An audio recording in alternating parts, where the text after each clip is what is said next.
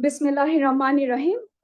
Honorable special guest, respected keynote speaker, respected chair of the session, respected Director General of BISS, distinguished panelists, excellencies, ladies and gentlemen. Assalamu alaikum and a very good morning. My name is Aisha Binte Tawhid. I am a research officer at the Bangladesh Institute of International and Strategic Studies. On behalf of this institute, I welcome you all to today's seminar on Bangladesh's Indo-Pacific Outlook, Opportunities and Way Forward. This seminar is being jointly organized by the Bangladesh Institute of International and Strategic Studies, BIISS, and the Bangladesh Foundation for Regional Studies, BFRS. Today, we are very honored to have amongst us His Excellency, Mr. Mohammad Shahriar Alam MP, Honorable State Minister for Foreign Affairs, Government of the People's Republic of Bangladesh, as the special guest. Respected audience, today's session will begin with the welcome address by Ambassador AFM Gausul Azam Sarkar, Chairman BIISS. This will be followed by the introductory remarks from Mr. ASM Shamsul Arifin, Chairman BFRS.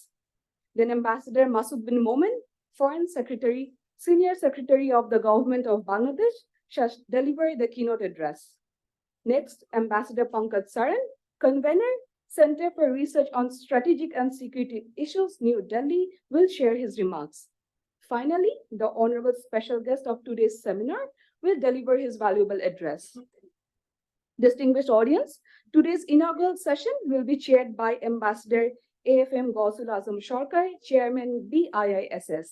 I now request the session chair to kindly deliver his welcome address and take over the session. Thank you. Sir.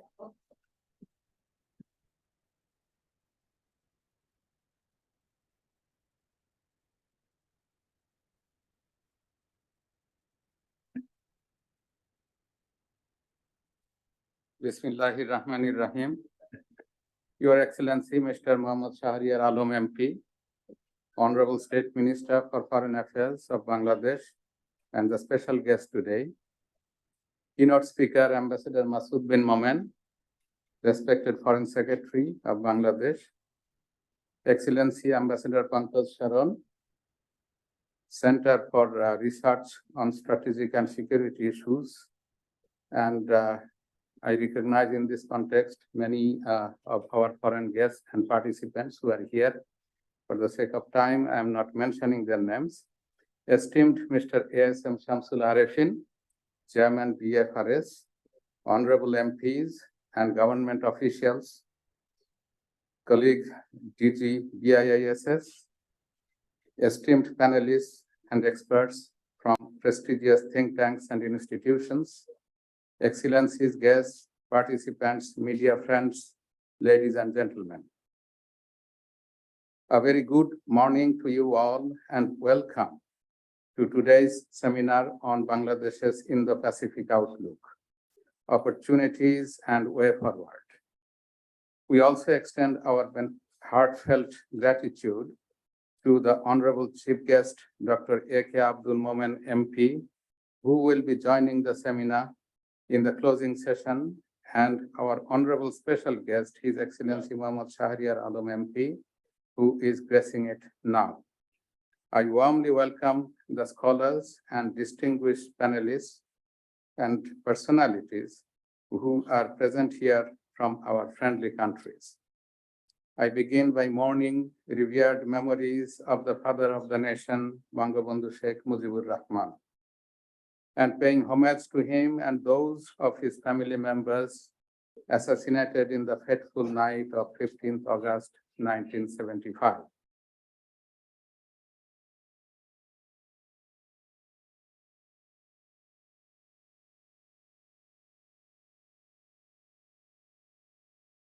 Distinguished participants, the evolving geopolitical realities of the Indo-Pacific region is offering opportunities for countries of the region on the one hand and difficulties in policy choices on the other. Since 21st century is shifting economic gravity towards Asia, countries of the Indo-Pacific region are keen to avail the benefits of development. But very often it is claimed that the strategic competition among big players may affect security architecture of the region and hamper economic prosperity, raising concerns among emerging economies.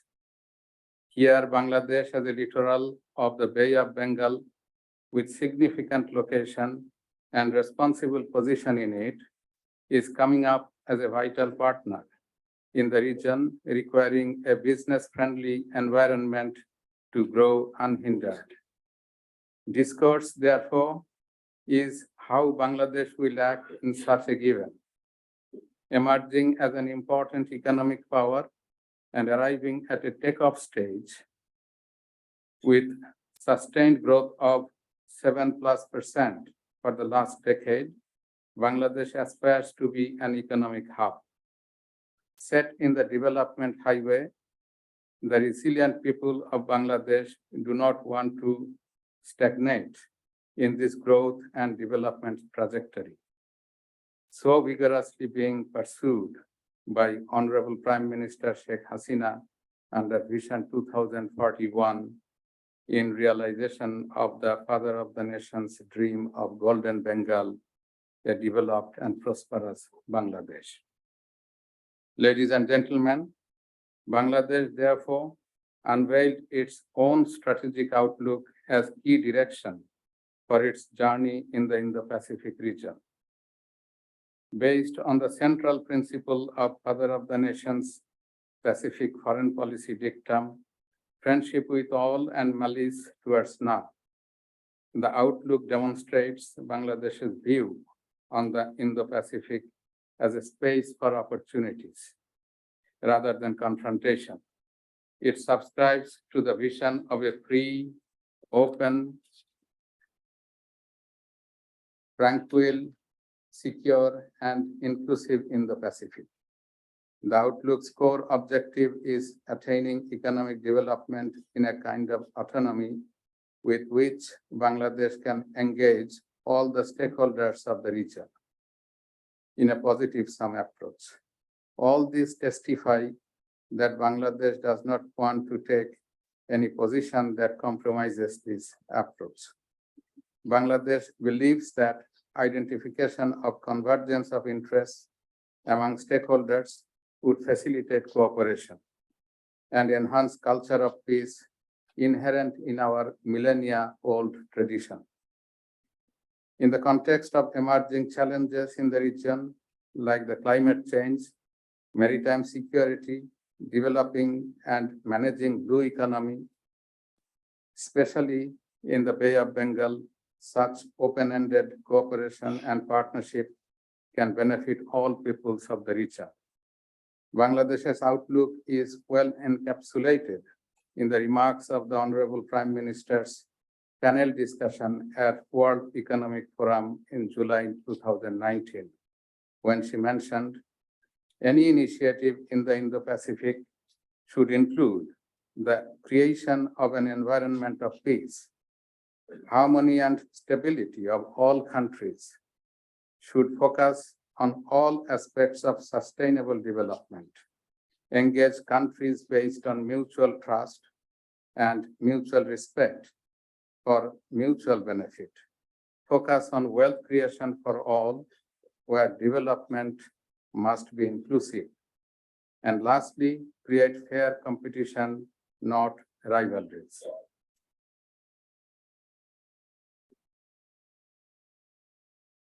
In this backdrop, we expect an in-depth analysis of Bangladesh's outlook in regional perspectives from the distinguished panelists and participants. We look forward more to have their insights on what is next. how to do the next, what outcome and initiatives, with what kind of partnerships, resources, and modalities can be thought of in concrete terms, and how to address the challenges and avail the opportunities that they identify.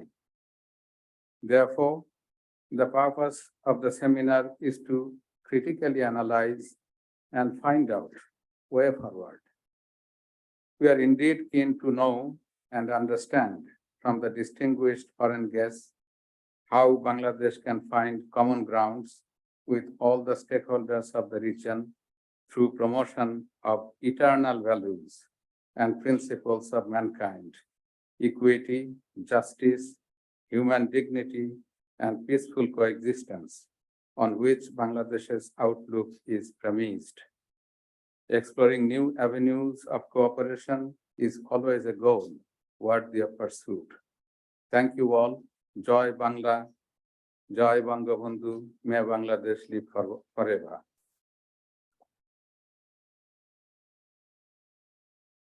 And now I invite esteemed Mr. S.M. Shamsul Arifin, Chairman BFRS, to come forward, and the floor is yours, sir.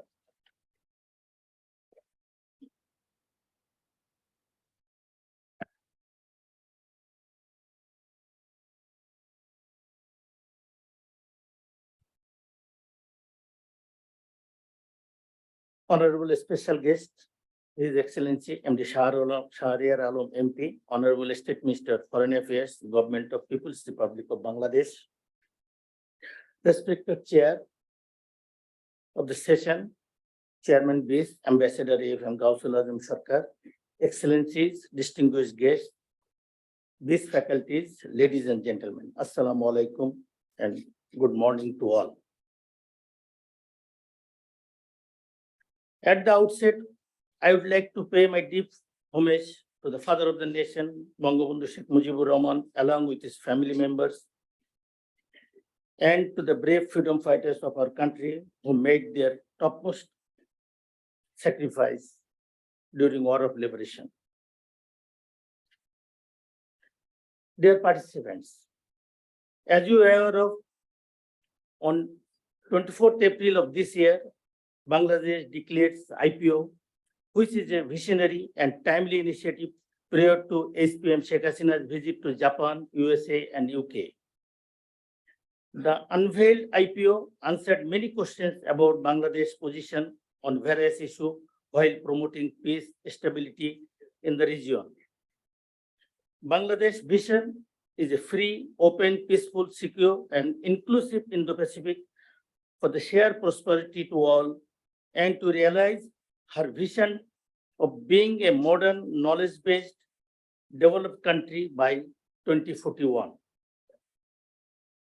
Ladies and gentlemen, the Indo-Pacific region has gained tremendous geostrategical and geoeconomical importance in the last few years. Being located at the heart of the Bay of Bengal, Bangladesh recognizes its importance and understanding the engaging with the evolving dynamics of Indo-Pacific, utilizing the potentials of greater interest. As the seminar aims to explore Bangladesh Indo-Pacific Outlook IPO and examine the country's national interest in the region, the discussion will pave the way for enhancing regional and international collaboration with all the partners countries.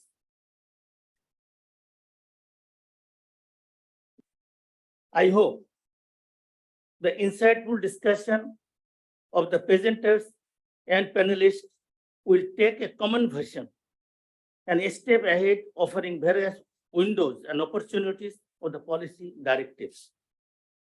Finally, I express my sincere gratitude to DGBs for organizing such a wonderful events and giving us a chance to be partner of that.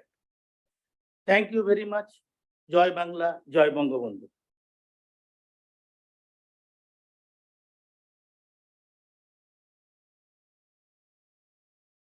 Thank you, Chairman BFRS. I'd like to request the keynote speaker of today's seminar, His Excellency Ambassador Masood bin Momen, respected Foreign Secretary of Bangladesh.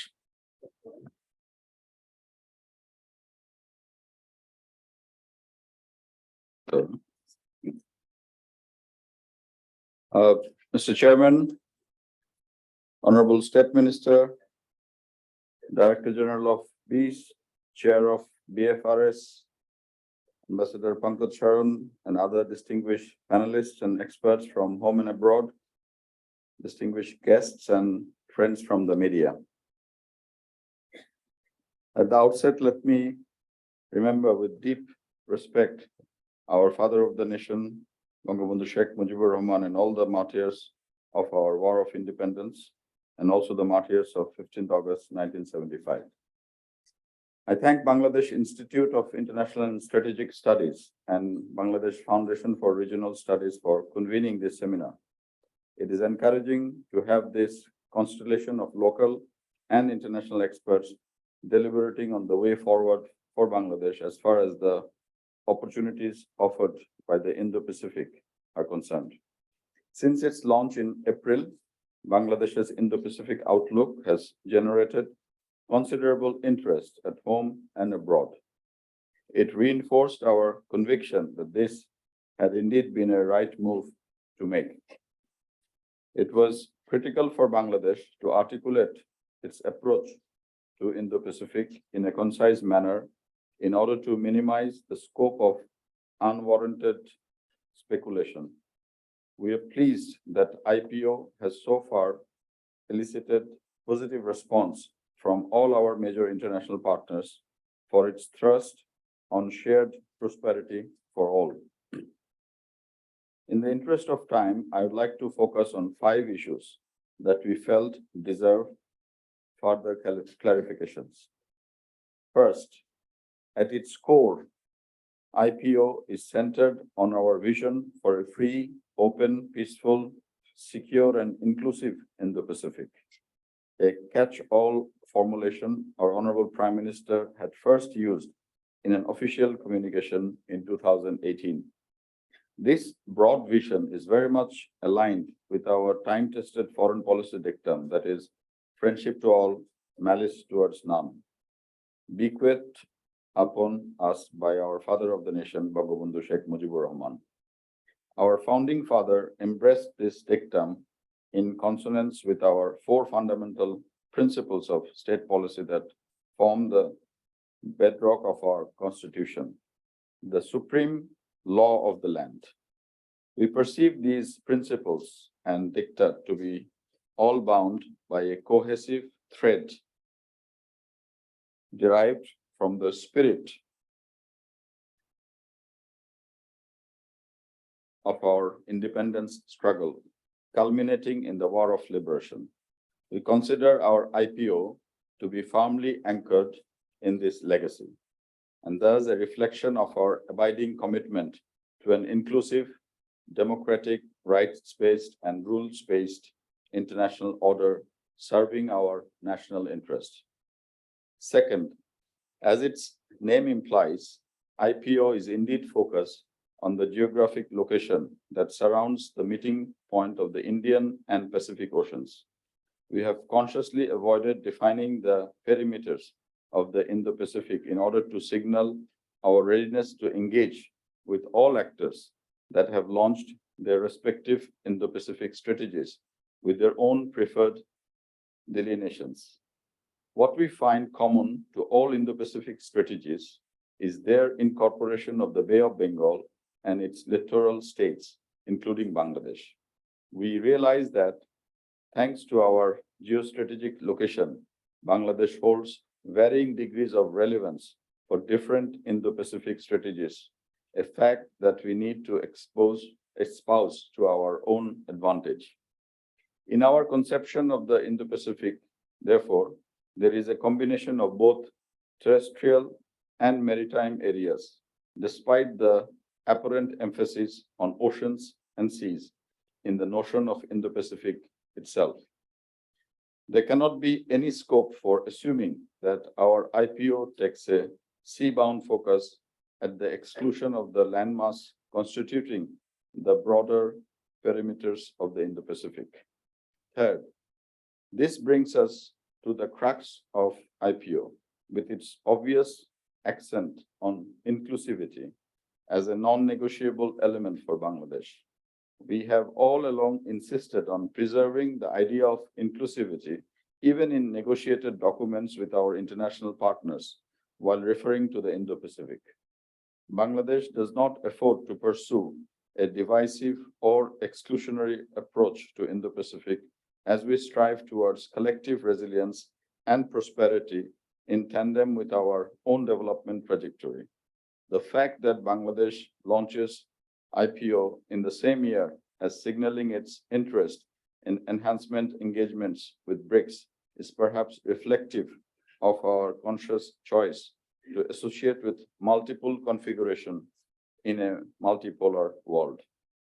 Fourth, the thrust on inclusivity necessitates that we cooperate with our interested Indo-Pacific partners on a wide-ranging issues concerning development and security. While we keep in mind the primacy of our government's which government attaches to the economic diplomacy, we also remain mindful that we can achieve our national development objectives only in an environment of regional peace and security. Like all Indo-Pacific partners, Bangladesh faces a number of non-traditional security threats that can be a serious detriment to our economic growth and developmental aspirations, unless we tackle them through effective regional and international collaboration. Here, we would like to stress that security or defense cooperation does not necessarily entail joining any military bloc or alliances per se. Fifth, on the question of rolling out or implementing IPU, we consider it to be subsumed under our multidimensional foreign policy initiatives on all the individual issues we have identified in the document. It would not be feasible or advisable to always identify specific actions and initiatives as pertaining to IPO alone. For instance, in the maritime domain, as chair of the Indian Ocean Rim Association, Bangladesh steered the adoption of the IORA Indo-Pacific Outlook in November last year. In May this year, we hosted the 6th Indian Ocean Conference with focus on leveraging the economic potentials of the Indian Ocean and its contiguous territories. In June, at Bangladesh's initiative as chair, the UNESCO IOC Indio was elevated from a regional committee to one of the sub-commissions under the UNESCO Intergovernmental Oceanographic Commission. Again, in the critical area of connectivity, Bangladesh remains committed and active on multiple forums, including through regional or sub-regional configurations like SAARC, BIMSTEC, and BBIN. In April this year, during her bilateral visit to Japan, our Honorable Prime Minister reaffirmed support to Prime Minister Fumio Kishida's elaboration of the Bay of Bengal Industrial Growth Belt, or Big B, surrounding Bangladesh and the contiguous parts of northeastern India. Focusing on that area, the work on the Matarbari Deep Sea Port, as well as the expansion of the Chattogram Port, remains underway, while new avenues are being opened up in road and rail connectivity with northeastern India. Bangladesh's connectivity initiatives along the other sides of its borders with India are also witnessing diverse forms of investment, including the inauguration of a diesel pipeline across the northern part this year. We believe bilateral connectivity projects would feature prominently during our Honorable Prime Minister's upcoming meeting with Prime Minister Narendra Modi in New Delhi on the sidelines of the G20 summit. In July this year, our Honorable Prime Minister exchanged views with her Nepalese counterpart, Prime Minister Pushpa Kumar Dahal, about the possibility of further opening up trade and energy corridors. We are also part of the Belt and Road Initiative. Bangladesh is also engaged in discussions with UNESCAP and Asian Development Bank on multiple connectivity corridors across the region, and also with the EU and European Investment Bank on viable cross-border connectivity projects under the Global Gateway Initiative. Looking ahead, Bangladesh will continue to attach priority to regional connectivity in pursuance of our political leadership's vision to position our territory as a connectivity hub in the Indo-Pacific context. Mr. Chair, distinguished guests, to conclude, I may add that we have taken note of the suggestions from different quarters to consider developing a detailed strategy document on the basis of IPO.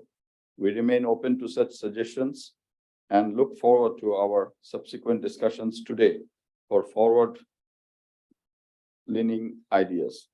We launched IPO not just to keep it bound within 2 pages, but also as a tool that may help make some difference in the lives of our people of this region. I thank you. Joy Bangla, Joy Bangabandhu. Thank you very much.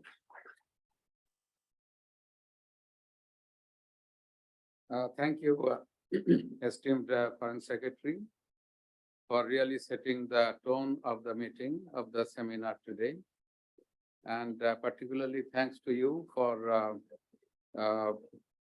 giving some details of the areas of cooperation on which we'd like to hear thoughts from speakers and panelists today. Thank you indeed. Now, I'd like to invite and request Ambassador Pankaj Sharan, Convener, Center for Research on Strategic and Security Issues, New Delhi. Excellency, floor is yours. Thank you.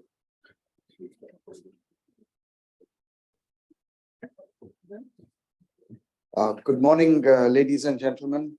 Good morning, His Excellency Minister Shahryar Alam, Chairman of the BISS, Director General, Foreign Secretary, Chairman of the BPRS. A very good morning, and I want to begin by thanking the hosts for inviting me to this seminar and to this workshop. And I want to say that the arrangements have been truly excellent. So thank you very much. Well, it's always a pleasure to be back in Dhaka and not to be impressed by the remarkable all-round progress that Bangladesh has made. And this is visible in all aspects of life, whether it is infrastructure or economic development, and not just in the city or the capital of Dhaka, but across the length and breadth of Bangladesh. The fact is that today in the Indo-Pacific region, Bangladesh is a success story. And it is clear to us in India that a stable, prosperous, and dynamic Bangladesh is an essential part of this region. In fact, this region is one which is witnessing rapid transformation, and it is important that we have partners like Bangladesh to be a part of this process. India, of course, supports Bangladesh in achieving its national goals, and the rapid improvement in the Indo-Bangladesh relationship has clearly been good for both countries and for the entire region. And in fact, it has now emerged to be an example of interstate relations in not just the Indo-Pacific region, but across in the wider global arena. So obviously the people of India, the government of India, the Prime Minister, Mr. Narendra Modi, are looking forward eagerly to hosting Prime Minister Sheikh Hasina in Delhi a few days from now for the G20 summit. And we regard Bangladesh to be an important voice of the global south. The Indo-Pacific outlook, which is the subject of this seminar, is most timely. Clearly, the Indo-Pacific and Bangladesh in particular is a pivotal and a critical part of the region. And therefore, it is very heartening to see that Bangladesh has come out with this outlook. It is important now for Bangladesh to transcend its role and identity from an Indian Ocean littoral state to an active and a robust player in the entire Indo-Pacific region. The reason for this is that we in the Indo-Pacific region are all striving to build an open and an inclusive and a multipolar and a secure and a rules-based international order starting from the Indo-Pacific region. We cannot have global harmony and peace and stability without multipolarity, first in our region and then across the world. We look forward to building a region which is free from coercion, which is free from expansionism, and in which the core interests of all the states are advanced. And the security of states cannot be a zero-sum game in which one country's security comes at the expense or at the cost of another. We have to devise frameworks and models for cooperation in which the benefits have to derive to all peoples, all states. Initiatives have to be transparent, they have to be sustainable. This must not lead to debt traps and should ensure that connectivity and economic prosperity respect national sovereignties and each other's core interests. So in the background of all this, Bangladesh is a key player in this vision that we have before us. And we look forward, and I hope this seminar is the first step in the implementation and in the expansion of the concept of the Indo-Pacific that the outlook contains. And we look forward to Bangladesh's contribution, not just in the maritime domain, but also in other domains relating both to traditional and non-traditional security, including the most important existential threat that we face today, which is climate change and global warming. There are a large number of activities we can focus on, and India looks forward to moving forward with Bangladesh in this enterprise. The fact is that today we have no choice. We belong to this region, and we have to devise these cooperative frameworks which enhance collective security, collective peace, and collective stability based on accepted international norms of behavior and of international rules and regulations. And I think in this context, it is clear that at this juncture today, the India-Bangladesh relationship offers a model for cooperation in which the openness, the connectivity, and the integration of the two economies is creating multiple ripple positive effects across the sub-region, and some of the initiatives have already been mentioned. These are all building blocks, and we have to take this forward. The Indo-Pacific is not intended to be an exclusive area of cooperation.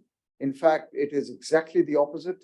It is supposed to be inclusive, and this is the principal guiding basis on which we would like to proceed, not just in terms of the economic development, but in all areas, including dealing with very, very fast changing security challenges and threats. So I look forward to the participation of, we have a very high level Indian representation today at this conference, and I look forward to the discussions, and I am sure that this is just the first step in Bangladesh's journey into a very, very exciting region of the world, which actually has caught the imagination of the entire world, and all eyes in the world are today on the Indo-Pacific region. So thank you once again for inviting me, and I wish everyone a great discussion in the coming hours. And by the end of the day, I'm sure that we would all be much more richer by the exchange of views among so many different participants. Thank you very much indeed. Thank you.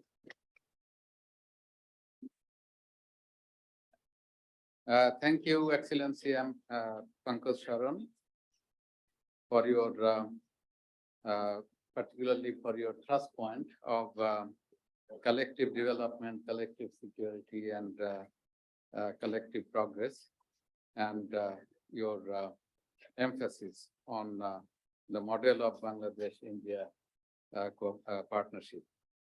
So we would like to hear more from you and other participants in the working sessions. So now it gives me the privilege of requesting Honorable State Minister, Honorable Special Guest of this seminar to deliver his kind speech. Your Excellency, Honorable State Minister. Thank you, respected Foreign Secretary, Ambassador Masud bin Momen. We have amongst us our very good friend, Mr. M.J. Akbar, ex-Minister of State of Ministry of External Affairs of India. We are very happy to get amongst us Ambassador Pankaj Charan, who is now the convener of Center for Research on Strategic and Security Issues. Very similar to BIS, if you elaborate BIISS. The Chairman BIS, the Director General, is present here as well, and BIS is conducting this in collaboration with Mr. Samsul Arifin, Valiant Freedom Fighter Chairman of BFRS.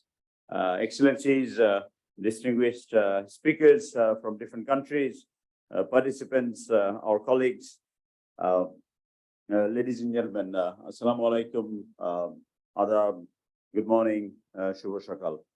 I begin by paying my tribute to the greatest Bengali of all time, founding father of Bangladesh, Bangabandhu Sheikh Mujibur Rahman, his wife, Bangamata Fazilatunisa Mujib, another member of Bangabandhu's family who embraced martyrdom on 15th August 1975. And we have just concluded the month of mourning today. They were all embraced martyrdom 48 years ago in one of the most barbaric carnage in human history. I'd like to thank Bangladesh Institute of International and Strategic Studies and Bangladesh Foundation for Regional Studies for organizing this international seminar on Bangladesh's Indo-Pacific outlook, opportunities and way forward. I'd like to particularly thank our distinguished guests from abroad. We have participants from India, Australia, Sri Lanka, USA, Japan, Nepal, Bhutan, and we have amongst us Secretary General of IORA as well. So welcome to all of you to Dhaka. I hope you will find today's engagement, deliberations very useful going forward. Ladies and gentlemen, we all know that the post-World War II world order is increasingly being reshaped with the rise of countries in the Indo-Pacific region, and by far the fastest growing region, resulting in global realignment of strategic postures.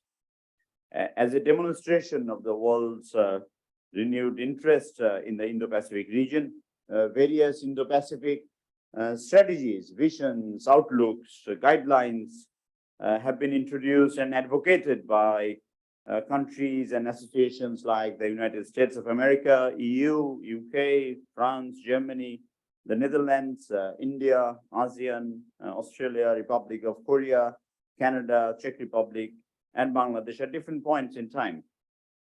Asia Rebalancing Strategy, Belt and Road Initiative, Free and Open Indo-Pacific, Quad, Trilateral Security Pact, known as AUKUS, AUK-US, Indo-Pacific Tilt, Security and Growth for All in the region, known as SAGAR, Indo-Pacific Economic Forum for Prosperity, known as IPEF. All those have been adopted by countries centering on Indo-Pacific region to address the new security challenges as well as infrastructure, economic and technological developments in this region. As a littoral state of Bay of Bengal, Bangladesh's appreciation of the Indo-Pacific narratives is based on our foreign policy dictum, as Chairman of BISS mentioned in the opening statement, that friendship towards all, malice towards none, set forward, of course, by the founding father of the nation, Bangabandhu Sheikh Mujibur Rahman. A free, open, peaceful, secure, and inclusive Indo-Pacific is essential for peace, security, stability, and growth in the region and beyond. Thus, our Indo-Pacific outlook is not security-centric, rather we focus on inclusive development of this region. It is not about critical choices between the major powers. It aims at promoting fundamental principles such as rule of law, freedom of navigation, inclusiveness, shared prosperity, and so on. We support making and clarifying claims based on international law, not allowing the use of force or coercion, and seek to settle disputes by peaceful and diplomatic means. We believe in strengthening regional connectivity via quality infrastructure, people-to-people exchanges, and institutional harmonization. We want to be assured of peace, prosperity, and stability in the region by focusing efforts on capacity building as well as humanitarian and disaster relief operation. Militarization of this peaceful sea lane is not in the interest of anyone. Acknowledging the climate threats in this region, we'd like to see renewed momentum in climate cooperation to reduce vulnerability in this region. Our outlook focuses on multilateralism and the centrality of the blue sphere. We wish to establish broader and deeper ties with major powers and other regional countries, as today's security challenges are more directly related to cross-regional and global issues, such as prevention of the spread of international terrorism, as well as maritime security. I'd like to say a few words in Bangla, because that's what the local press demands, and unless I do it, I'll have to spend another 10 minutes outside. আপনারা সকলেই জানেন যে আমরা কয়েক মাস আগেই অনেক পরীক্ষা নিরীক্ষা করে বাংলাদেশের ইন্দো প্যাসিফিক আউটলুক ঘোষণা করেছি, যেখানে 4টি মূল নীতি রয়েছে এবং 15টি লক্ষ্য রয়েছে। এই লক্ষ্যগুলি বাড়তে পারে, এই লক্ষ্যে আরো অনেক কিছু যোগ হতে পারে, আমরা সেদিনই সবাইকে সেটা জানিয়েছিলাম।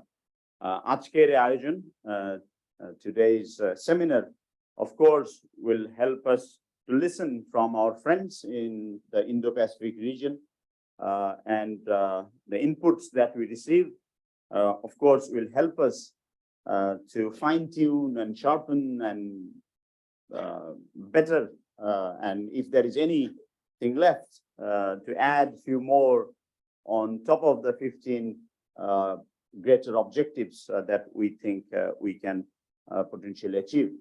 আমরা আজকে বিসে যে আয়োজনটি দেখছি বা করছি, বেশ কয়েকটি সেশন আছে, এখানে আমরা সকলের কাছে শুনবো এবং আমরা সেখান থেকেও কিছু পরামর্শ আশা করি পাবো, যেটা বাংলাদেশের জন্য সাব রিজিয়ন হিসাবে এই অঞ্চলের জন্য এবং গ্রেটার ইন্দো প্যাসিফিক রিজিয়নের জন্য উপকারে আসবে। এরকম কোনো নীতি গ্রহণ করতে হলে আমরা সেই বিষয়গুলিও আজকে যে আন্তর্জাতিক বিভিন্ন সংস্থার এবং বেশ কয়েকটি দেশ, আমি নামগুলি বলেছি, তারা এখানে উপস্থিত আছেন, সারাদিন ব্যাপী তারা এই আলোচনাগুলি করবেন, যেটা আমাদেরকে আরো এনরিচ করবে সামনের দিনে।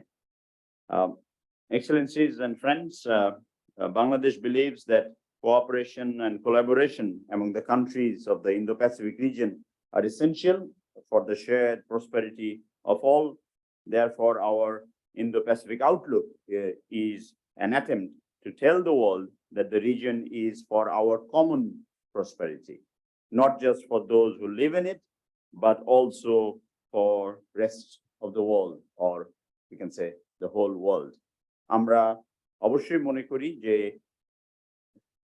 সামরিক কোনো উদ্দেশ্য নিয়ে ইন্দো প্যাসিফিকের কোনো দেশেরই কোনো কিছু করা উচিত নয়, বিশেষ করে যে সমুদ্রের মাধ্যমে যোগাযোগের যে রাস্তাগুলি আছে সেই সব জায়গাকে সামরিকীকরণ না করে সেগুলি আমাদের একে অপরের সহযোগিতা করার জন্য, মানুষের সাথে মানুষের যোগাযোগ বাড়ানোর জন্য, ব্যবসা বাণিজ্য বৃদ্ধি করার জন্য, আমাদের সকলের অবাধ যাতায়াতটা খুব গুরুত্বপূর্ণ, যে আমরা সকলে মিলে যেন আমরা সেটা নিশ্চিত করতে পারি।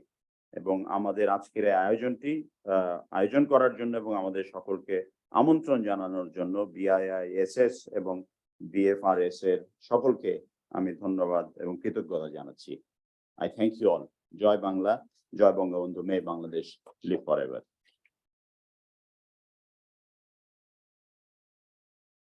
Thank you, sir, Honorable State Minister for Foreign Affairs, for your guiding remarks and your vision of the IPO, Bangladesh IPO, that you have explained in your speech.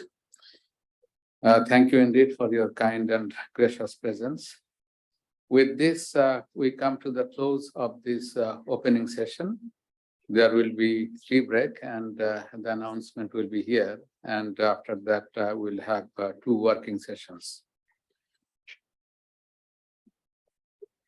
Thank you, sir. Distinguished audience, as we come towards the end of the inaugural session, I would like to humbly request Ambassador AFM Ghausur Azam Sharkar, chair of this session, to hand over crest to our special guest and to our dignitaries in the stage.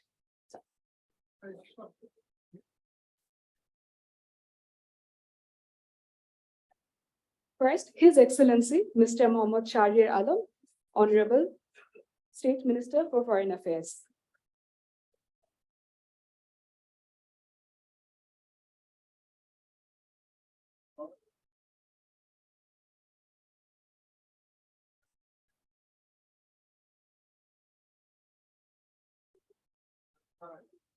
I request Ambassador Masood bin Momen, Foreign Secretary, sir, to please receive a crest on our behalf.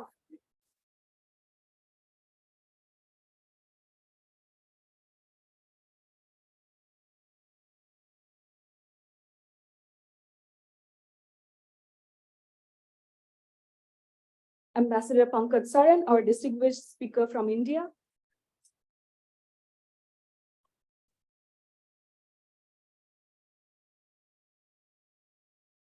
Mr. ASM Shamsul Arifin, Chairman BFRS, sir.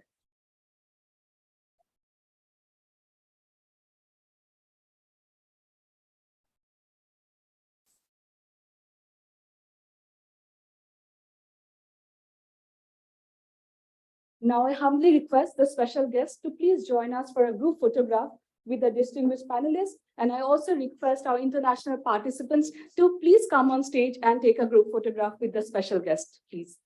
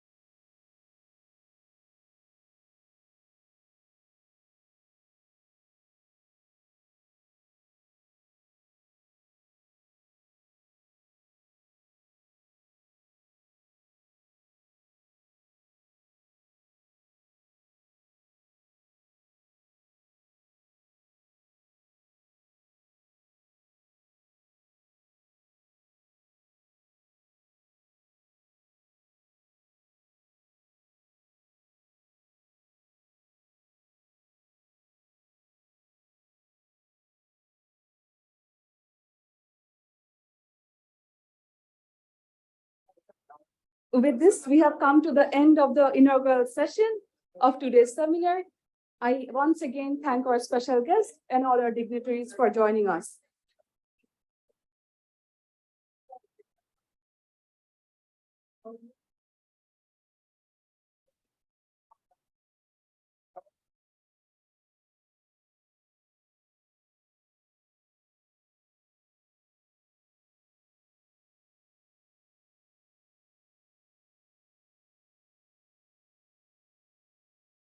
of BISS, I welcome you all to the first working session of today's seminar. The theme of this session is prosperity and resilience. This session will be moderated by Ambassador Shamsher Mubin Chaudhry, Bir Bikram, President, Association of Former Ambassadors. 5 distinguished panelists will share their expert opinions in this session. This will be followed by a question answers round and intervention from distinguished dignitaries. May I now request the moderator of the session to please commence. Thank you. Bismillahirrahmanirrahim. Good morning, Adab, and warm welcome to all of you. It's always a great feeling to see old friends. I have Pankaj Saran, and here I go back many, many years. Ravi, of course, from our days together in Sri Lanka. Nihad, one of the brightest legal minds representing the business community here. And we have Ayora as well as our friend from Thailand. Now, the advantage of being a moderator that you don't have to speak. You allow others to speak and you listen to them.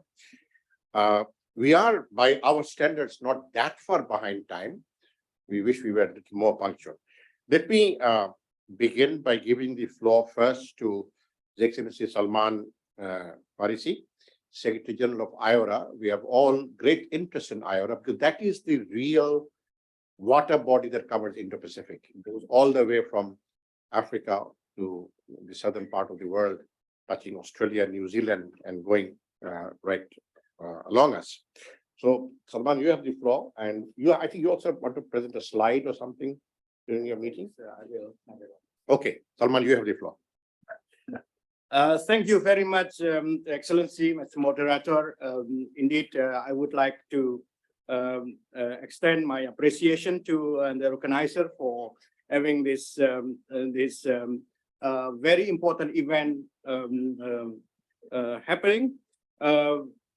The appreciation goes to the Bangladesh Institute of International Strategies by BISS and the Bangladesh Foundation for Regional Studies for organizing this event. I think we just listened many meaningful statements during the inauguration session.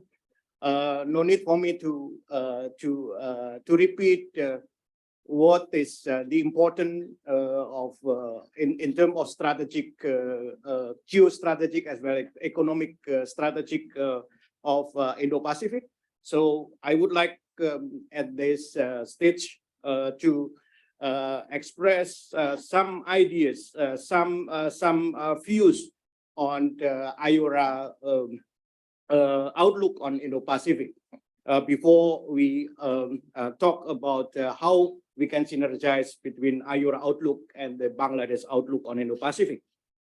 Ladies and gentlemen, noting that we live in an increasingly fractious world, it is important for IORA to ensure that the Indian Ocean region remain a zone of peace, security, and cooperation. IORA indeed offers a well-positioned platform for its member for deepening regionalism and economic cooperation, as rightly stated by the moderators, that in terms of geographical scope, it's a very wide scope. And in terms of the issue we discuss is about development and economic cooperation. I think we would agree that ocean is without border, as the Indian Ocean and Pacific Ocean has naturally integrated into one region. It has attracted global attention that is driven by common opportunities and challenges.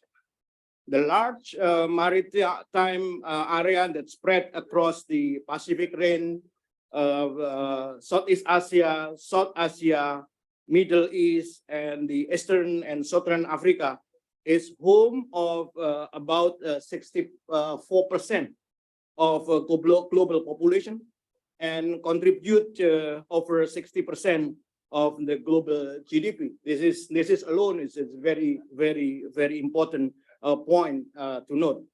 IORA is an essential part of the Indo-Pacific region with 2.5 billion people residing in the member state. In the quest to develop a vision to help guide IORA engagement and cooperation in the Indo-Pacific region, we adopted IORA's outlook on Indo-Pacific at the Council of Ministers meeting held in Dhaka in November 2022 under the able chairship of Bangladesh. The IORA outlook on Indo-Pacific is a strategic document and re-emphasizes the principle enshrined in the IORA Charter. We are working to ensure an effective and timely implementation of IORA outlook by formulating a roadmap in partnership and synergy with member state, dialogue partners, regional and international cooperation, as well as relevant stakeholders. With that note, we would like also to have a synergy with various Indo-Pacific outlook, including the Bangladesh. Some IORA member states, we know that there are some, including Bangladesh, indeed have issued a position paper on Indo-Pacific. Bangladesh outlook on Indo-Pacific has very commonality, much commonality with the IORA outlook. Both documents resonate with principle to respect for sovereignty, territorial integrity, and non-interference, peaceful and coexistence, mutual benefit, inclusivity, that is a very important one, and the promotion of a good governance and enhance to the international law, including UNCLOS and other relevant UN treaties and convention. IORA outlook on Indo-Pacific has 5 elements of partnership. On the firstly, enhancing maritime safety and security of the region through capacity building and cooperation on disaster management, search and rescue, and disaster resilience.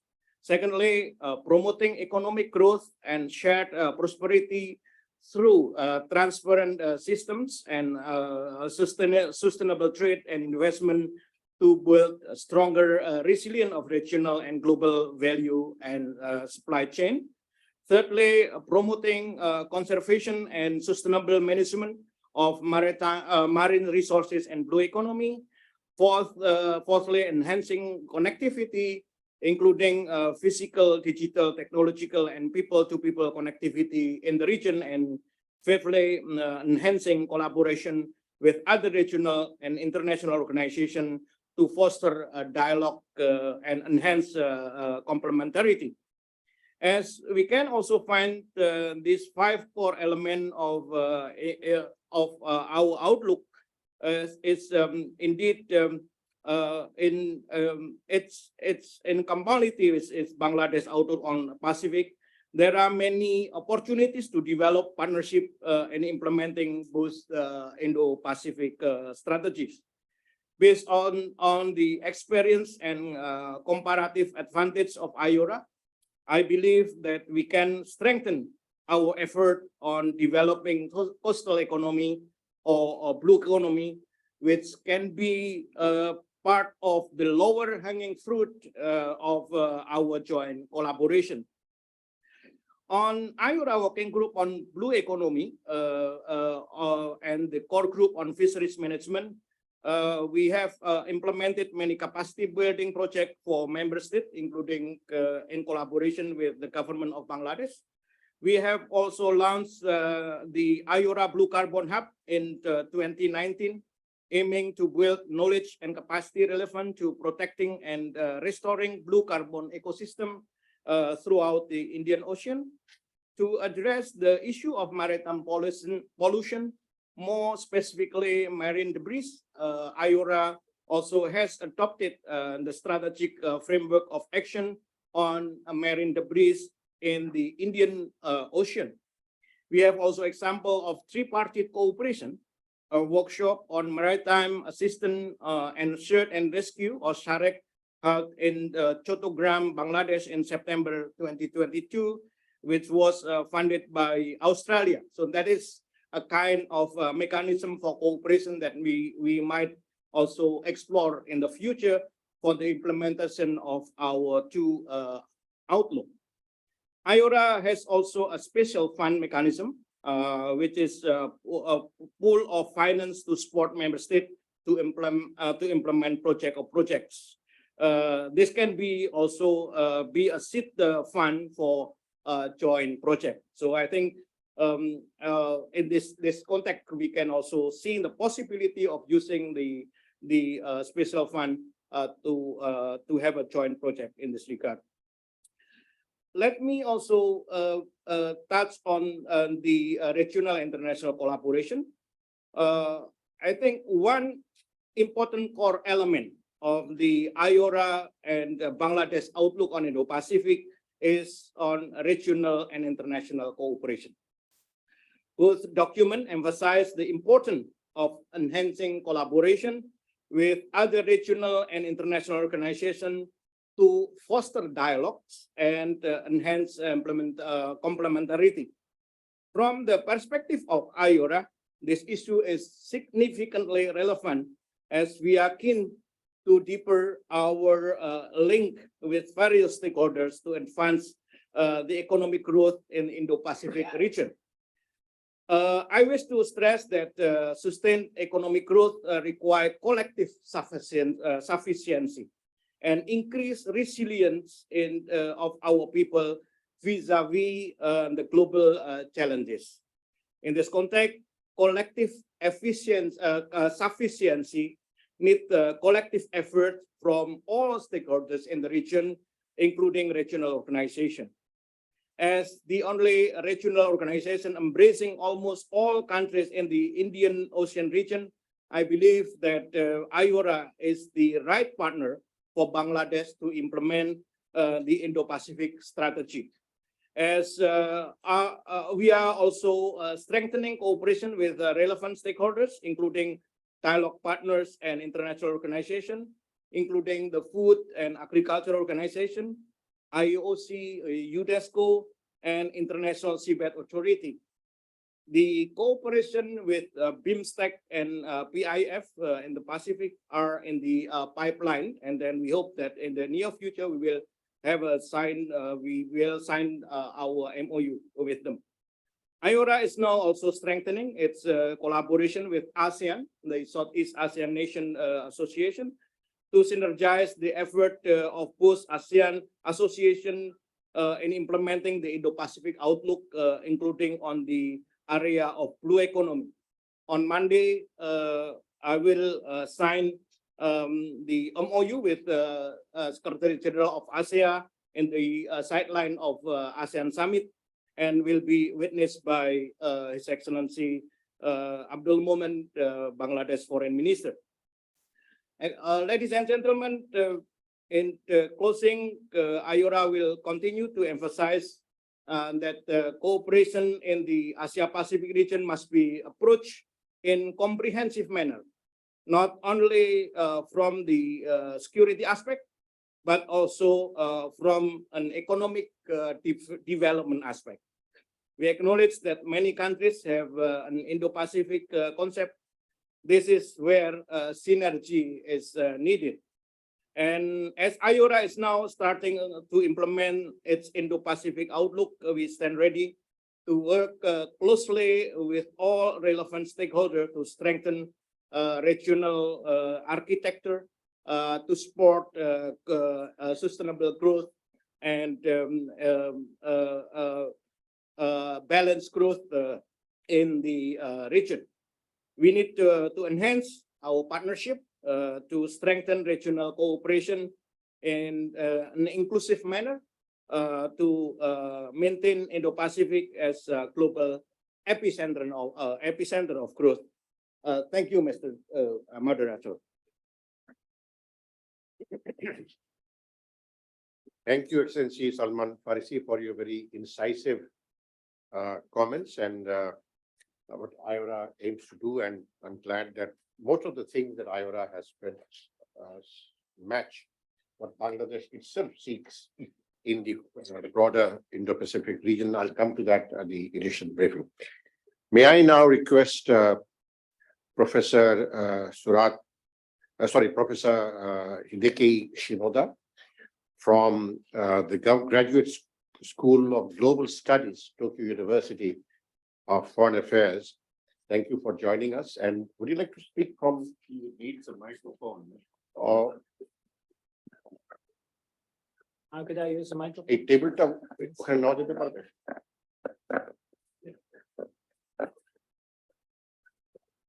Anything? এই টেবিলটা ওখানে নিয়ে যান। এই টেবিলটা ওখানে নিয়ে যাও। Oh, thank you very much indeed. Thank you.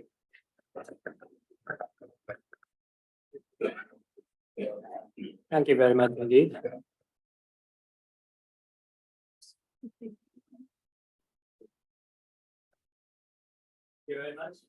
Thank you very much, Mr. Chair, and thank you very much for the organizers, BISS, so any other colleagues who have contributed to making this a very important event happen.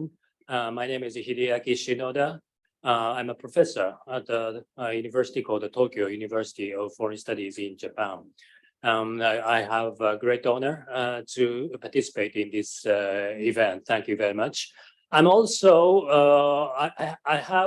I also have another title called the director for the organization called the Hiroshima Peace Builders Center, which is implementing training programs on behalf of the Ministry of Foreign Affairs of Japan for more than 16 years. This is the 70th year of our program called the Human Resource Development Program for Peace Building and Development Activities, sponsored or commissioned by the Ministry of Foreign Affairs of Japan. Through this channel, together with academic channel, I have collaborated with many times Bangladesh colleagues, BISS, the BIPSOT, the military component of the provider of training services for peacekeepers. And so I feel that we're so much comfortable in being here. I came from Europe because of my schedule this time, and I really thank you very much for the organizer to make the arrangement as a result of this complexity. I've been involved in projects on Ukrainian situations since I am a scholar studying conflict resolution, peace building issues, without having any regional specific area of focus. So usually I quite often go to African countries in addition to places like New York and so on, and Bangladesh for discussions at seminars, conferences. But of course, these days I need to, or we need to focus on situations concerning Russo-Ukrainian war and so on. This is a contextual matter as regards Indo-Pacific too. It seems that I am the only open public participant from Japan on this occasion. So from this perspective too, I have a great honor. Today, in this first statement, therefore, I would like to speak about Bangladesh Indo-Pacific outlook as an individual scholar, but as a scholar coming from Japan with a background of peace operations. So more or less, I would like to combine my own perspective and Japanese interest in Bangladesh and in the Pacific. I hope I don't make any mistake, but thanks to the presence of Ambassador Yama of Japan, if I make any kind of mistake or any kind of problematic remark, I hope he will make corrections. So with this assurance, and I would like to speak in such a manner as an individual scholar, but coming from Japan with a great interest in Japan. So before I make any specific remarks about our outlook, I would like to describe our overall general understanding of the importance of Bangladesh from the perspective of Japan. We understand, all scholars tend to understand that Bangladesh is, of course, increasing its importance in the global scene. Simply, let's take the example of very rapid economic growth with the large number of the population in a very much significant part of the world. Oh, yes, I would say that Bangladesh is an emerging global power. We are interested in our engagement with allies like ranging from United States and some other friendly countries. And we look at China as a superpower. We look at India de facto, at least the potential superpower in the 21st century. So Bangladesh is between two superpowers. So that could be a little bit complicated issue. We never misunderstand the importance of Bangladesh because of this fact. Between two superpowers, Bangladesh may be smaller than two superpowers, but still we have to recognize that Bangladesh itself is a global, emerging global power. So Japanese are very much interested in extending, developing the partnership with countries like Bangladesh, with which we believe we have very much constant, stable, friendly relationships. Having understood the importance of very settled relations with China and India, as well as US and other partners.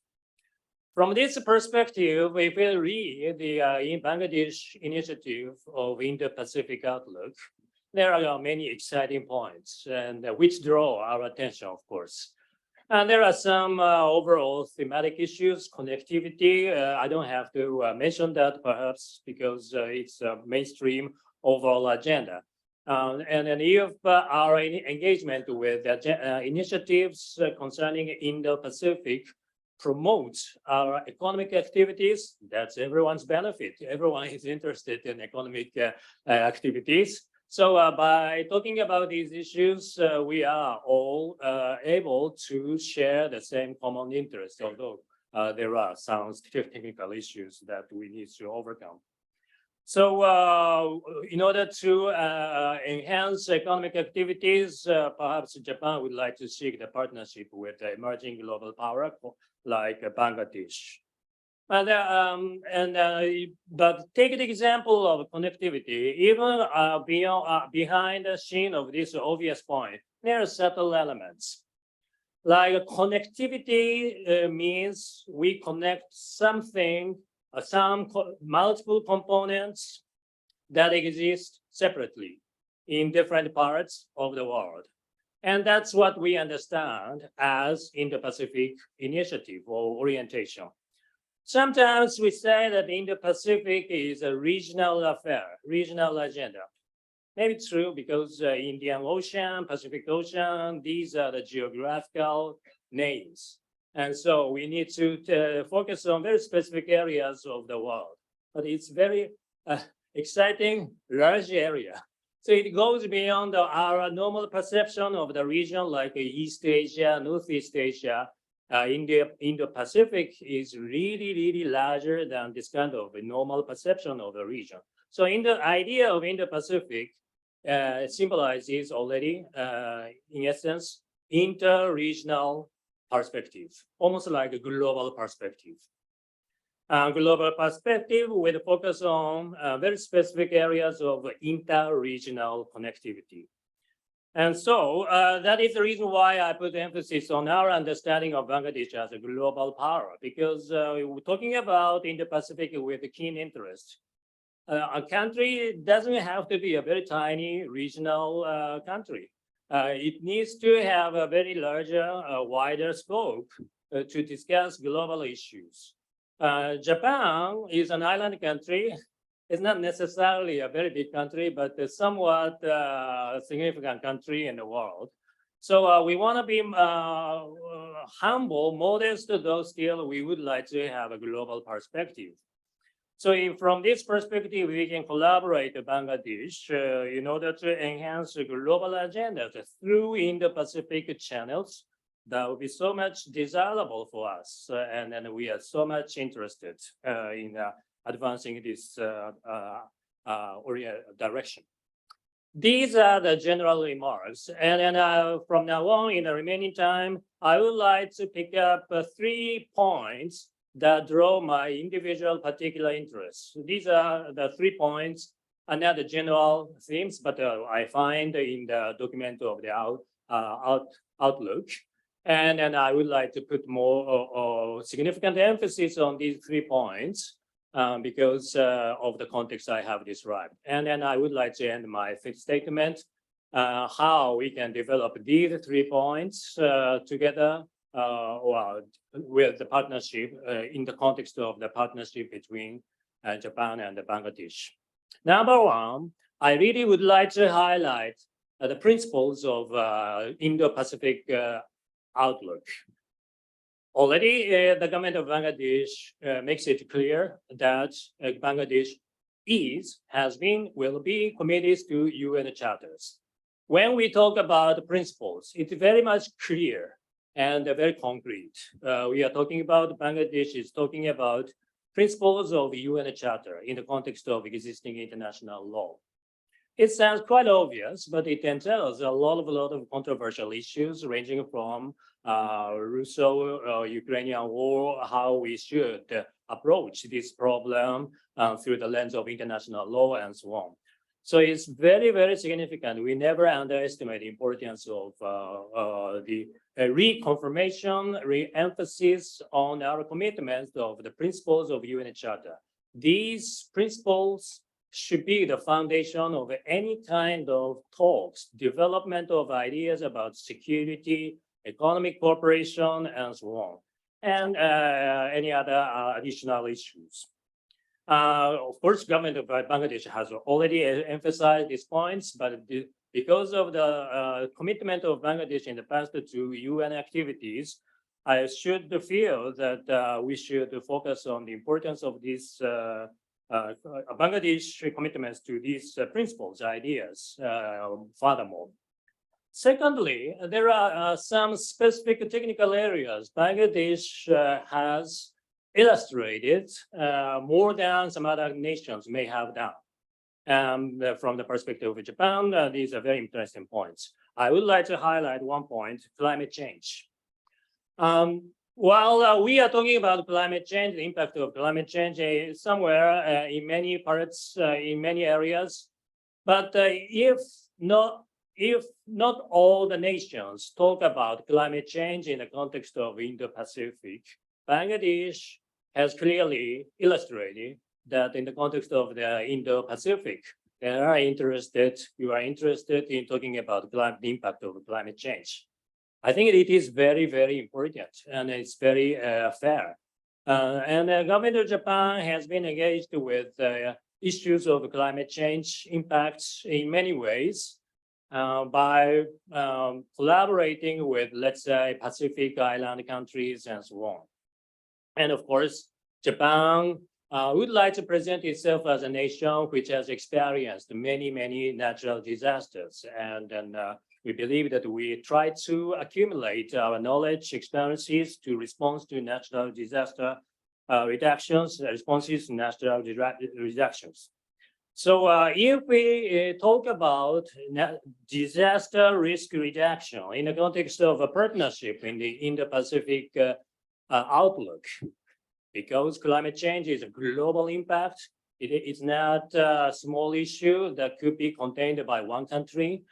And then we shall share the same experience or interesting experiences, technologies, knowledge, and so on in the context of the disaster reduction and so on. If we find it necessary, I think that it's very, very important to put an emphasis on the climate change issue or disaster reduction issue in the context of Indo-Pacific.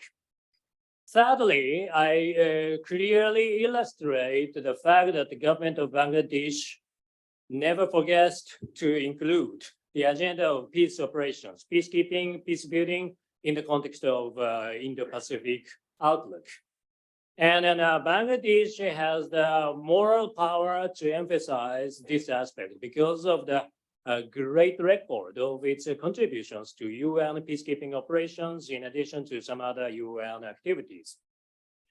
And so we shall never forget about the relevance of peace operations, peace agendas, not just hardcore military-oriented security aspects, which is of course very important, but more different manners of security engagements like peace operations.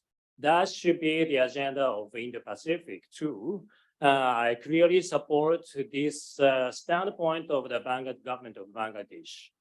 So having made these remarks of my understanding or characteristics of the Bangladesh Indo-Pacific outlook, and then what kind of things I have come up with in mind as a Japanese, I would like to add 3 more points corresponding to my 3 observations, and then I would like to finish my talk.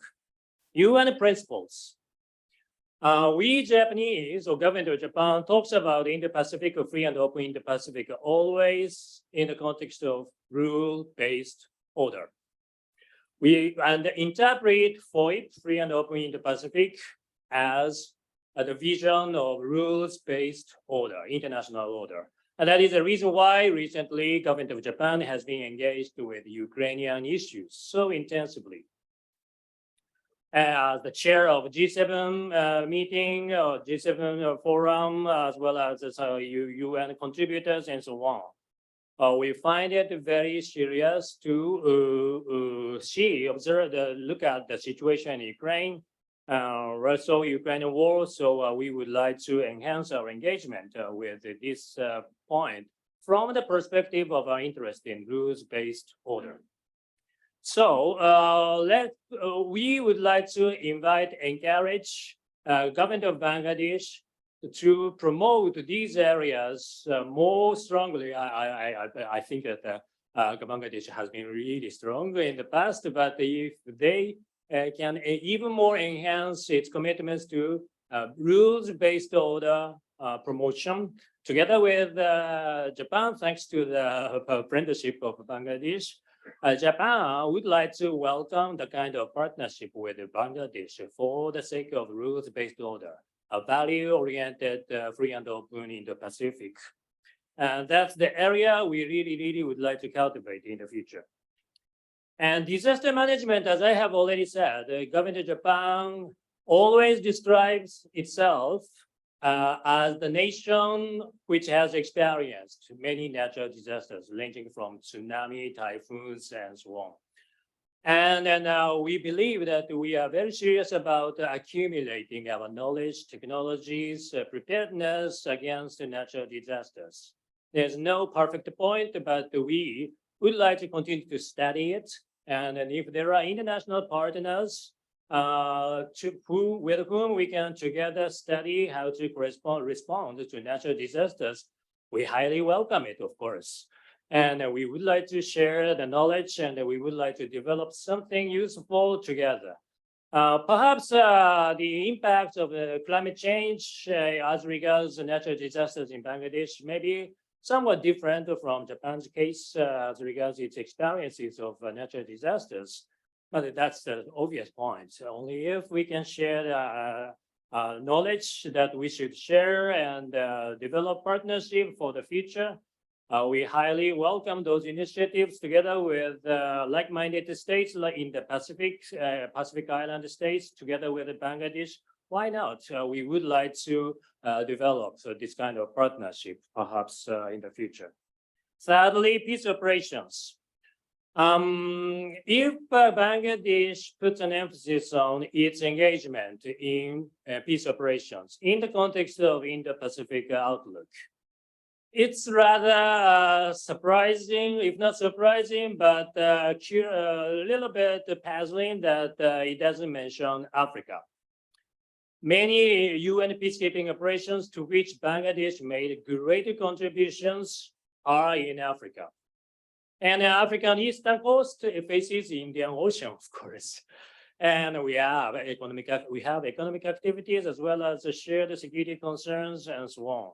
And in the end, Bangladesh has so many great, invaluable, very rare experiences of peace operations in Africa.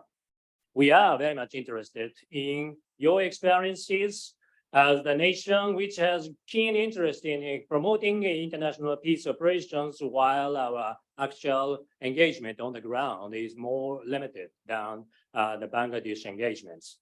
So if we can discuss how to promote international peace operations by even inviting this time African partners in the context of Indo-Pacific outlook, I would believe that why not? So Japan should be interested in promoting these agendas together with our partner, Bangladesh.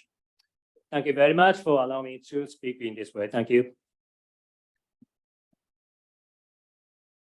Thank you, Professor Shinoda, for your very insightful and meaningful words. Now, I recall the famous words of former Japanese Prime Minister Shinzo Abe, a great man, a visionary in the real sense, who described the Indo-Pacific as a great coupling of democracy and prosperity. And I think that comment of late Shinzo Abe is valid today as much as it was then, and I'm sure it would remain in the future. I'm also important that the Indo-Pacific outlook that the Bangladesh government had made public was just on the eve of our Honorable Prime Minister's visit to Tokyo, which was an extremely substantive and a very successful visit, a great exchange of minds with your Prime Minister and your government.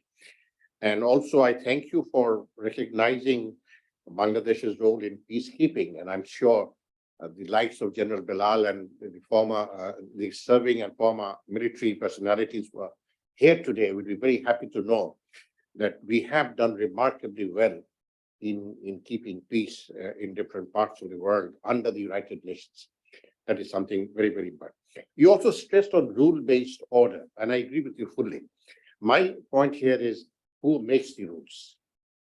That is something very important for us to note. And I think Bangladesh, as a player of consequence, as a responsible player in the region, we should be in a position to also have our input in defining and determining the rules when you talk of a rule-based order.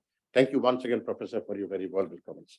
I now give the floor to Professor Surat Horai Chaikul, who, as I discovered this morning, we have common friends in the university that he works for, whose writings I read very, very regularly, very insightful. And so over to you, Professor Horai Chaikul, for your comments.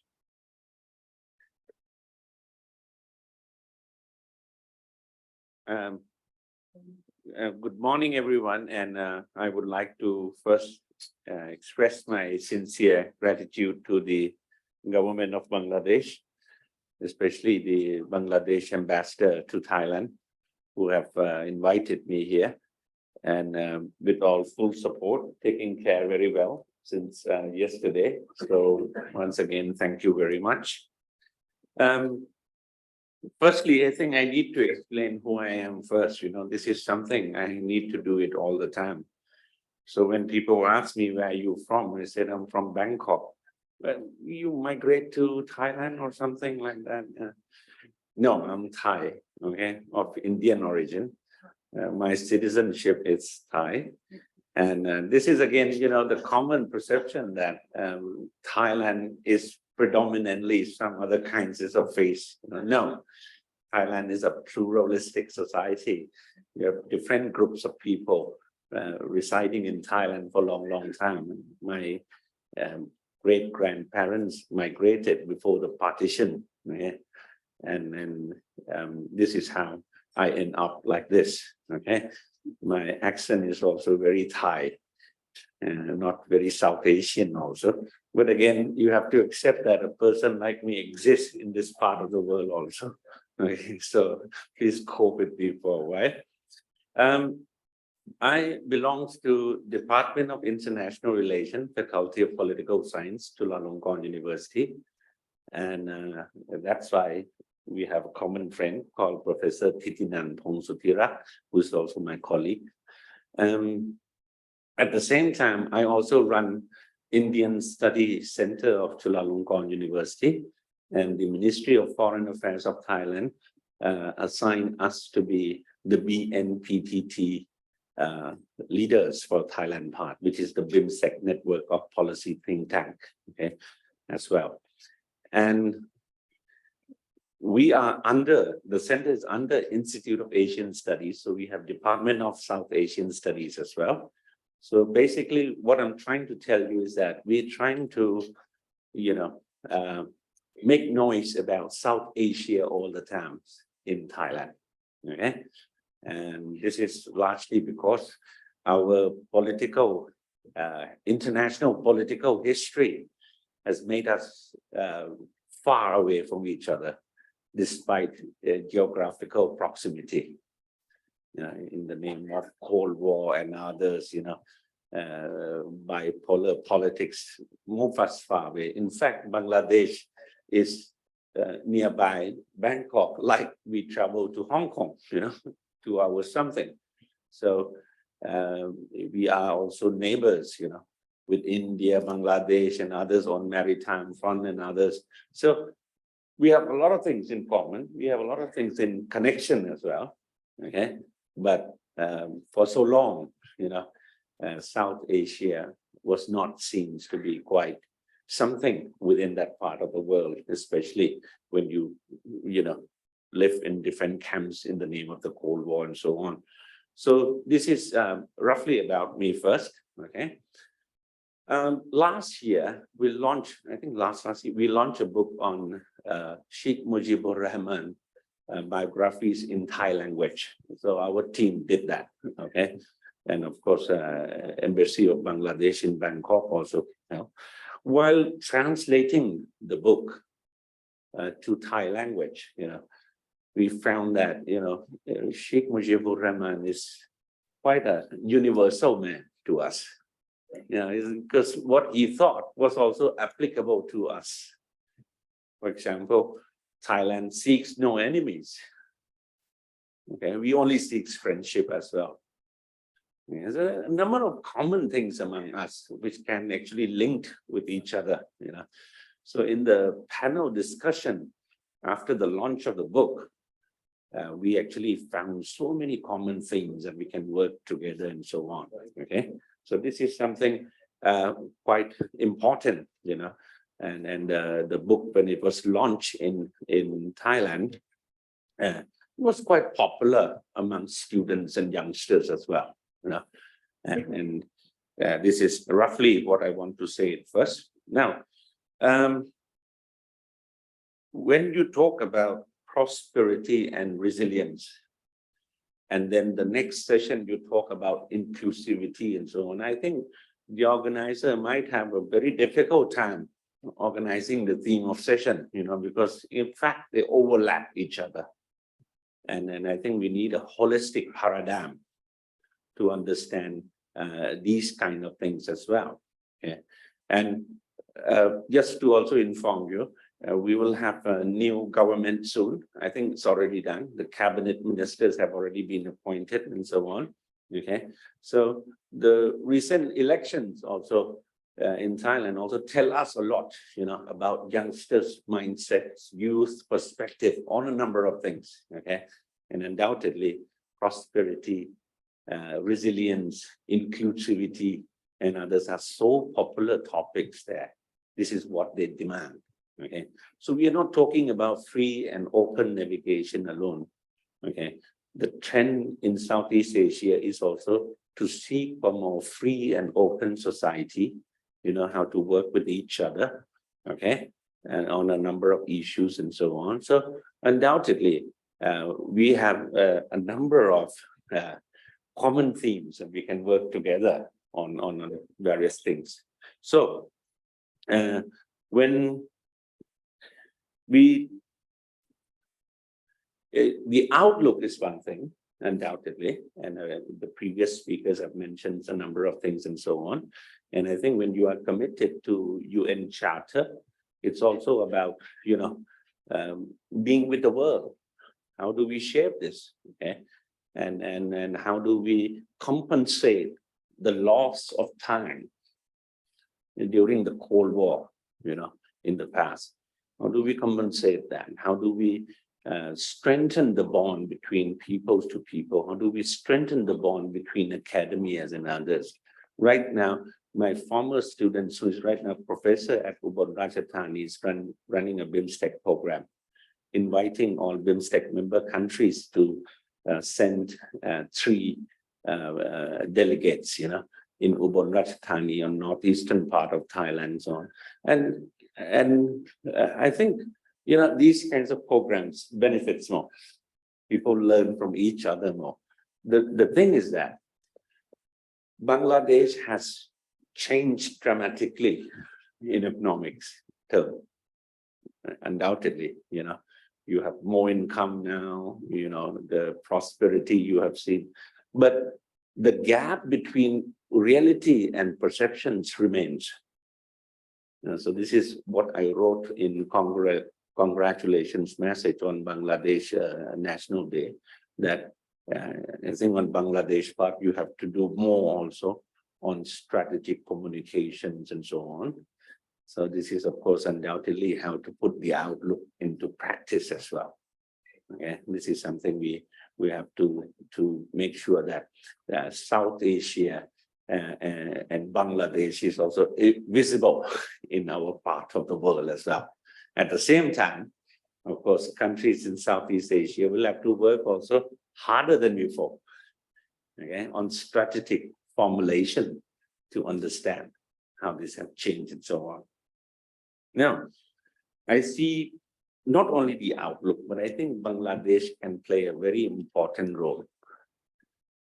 Not as a follower, but as also a leader on some kinds of issues, right? For example, you being a moderate society, you respect pluralism. Your leader mentions many times that, Bangladesh is consisted of different groups of people and so on, and this is, of course, same in tune with what in our parts of the world. Again, this go back to the UN declarations of human rights and others. How do we respect each other? How do we care about multicultural society and so on? So,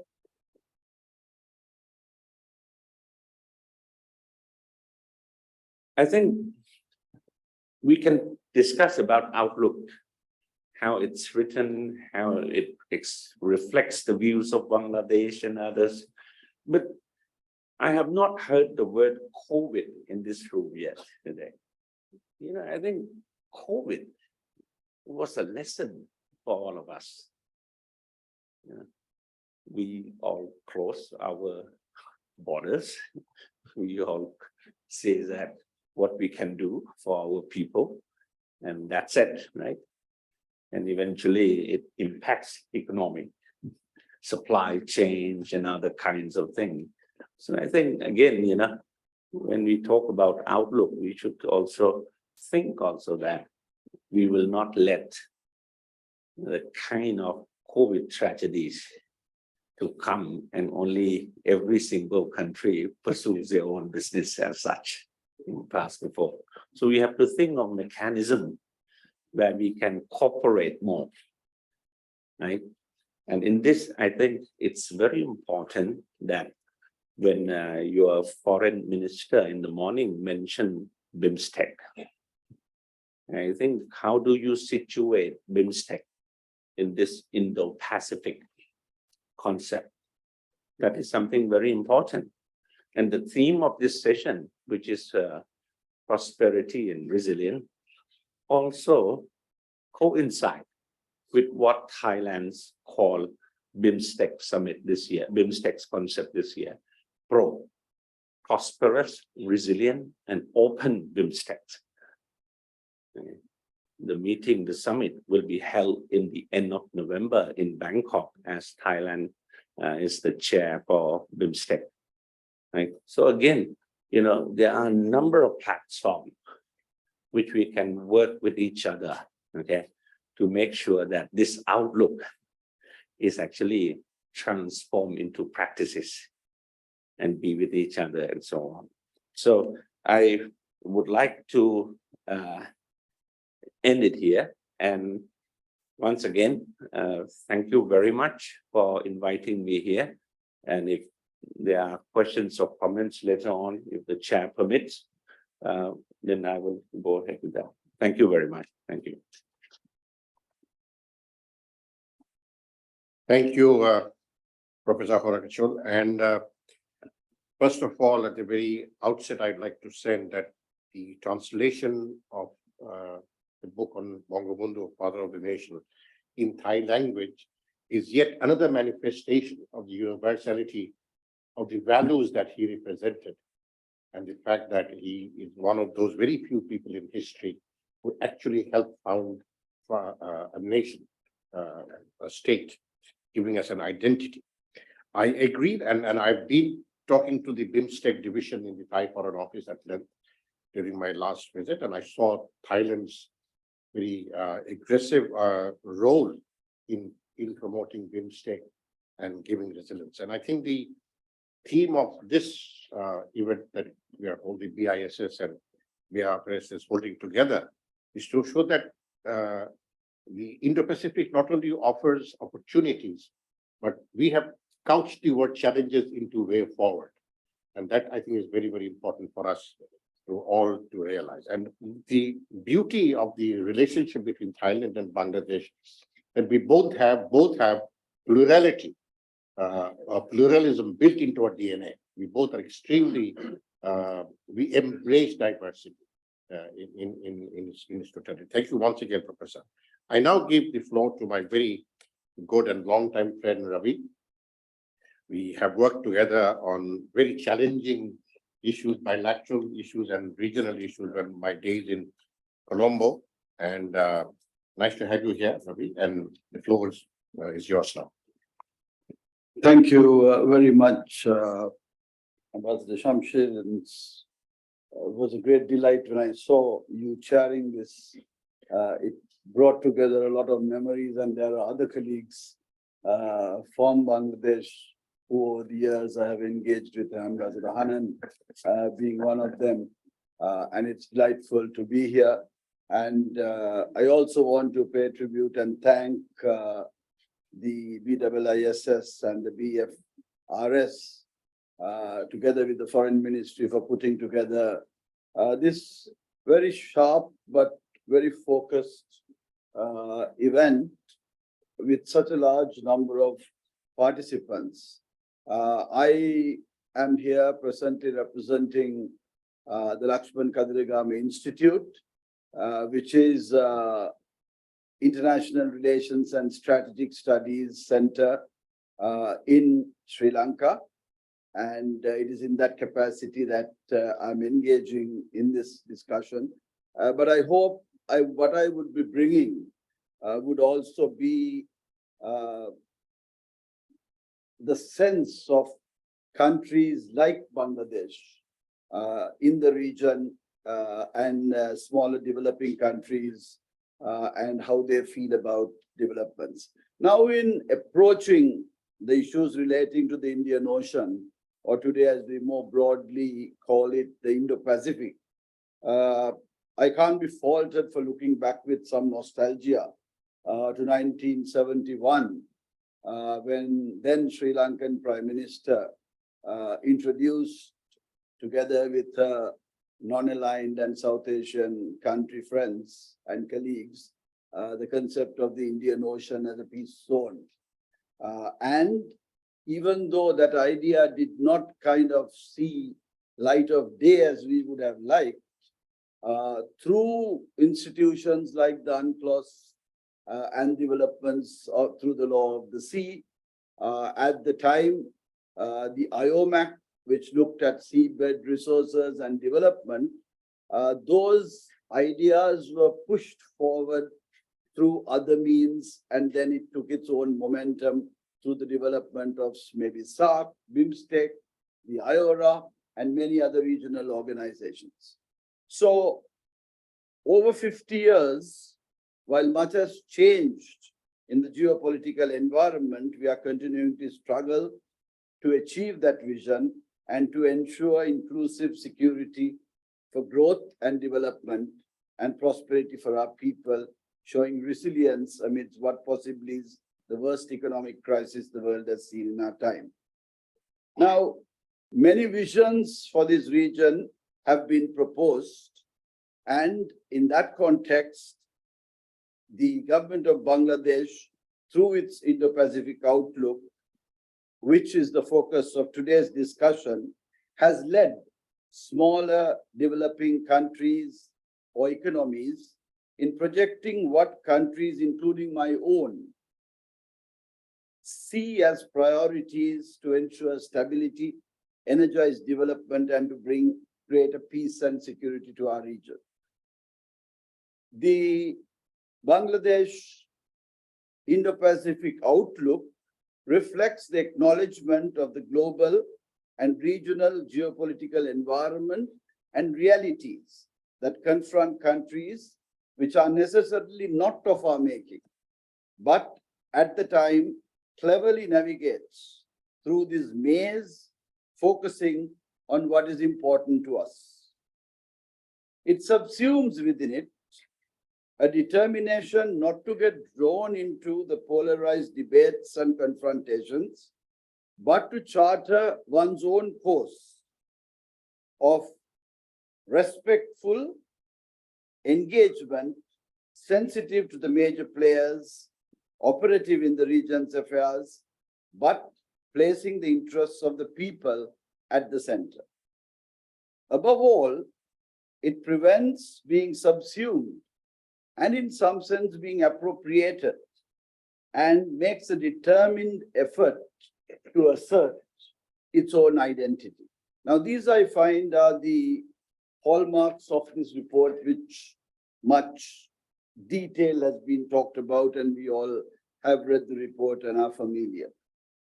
However, what I want, if I may, Mr. Chairman, in the remaining time, is to flag three issues which I believe would push this envelope a little bit and help draw on some ideas, in fact, which I have recently focused in a forthcoming monograph on Sri Lanka's foreign policy in the 21st century, which I hope will contribute to this discussion of where do we go beyond this.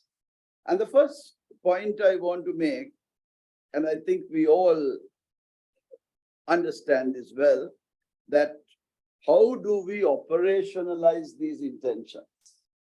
And I think that is something which our countries have to think deep and hard about, because we are living in a fairly contentious, not just in the region, but in the global dynamics as well. And it's shifting. So how do we navigate these positions? How do we carve out our foreign policy postures, avoiding being drawn into these crossfires of the contending major powers, which allows countries to remain relevant, be secure, and to prosper, will remain a challenge to all of us. This predicament has to be managed with even-handedness, firmness, and transparency, avoiding pendulum swings in policy, which we sometimes see in many of our countries, which have had detrimental effects. Now, in a non-exhaustive and non-prescriptive way, I want to try and, for purposes of discussion, list out a couple of issues on which we might need to try to take some further implementation action if we are to deal with this situation effectively. In the security realm, we are challenged to leave no cause for concern with respect to the legitimate security interests that could emanate from the territory of one country on another, no doubt, particularly a concern for the larger players, which have broader strategic interests than to others. Secondly, the question also comes up about access to ports and airports. And rather than approach this issue on an ad hoc manner, it might be preferable that there be broader principles of port calls and airport calls of a bona fide nature, which can be put in place. Things which one country can draw from the others, but a consensus can be built around. As has been mentioned, and our colleague from Japan made specific mention of this as a very important aspect of the Indo-Pacific outlook, is the need to ensure a rule-based order to be governing the affairs of this region based on international law and UN conventions and treaties. Because that simplifies and cuts through a lot of, it's very difficult in a contentious period to be trying to do these things. But many of these things are already there. The Law of the Sea is a beautiful document which you can find solutions to many problems. So why not use it? Why not go back to trying and using those procedures? A fourth aspect is to create the space and justification to engage in the socio-economic realm, to exercise greater latitude in engaging with all countries as market forces may demand. Now, in this context, I think some of you would know, former Foreign Secretary HMGS Paliyakara, speaking at an event in my institute, the Lakshman Kadrigam Institute, recently made the observation, and I quote him, the overarching challenge that is faced in Sri Lanka's context, he was talking, in its foreign relations is demonstrating that it is after tangible economic benefits and not geopolitical mischief in the Indian Ocean. I think that is the challenge. And I think this can be transposed, it's not just a Sri Lankan problem. I think it's a problem which many countries could draw from. How you are not misunderstood for doing something which is necessary for your people, which is in a context of time, but which needs to be addressed. And sometimes you need to deal with different partners in different contexts. A fifth element which also needs to be brought into this picture is that there's also a multilateral domain we are dealing with.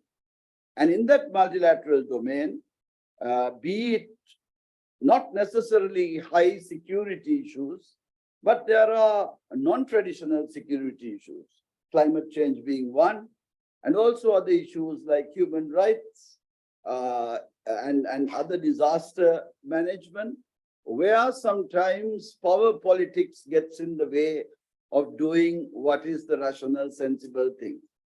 And smaller countries, developing countries often get caught into that.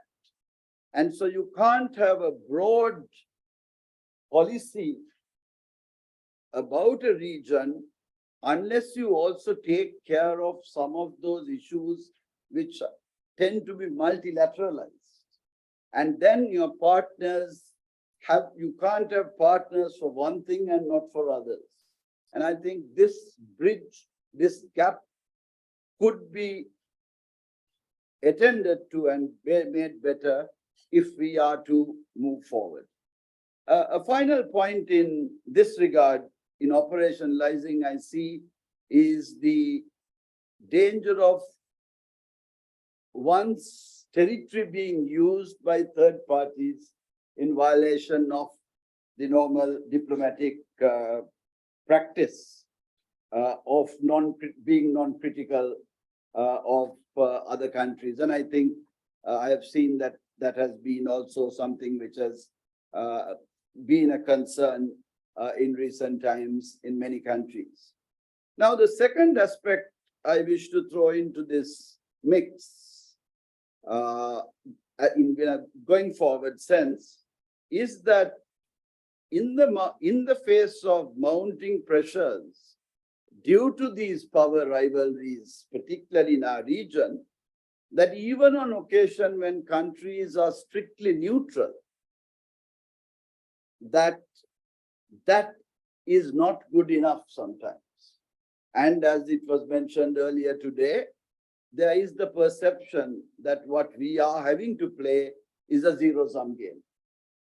Now, a challenge which many of our countries will face in the future is how we are going to, through some verifiable measures, if necessary, prevent this tendency of a zero-sum game being imposed on us.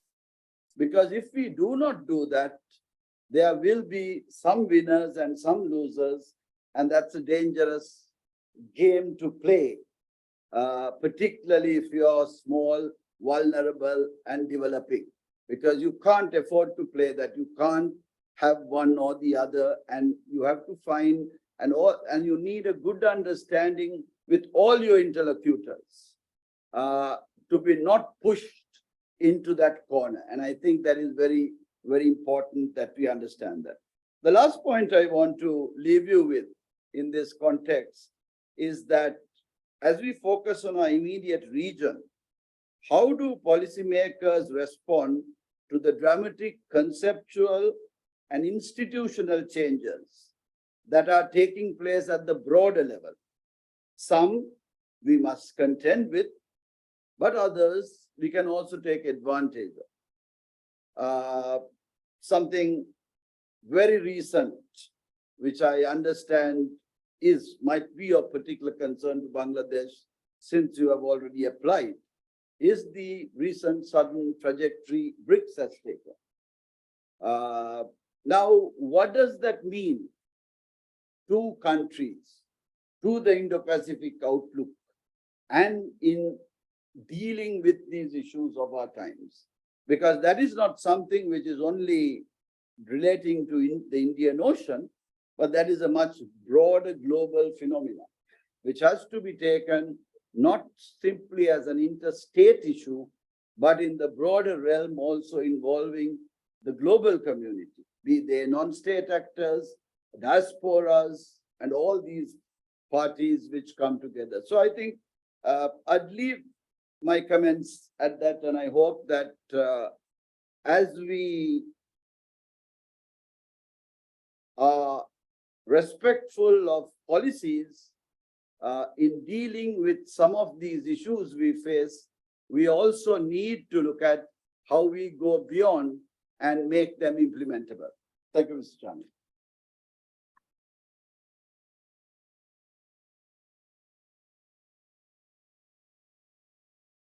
Thank you, Ravi, for once again presenting some thought-provoking issues right in front of us. Countries like Sri Lanka and Bangladesh, of course, have to keep in mind that we do not believe in a zero-sum game approach. We have to be able to interact, keeping our own national self-interest very much in mind, because we are facing the challenges of development, economic development, social equity in our societies as a whole. And this is something that some of the institutions try to impose on us, and how we then learn to react. And I think we have to be very, very careful that, not to see geopolitics as a mischief, but maybe something that we can all take benefit from. Inclusive outlook has been like a mantra for Bangladesh. Prime Minister Sheikh Hasina very strongly believes that we want to be inclusive, keeping our own national interests and objectives in mind. So I think the thoughts that you present today are extremely helpful and very relevant to us all. Now, I will give the floor to someone who has a brilliant legal mind. She will advise the Asian Development Bank, and I think they are better off for that. But she's also here to represent the business community, which is a very important aspect of a country like Bangladesh, because where we are here today, the business community in Bangladesh has played a very, very decisive role. Barrister Nihat Kabir, over to you for your comments. Thank you very much. And a very good afternoon to all of you here. I must thank the organizers for inviting me to be here today, because I'm not an academic or a diplomat. And as Mr. Chaudhry has mentioned, I'm purely from the private sector business community. I've led the major chamber of commerce, the oldest chamber of commerce and industry in Bangladesh, the Metropolitan Chamber of Commerce and Industry, for several years. And I can tell you that we are usually not included in conversations like this, even though we like to think that we are the major drivers of the economy. So for me, it is a refreshing, if slightly unfamiliar experience. And also speaking last means that most, if not all, the important issues have been spoken about in depth by my preceding speakers. So purely from the private sector's point of view, Bangladesh needs to look at finding ways to engage by harnessing the diversity and the resilience of all the countries grouped together as the Indo-Pacific countries. Now, this grouping, as far as I'm concerned, is really an accident of geography. It is not a very natural grouping, and it is not a very historically based group. Not being a diplomat, I can be somewhat forthright, but my colleagues here have also said that. So let me get the difficult articulation out of the way. Bangladesh has respect for all countries who partner with us in trade and commerce, and we do not wish, the private sector definitely does not wish, the country to be pushed into any geopolitical polarization narrative. We have enough challenges without that. We need to look at our realities and we need to look at our priorities. A population of 17 crore in a very small geographical location, a young population where 60% of our citizens are below 40 years in age. More than 40% are between 16 and 25 years of age. So we have very huge challenges if we have to meet their aspirations, and their aspirations are no longer limited to a very small view. They now have access to information about what is happening in every country in the world. So we can no longer say that, okay, here's this little thing that we have given you, be satisfied with it. They will not, and rightly so. Now, having set that stage, we also have the challenges to meet these aspirations with very limited natural resources and a growing existential threat from climate change. Again, something else that we have not really had much of a contribution to, but we are among the worst potential sufferers. So resilience and prosperity resonate with us very strongly. And if we talk about resilience and prosperity, we can't ignore or downplay the domestic concerns of each of the nations involved in this conversation. Professor Shinoda has referred to Bangladesh as a growing global power. Thank you very much for that. And also for your comprehensive summary of where Bangladesh is and should be in this conversation. When I was reading up and doing my homework for today, I do some homework occasionally. Don't look so surprised, Dr. Mr. And I did not use ChatGPT. In all the narratives regarding Indo-Pacific strategies, policies, and outlooks, and several other key regional groups, Bangladesh seems to have been left strangely at the periphery. But with its geostrategic location, its large young population, its significant economic growth, for example, we will become the 11th largest consumer economy within the next decade, if not sooner. Bangladesh should be front and center. And Japan, in its Big B initiative, has proactively recognized the immense possibilities of Bangladesh. Sitting here in this country, which is one of the fastest growing economies over the last more than a decade, I find that the interest in the Indo-Pacific is increasing because in so many ways, the center of gravity of the global economy will be shifting this way over the next couple of decades. The historical prosperity of many countries in this region migrated westward after the Industrial Revolution. That balance is tilting back. And this is what is drawing all this attention to us. If I can give you a few small figures, I mean, all of you probably know this, but just to highlight this, that I think by 2040, these countries will comprise 50% of the global GDP, 50% of global greenhouse gas emissions, something like 65% of the world's population, and 37% of the world's poor. If we take China, Japan, India, Republic of Korea, and Australia, these will be 5 of the region's largest economies, and economies of about 30 trillion as compared to the 17 or 18 trillion of the European Union. Indo-Pacific is becoming and will become the global center of economic dynamism and strategic challenges.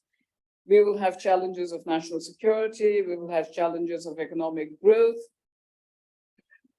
fostering democratic values. We have faced a massive challenge in public health.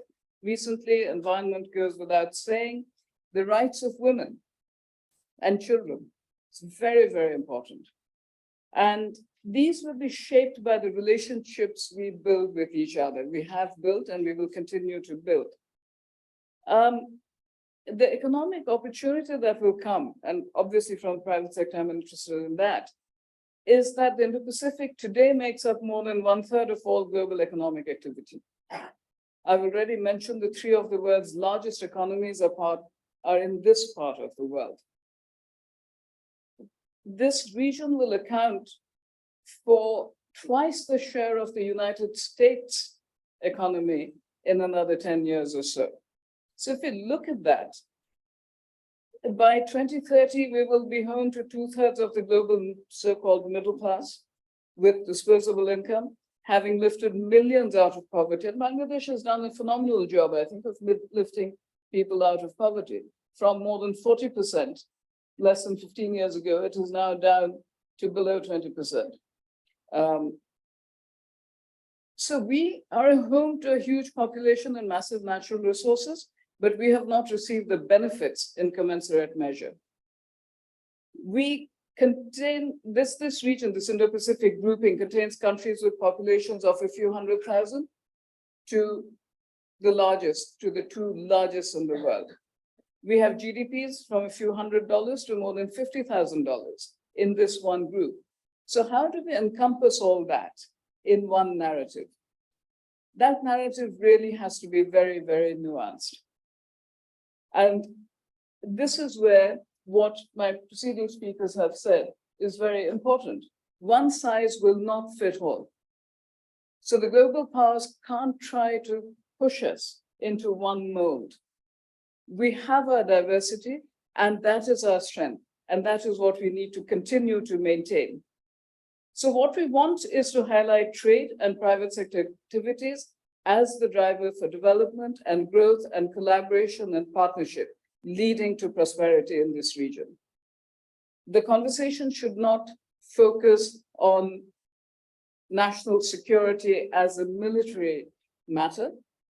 We should focus on national security from the point of view that if we are stable, if we are economically stable, if we are socially stable, we will be secure going forward. I think Bangladesh has exemplified that to a very large extent in the last couple of decades. Just to address our Indo-Pacific outlook, which came out earlier this year, we find in the private sector that these articulations are in the manner of the execution, they will chart our future. And they will provide immense scope for mutually benefit economic activities. We find the principles and aspirations in our outlook to be universal in nature, strengthening mutual trust and respect, forging partnerships and cooperation, promoting dialogue and understanding with the aim of ensuring peace, prosperity, security, and stability. And I'm quoting from the outlook.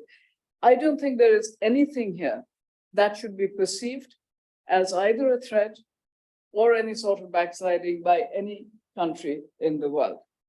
We strongly believe in the private sector that our business and economic activity is not simply for profit.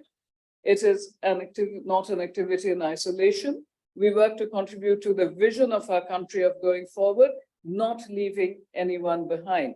But for this, we really need the collaboration, the partnership, the support, and the interaction with all our global partners, and very particularly our regional partners. So we are working hard on regional connectivity from a private sector point of view. I will end by saying that going forward, Bangladesh will certainly face challenges in the execution, the further expansion of what we have stated in our outlook, and how we, to really state the obvious, how we navigate these waters will determine how we ensure our prosperity and how we share this with others. Now, we are located in a very strategic position. Therefore, we don't want the future to be a matter of cutthroat competition between various groups, blocs, parties, etc. We want it to be a matter of collaboration, and we want to be in the center of that.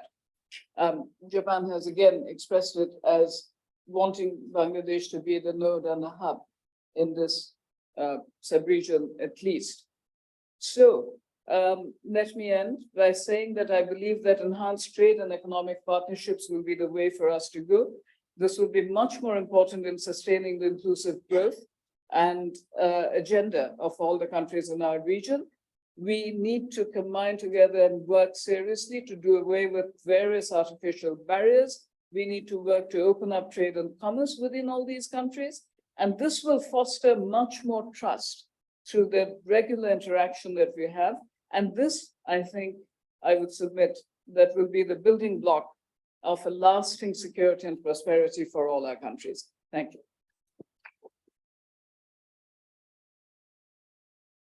Thank you, Nihat, for your very insightful and meaningful remarks and comments. I'm sure we'll take note of that.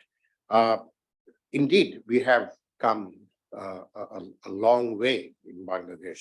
There was a time not very long ago, maybe less than a decade ago, you would go to Bangkok and imagine, metro rails and elevated expressways, and we are having them today in Bangladesh through our own things. So we have come a long way, but there's still major challenges remain. Now, before I give the floor to for questions and open discussions, of course, I must recognize three friends I have here, Sri Raja Mohan, Sri Radha Dotto, and Smruti Patnaika, because their academic and intellectual excellence is only matched by their candor, and they have been brilliant. Now, the floor is open for questions. Please introduce yourself and also address whom you want to address your question to. But also let me remind you that the agenda item following the question and answer is equally important, if not more important, that is lunch. So please keep this points in mind. The floor is open. Please introduce yourself and then move forward. Yes, you have the floor, sir. And please introduce yourself.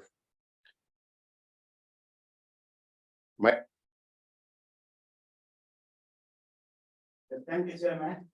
This is Hemant Kapoor. I'm from Kathmandu, Nepal. I belong to one of the leading think tanks in Nepal, which is known as the Nepal Council of India. I would like to congratulate all the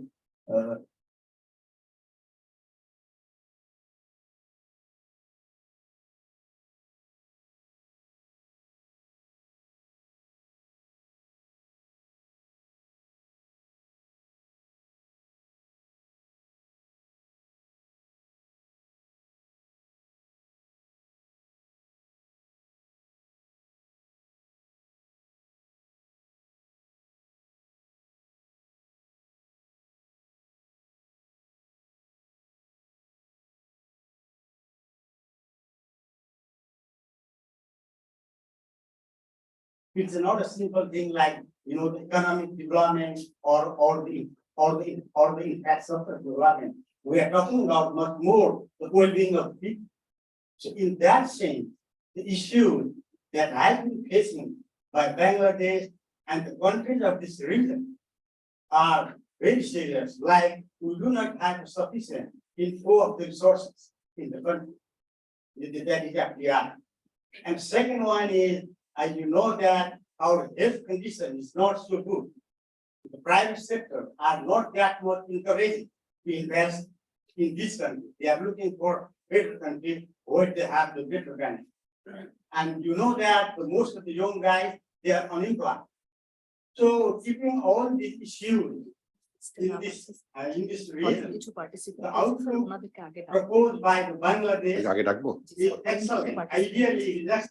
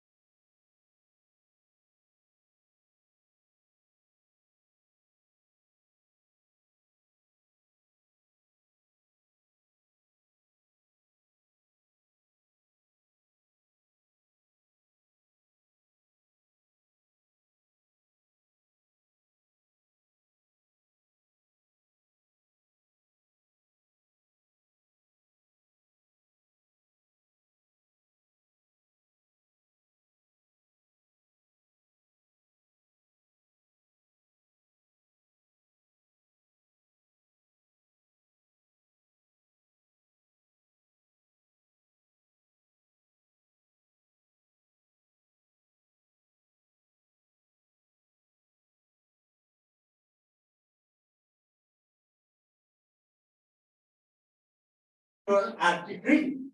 This sort of river makes a ocean. So if it goes and continue in the coming decades, both in the agricultural, production as well as the cleaning the water is very cheap. For in this matter, also, we need to work point. Yes, thank you. Thank you very much for your comments. And as you know that we don't look at countries like Nepal and Bhutan as landlocked anymore. We call them land-linked because they're using our ports, they're using ports in India. And your point about FDI is very good. Now, I think Shopan Gupta will never forgive me if I don't give him the floor right now. And Shopan, you have the floor and would like to hear your very valuable comments here. Shopan, you have the floor. Well, actually,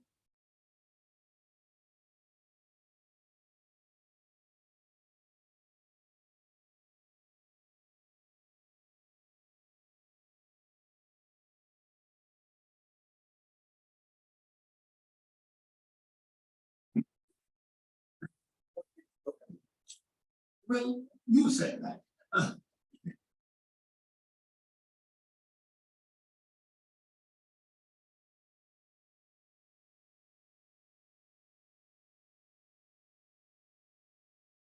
I think the perspective of politicians also tend to get ignored.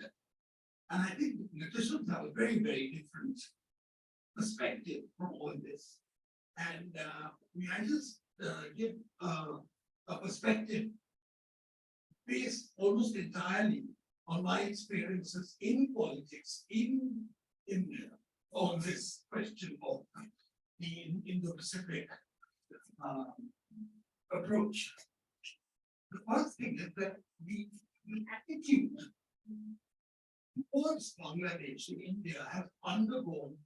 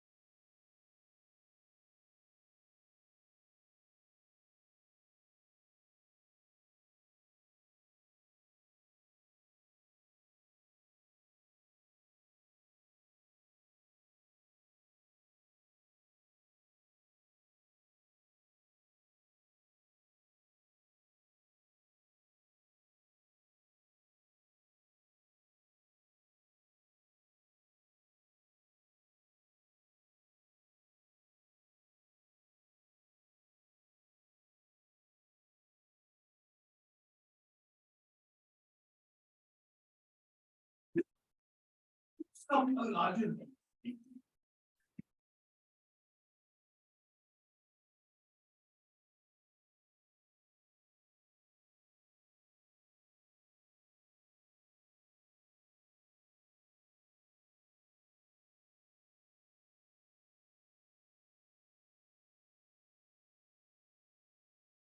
Thank you, Shopon. Very relevant points that you have raised, that you should embrace a much larger space. But we talk of a massive improvement in our connectivity. But is it seamless? I don't think it is. When I crossed over to Silchar from Sutarkande from Sylhet, it was a painful sight to see a 70-year-old Bangladeshi woman having to carry her suitcase across the no man's land before she enters India. So I think we need to address those issues as well. Before I give the floor to Air Commodore Retired Ishfaq, I'd like to call on Professor Sujit Dotto, if he's here, to, yes, Sujit Dotto, you have the floor.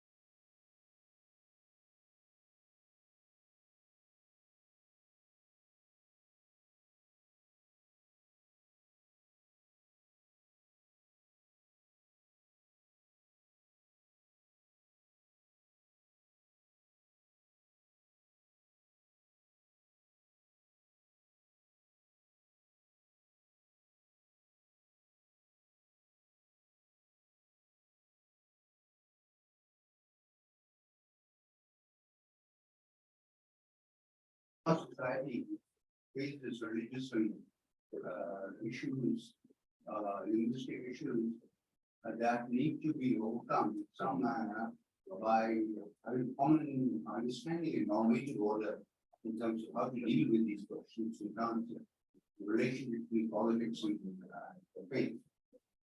And secondly, on the larger question of inclusivity, I think it's critically important that the religious to work as a coexistence then the leading powers in the area need to be in peace. And the leading powers that currently are not really in peace. And there are real conflicts, and they're of interest, but conflicts over common, what are called global commons in this area, that need to be settled. And that have not been settled. I mean, for example, South China Sea issue since 2002, there's a code of conduct being discussed, and now it's 50 odd years since that needs settled. So it's not been settled at all. And I think there are large questions regarding the leading powers' role in shaping inclusivism based on certain understanding of the rule of law that Dr. Rahman and others raised.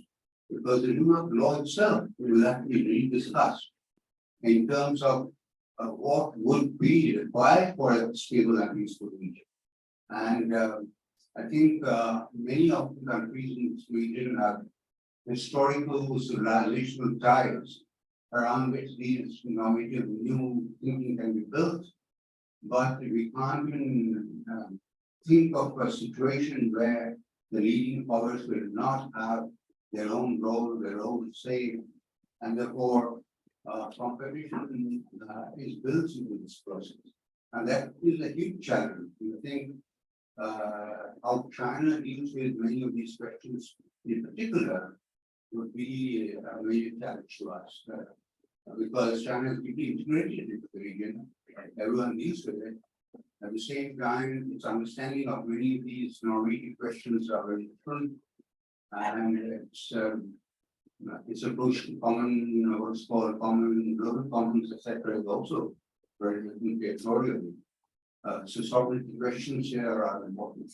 So overall, in structuring peaceful coexistence based, pluralistic, diversity-based order in Indo-Pacific will require substantial work, both in terms of normative principles, both in terms of a new kind of relationship among the leading powers and the emerging multipolarity and the shifting economic power that's taking place, which will also mean restructuring multilateral institutions to deal with these larger questions, because debt is such an important question for many of the smaller countries in our region as well. Sri Lanka and others are facing that. So I suggest that in order to discuss the stability, peaceful coexistence among the region, within the region and within the state systems, there needs to be far greater discussion on institutional normative and the relationship with the leading powers in terms of how to build it. Thank you. Thank you, Shujit Datta. Can I now request Air Commodore Retired Shfaq Elahi to ask a question? Is it going to be a comment or a question? Because okay.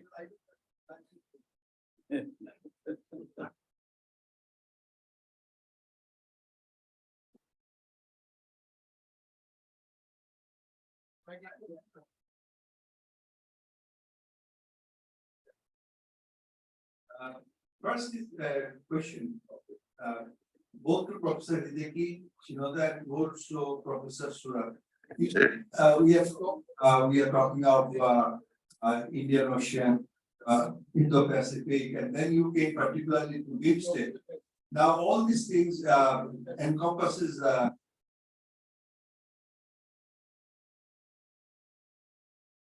what is out up to Myanmar border, our project of Kolkata to Kunming,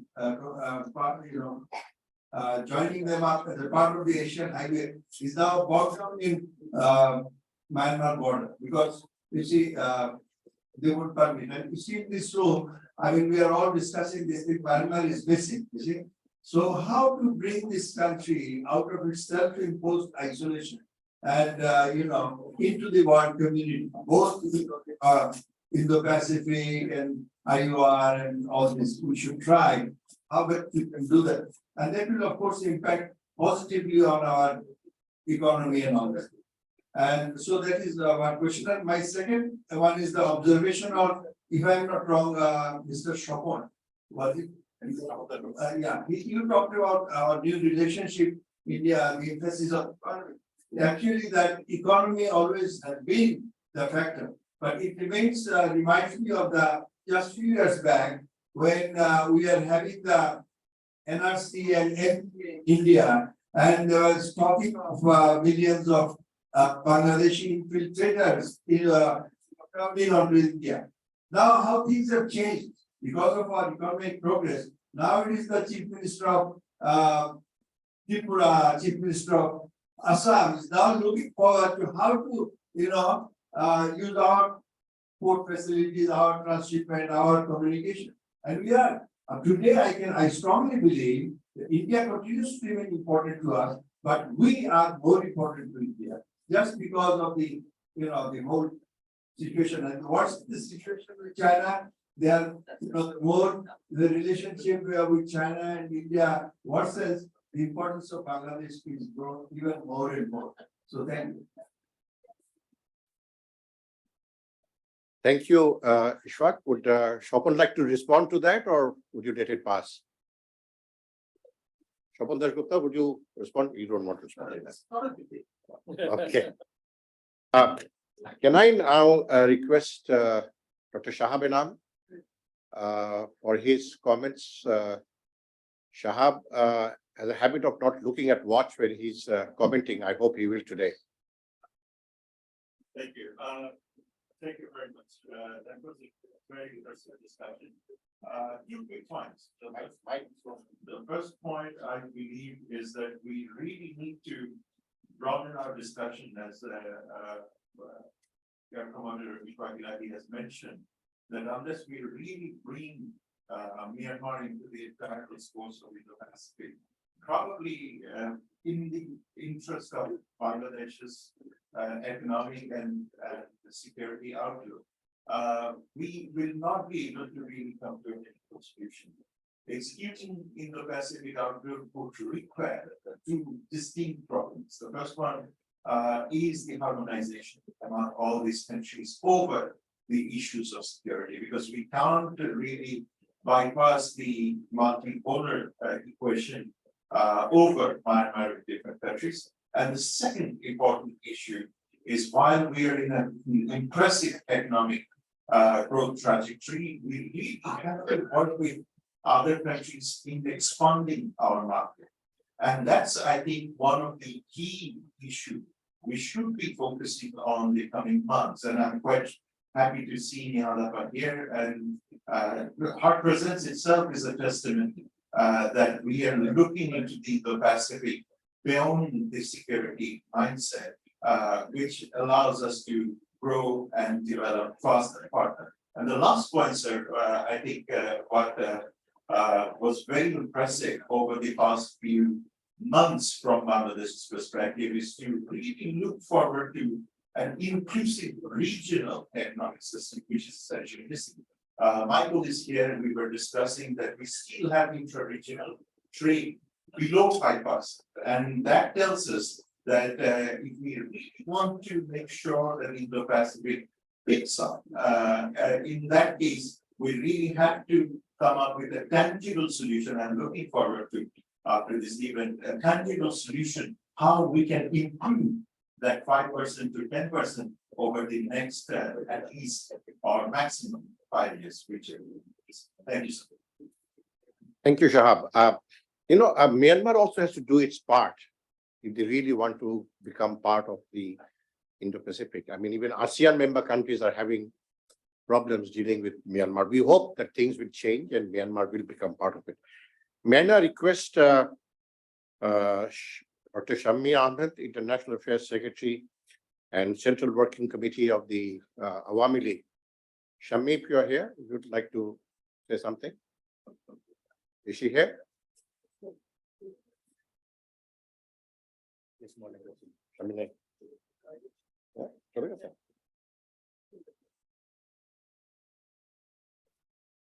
Okay.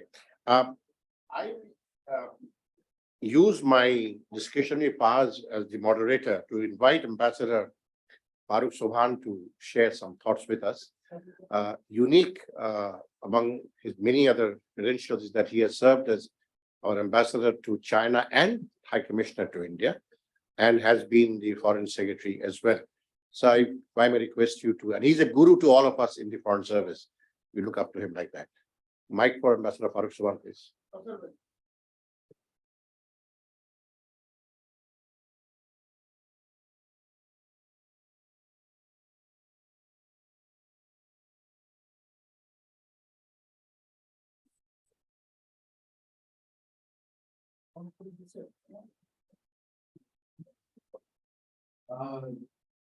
Thank you, Chair.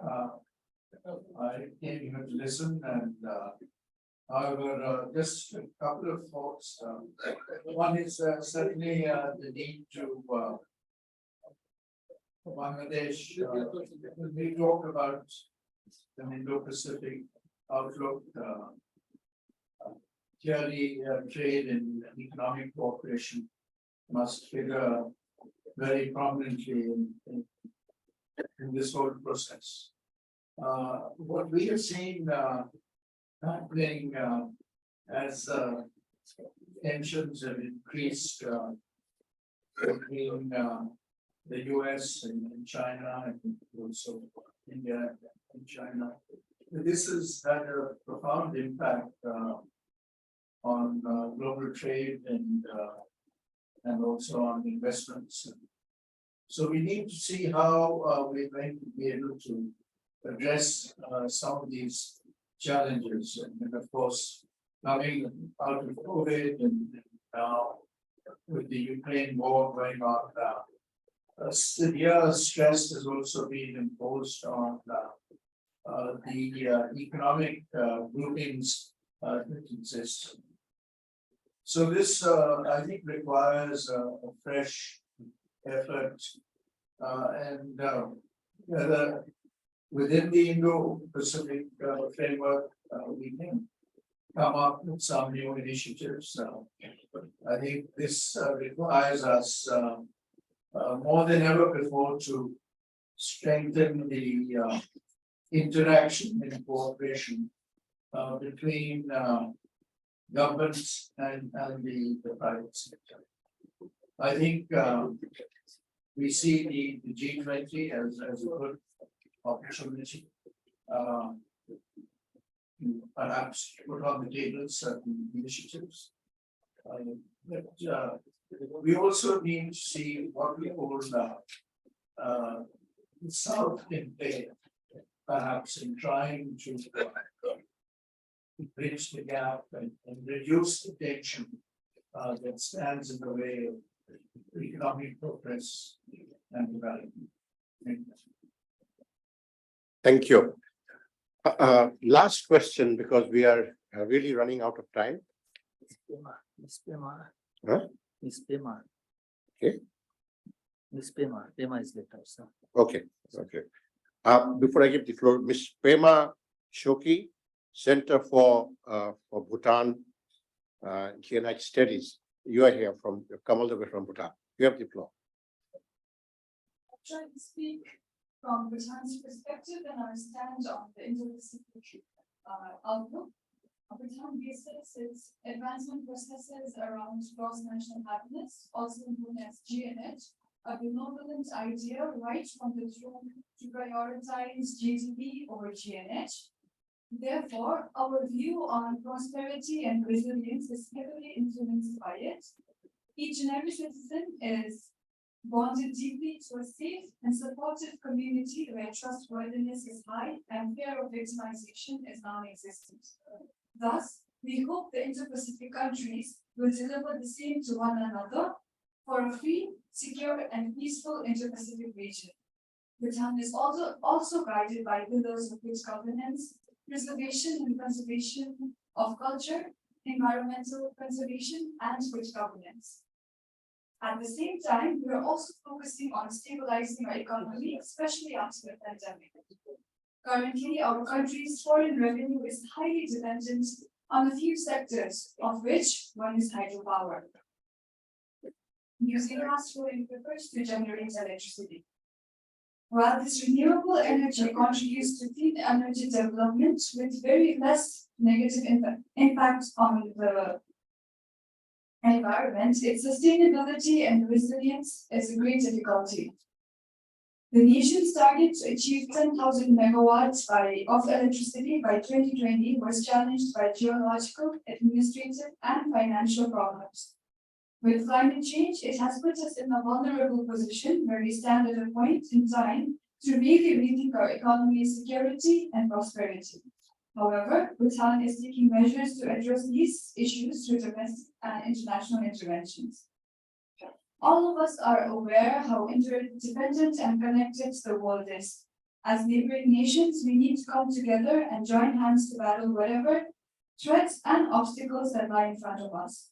For times ahead, Bhutan is and will remain committed to improve bilateral relations with Bangladesh and foster high-level exchanges with other neighboring nations as well. Thank you.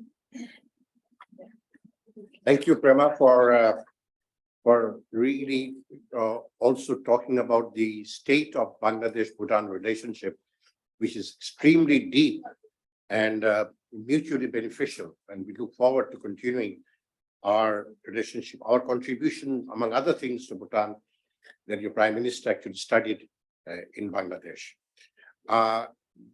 One last question, because as I said that your time is running out. Please brief question and introduce yourself, please. Thank you very much, sir. I'm Dr. Zahid Khan. My current affiliation is American International University, Bangladesh, and also University of Reading, UK. So my question is actually Professor Shilola. Good to see you, sir. I'm also a East States graduate from the University of Bradford. I have a great opportunity to work with some of the East Asian scholars from Japan. So as an academic, my question is particularly from the academic side and from a systemic point of view. Because it seems there is a lot of talk about inclusive multilateralism, inclusion in terms of inclusive multilateralism in a regional forum, and Indo-Pacific being one. So as an academic and a reader, we often rely on evidences whether there is any convergence of values and ideas and a proxy of that in some multilateral forum. And one could be the United Nations General Assembly voting data, where the countries vote for a particular resolution. And in one of my studies, we found that between 2001 and 2017, out of around 1,300 resolutions, Bangladesh voted opposite to the United States of America in 69% of times. Now, at the same time, the United States position on the Rohingya issues is aligned with Bangladesh's position. The opposite is true for the countries in the region. India's voting alignment and China's voting alignment with Bangladesh is around 2 to 4% of all this voting, and Russia is around 14%. But their position on the Rohingya issue is opposite to what is Bangladesh national security interest on this issue. Now, at the same time, India's position on nuclear non-proliferation in the region, India's position on disarmament, the conventional arms disarmament resolutions, is opposite to Bangladesh. Now, amidst all these evidences that we get from a real data, which reflects countries' position in the multilateral forum, and an informed position, not just political rhetoric, what do you see the prospect of inclusive multilateralism in this region, as opposed to using this platform to become a polarized multilateralism, where the powerful countries would write the rules, regional powerful countries would write the rules which will govern the smaller countries in this region? Your comments.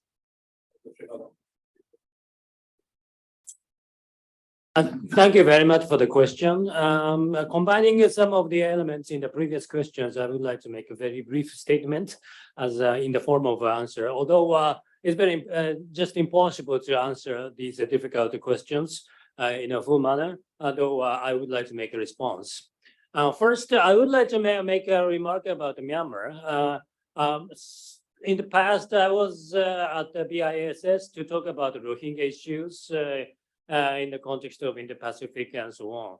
Well, Bangladesh has made remarkable contributions, enormous amount of contributions over the Rohingya crisis. Japan recognizes it, and then we would like to support the effort of Bangladesh.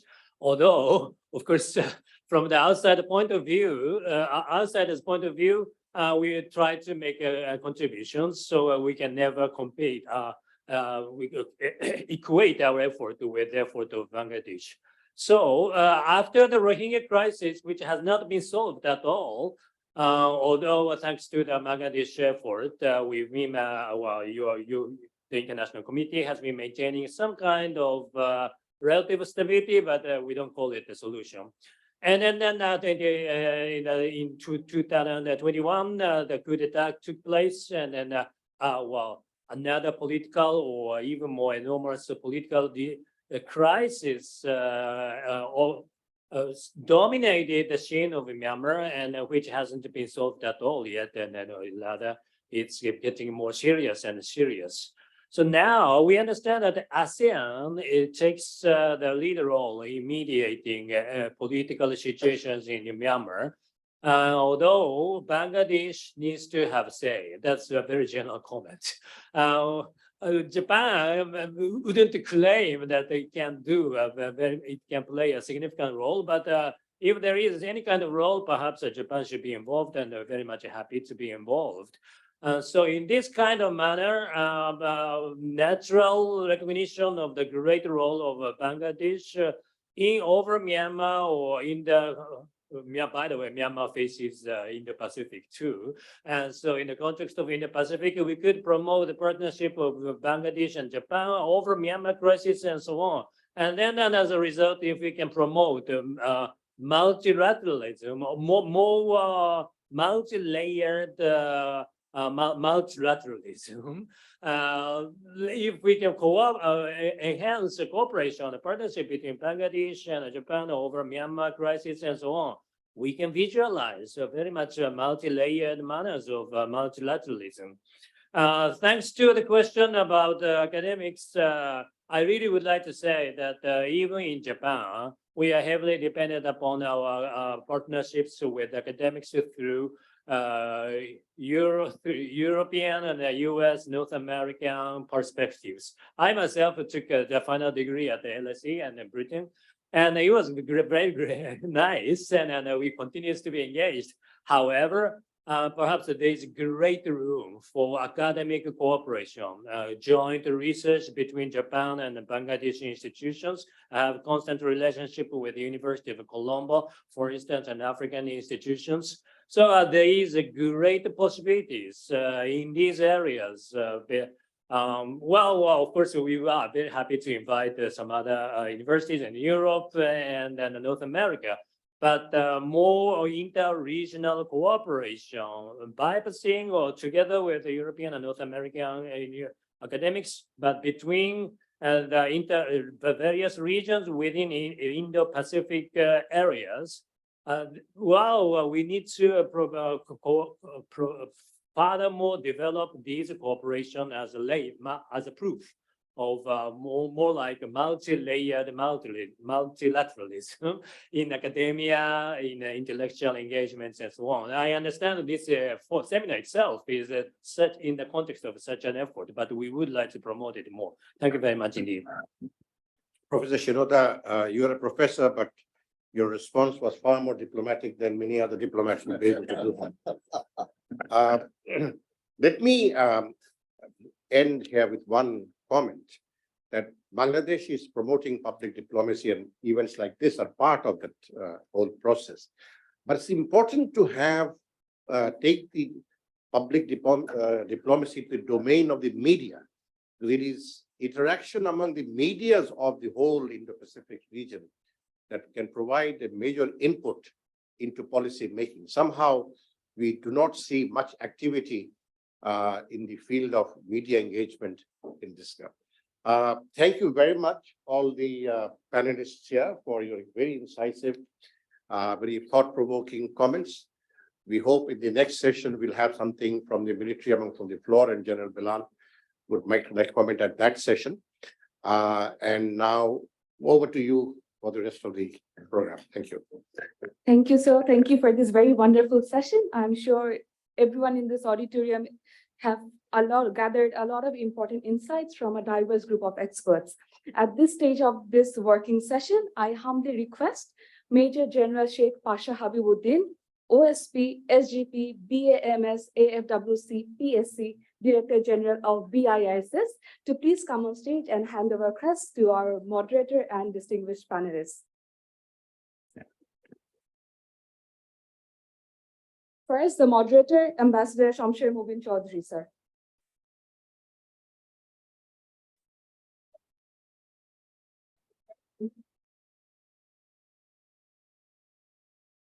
Our distinguished panelist, His Excellency, Mr. Salman Farisi.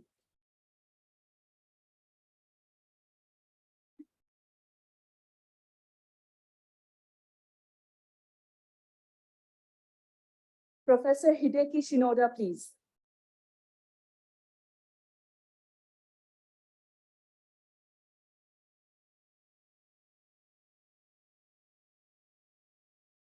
Professor Surat, please.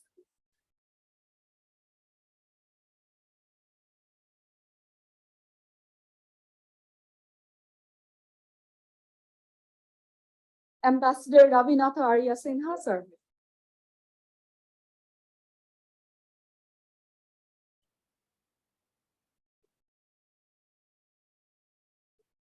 Barrister Nihat Kabir, ma'am, please.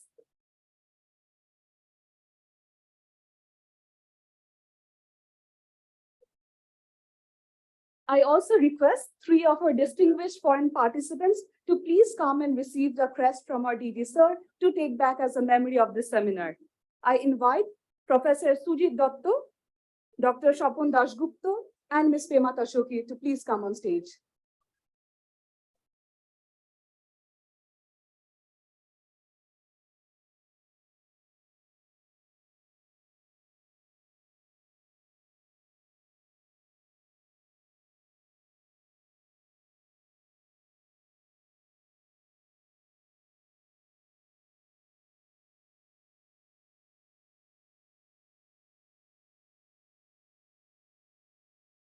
Now I request for a group photo.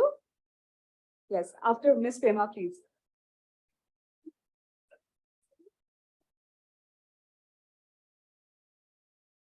Now I request for a group photo with our distinguished experts and panelists. I also invite the respected chairman of BISS to please join us on stage for this photograph.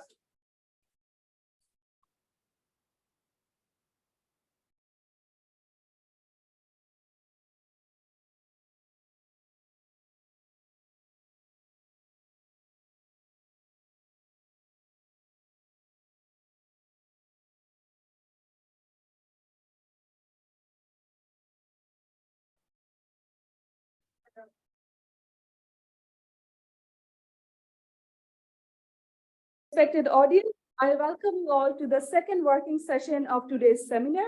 The theme of this session is Inclusive Security for Growth and Development. This session will be moderated by Ambassador Ahmed Tariq Karim, Director, Center for Bay of Bengal Studies at the Independent University of Bangladesh. 5 distinguished panelists will share the expert opinions in this session. This will be followed by a round of question answers and intervention from our respected dignitaries. May I now request the moderator of the session to please deliver an opening remarks and commence the session. Thank you, sir.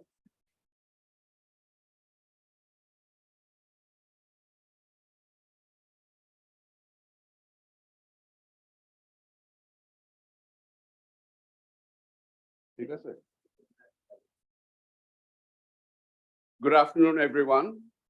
Welcome back to the post-lunch session.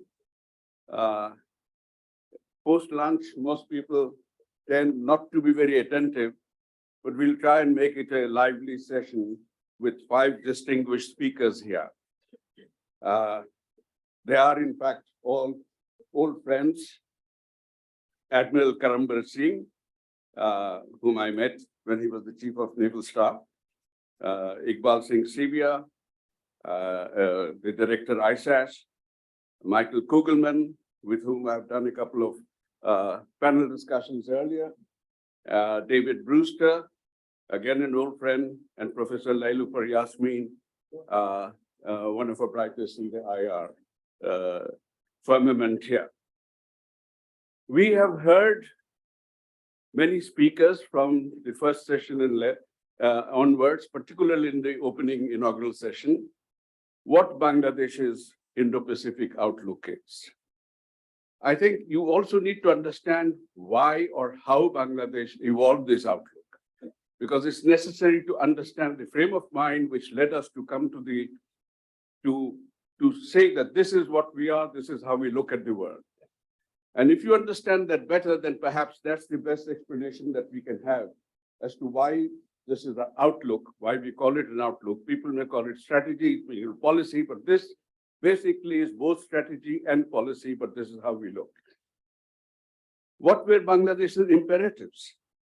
From basket case of 71 to the 35th largest economy in the world today. Its development has been largely export driven, dependent on one major item, but it's diversifying.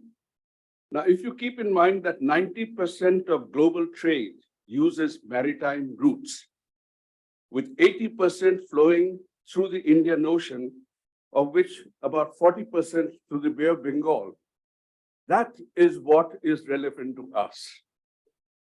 We are an export-driven economy. We have to keep our own channels of communication and trade and interlocution also with it. So it's very important for us to have open connectedness in the Indo-Pacific. We understand the importance of sustaining economic growth at home and our own imperatives for job creation, with almost 50% of our nearly 170 million people being young, 18 to 40. We need to ensure a favorable climate for investment. We have to build on our own geolocation at the Bay of Bengal, looking at the Indian Ocean and the Indo-Pacific routes. The Indo-Pacific route goes through the Strait of Malacca from the Indian Ocean to the Pacific. That is where the importance of the vital importance of the Bay of Bengal comes in. And we need to keep in mind that we are at the epicenter of the Bay of Bengal and the Indo-Pacific in that sense, even at the oceanic world, if you look at it. So, of course, we are waking up to our own strategic importance. We are waking up to the need. We have awoken to the need for developing ourselves internally to build resilience. And in order to do that, we do not wish this region, whether it's the Bay of Bengal region or the larger Indo-Pacific region, to become an arena of contestation which will disturb our own requirements for peace and development and progress. And that is why and how our Indo-Pacific outlook has been shaped. Since the beginning, the reason why we survived from 71 to today is because we laid the fundamental principles of our foreign policy in dealing with other countries in those early days. And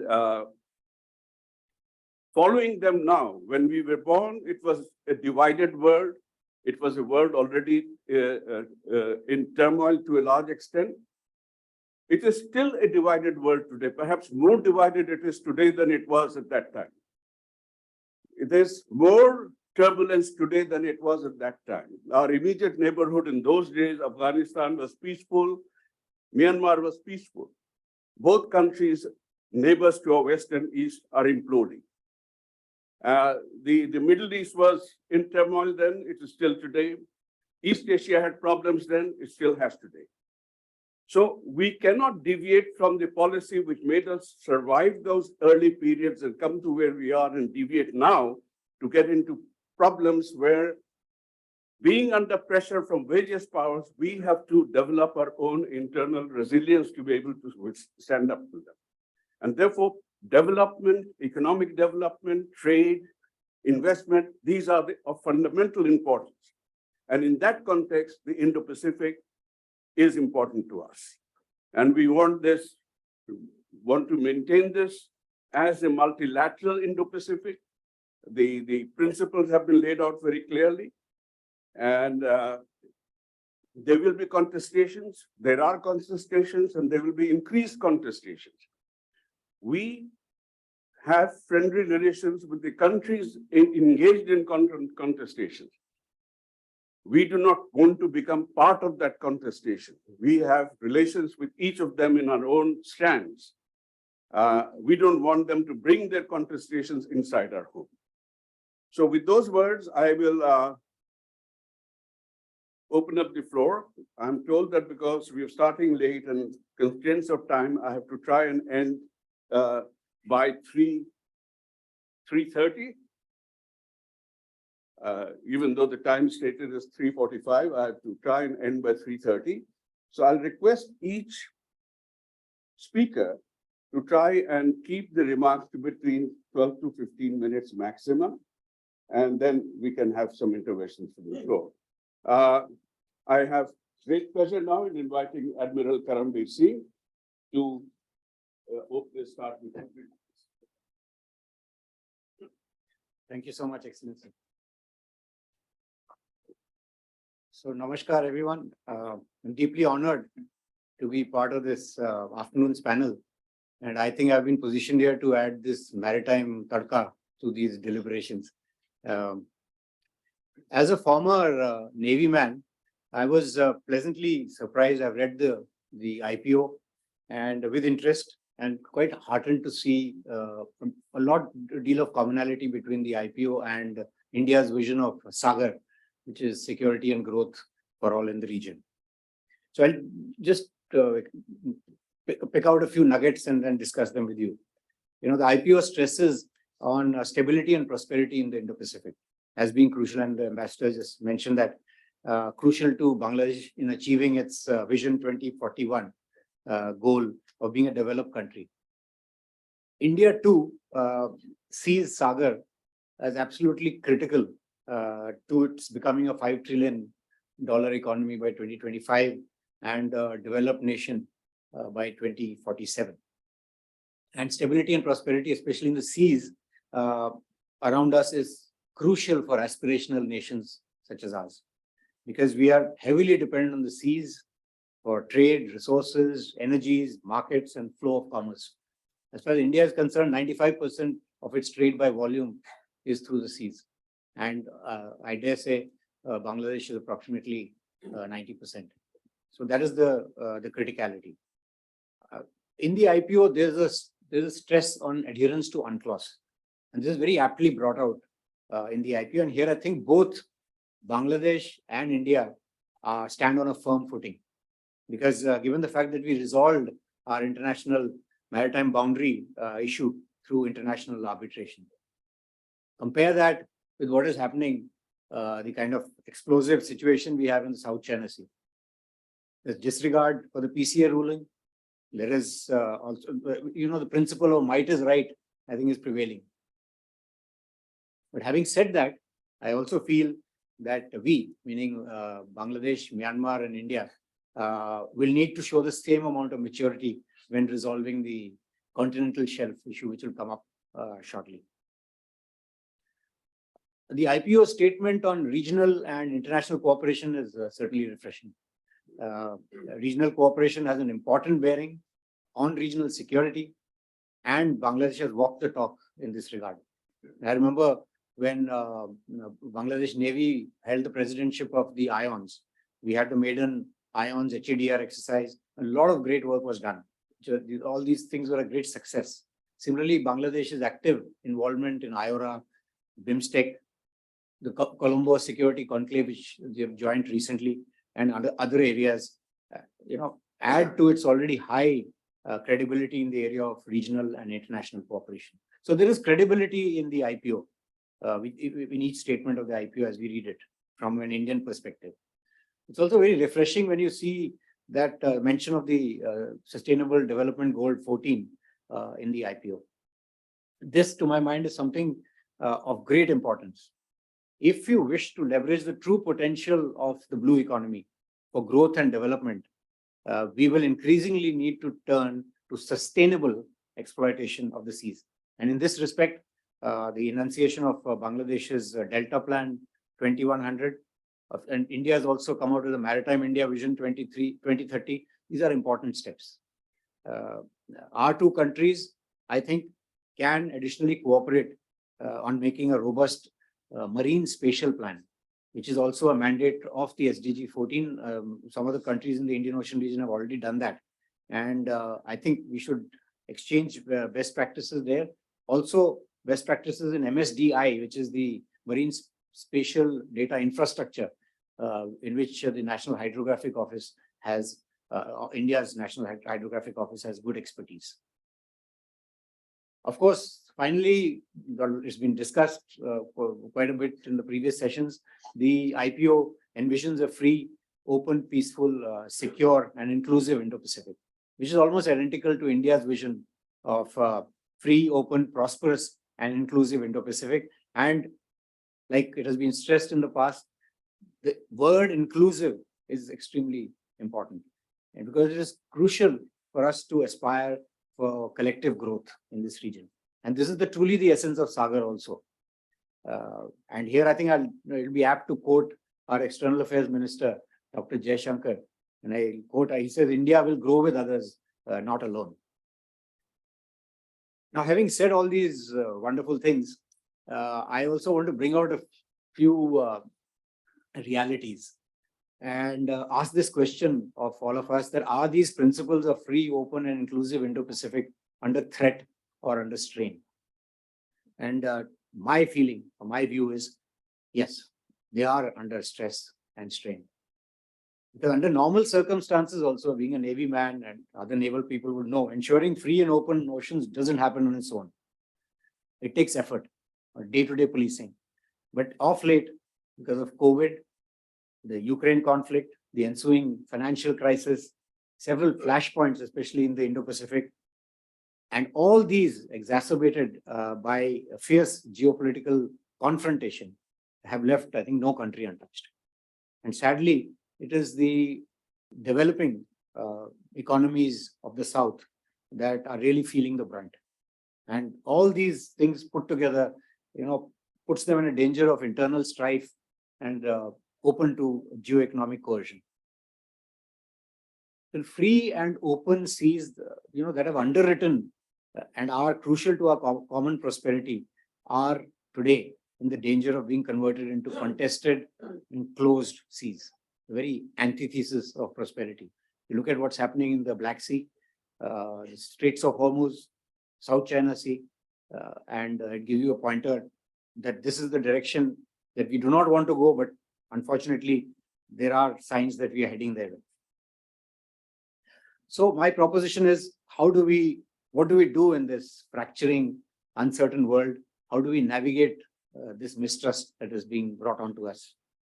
Because our nations need to exist and compete in this reality without getting sucked into this ongoing negative spiral of great power contestation, the Cold War mentality that sometimes drowns out rationality. And I think the challenges posed by these ongoing problems must spur us on to redouble our efforts to cooperate, communicate, collaborate, and connect even more closely. And I call them the 4 C's, and they must flow unchecked, whether through bilaterals, minilaterals, multilaterals, partnerships, issue-based convergences. Let the smaller things, set them aside. And even if you cannot agree on everything, at least agree on issue-based convergences. Because all these interactions, they'll engender trust and even greater convergences. It's a virtuous cycle of engagement that could prove an effective antidote to confrontation. And I think as a team, we need to knit this region together through genuine capacity building and capability enhancement. Help build something that I like to call the collective maritime competence of the region. This will help us in the region to find regional solutions to regional challenges, as also avoid schisms that any inimical power could exploit. And whilst we are doing so, I think the language of development is more important than the language of contestation. It resonates better with everybody around. And there are many avenues that we can collaborate to strengthen maritime security. I think we just need to acquire these habits of cooperation. And I'll just give you a few examples where I think we can, which are good avenues for cooperation. And the first one is the IPOI, that is Indo-Pacific Oceans Initiative. They've got 7 areas of common interest like maritime security, marine ecology, capacity building, resource sharing. They offer an opportunity for collaboration. And several countries have taken lead in these 7 pillars. I'll just give you one example. Under the United Kingdom's leadership, a study is on to set up centers of excellence on various facets of maritime security in different nations in this region. And I think Bangladesh would be an ideal location to have one of the centers of excellence for the Indo-Pacific. The second one is of course, the Indo-Pacific Partnership on Maritime Domain Awareness. This offers us an opportunity to share information on IUU fishing to begin with by connecting all the international fusion centers of the region together. And this initiative will greatly help us get transparency in the oceans and help modify the behavior of anyone transgressing the UNCLOS, which is written into the IPO. And for a start, I think Bangladesh should consider deputing an ILO to the IFC, International Liaison Officer to the IFC IOR, to appreciate the potential of initiatives like the IPMDA. The IPEF, the Indo-Pacific Economic Framework, is a useful cooperative initiative and for responsible capacity building that can be looked at. The BIMSTEC, which is now 25 years old and more, has now finally got a charter. I think it's an excellent engine for regional growth and development and needs to be further energized. And here I might suggest that you may think of including maritime security in this ambit of the charter. I do not mean hard security or hard maritime security. I'm talking about holistic maritime security, which includes development and growth. Of course, the green shipping network of the Quad is dedicated to decarbonizing and shipping value. The shipping value chain is an example of a collaborative effort that promotes climate change, friendly connectivity in furtherance of global public goods. And of course, the Big B has been spoken about. And I, for one, feel that if Bangladesh, Japan, and India could collaborate, for example, in connecting the envisioned dry port in Northeast India, which is about just 90 kilometers from the Matarbari port, it would be a win-win proposition for all.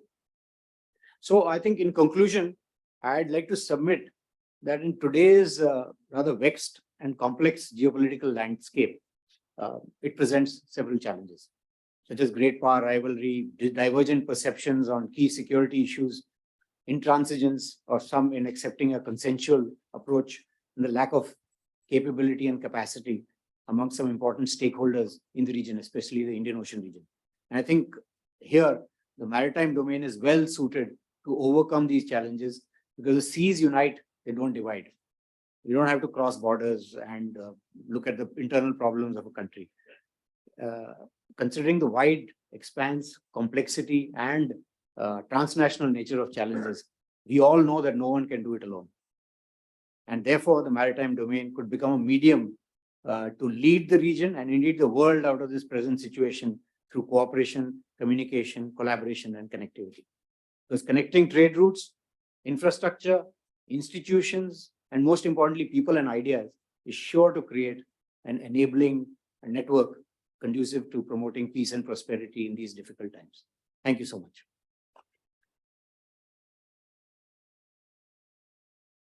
Thank you very much, Admiral Karambir Singh.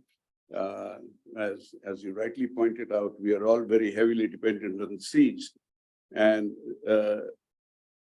for the compulsions that each nation has in this area, we need to further strengthen regional cooperation for the interest of security. And security not just in the traditional sense, security in the non-traditional sense. And you mentioned the aspect of sustainable harvesting of the blue economy. It's a very fragile ecosystem, our oceanic ecosystem, and we in the Bay of Bengal particularly acutely aware of it. And this could be perhaps addressing these issues could be one area where we start off straight away on that. And the 4 C's, cooperation, communicate, collaborate, and connect. Absolutely. This is the way to go. May I now request on Professor Iqbal Singh Sevia, Director, Institute for South Asia Studies in the National University of Singapore, to make his remarks. Thank you, Ambassador Karim. Before starting, I'd like to echo all of my colleagues here and from previous panels in thanking BISS for organizing this this gathering and for taking such good care of us. It's a pleasure to be here. I'm currently heading the Institute of South Asian Studies, which is a research institute in the National University of Singapore. And at the National University of Singapore, we focus on analyzing developments in contemporary South Asia. And Bangladesh, of course, is an important aspect of what we look at and what we analyze. We have in the past examined developments within Bangladesh, but also Bangladesh's relations with other countries in the South Asian region and beyond as well. Sustainability and climate change are another issue in relation to Bangladesh that we look at. And one of the things that we recently published was a analysis of Bangladesh's contribution to the peacekeeping forces, the United Nations. I think there was a reference to that earlier today as well. But the other thing that relates to what I'm opening with is that given that we are all here to discuss Bangladesh's Indo-Pacific outlook, the analysis of the development of ideas around the Indo-Pacific, the conceptions around it, but also the concerns around it in some parts of the Indo-Pacific or the Asia-Pacific, whichever category you still prefer to use, is an issue that we have been looking at in our institute for some time. And that also relates particularly given to the fact that we are located in Southeast Asia. It's no secret that a number of countries in ASEAN have had some trepidation, concern, or different sort of approaches towards the concept of the Indo-Pacific. So the topic of discussion today relates very well with some of the issues we've been looking at a broader angle as well. Having started with that, now let me start my talk by, and I promise I'll be brief, and I'll look at my notes, so I'll stick to the script as well. Let me start by laying out some contextual notes, and I beg your pardon if I'm stating the obvious, but I think that relates to some of the things that all of us are probably going to be discussing here. How did we get to the Bangladesh Indo-Pacific outlook? Now, it is no surprise, I'm sure we're all familiar with how over the years there have been attempts to woo, push, pull, pressure Bangladesh to take one position or the other with regards to the Indo-Pacific concept. What I find sort of interesting is that the rhetoric that's sometimes been used by the great powers has been one that seems to at times contrast security and development.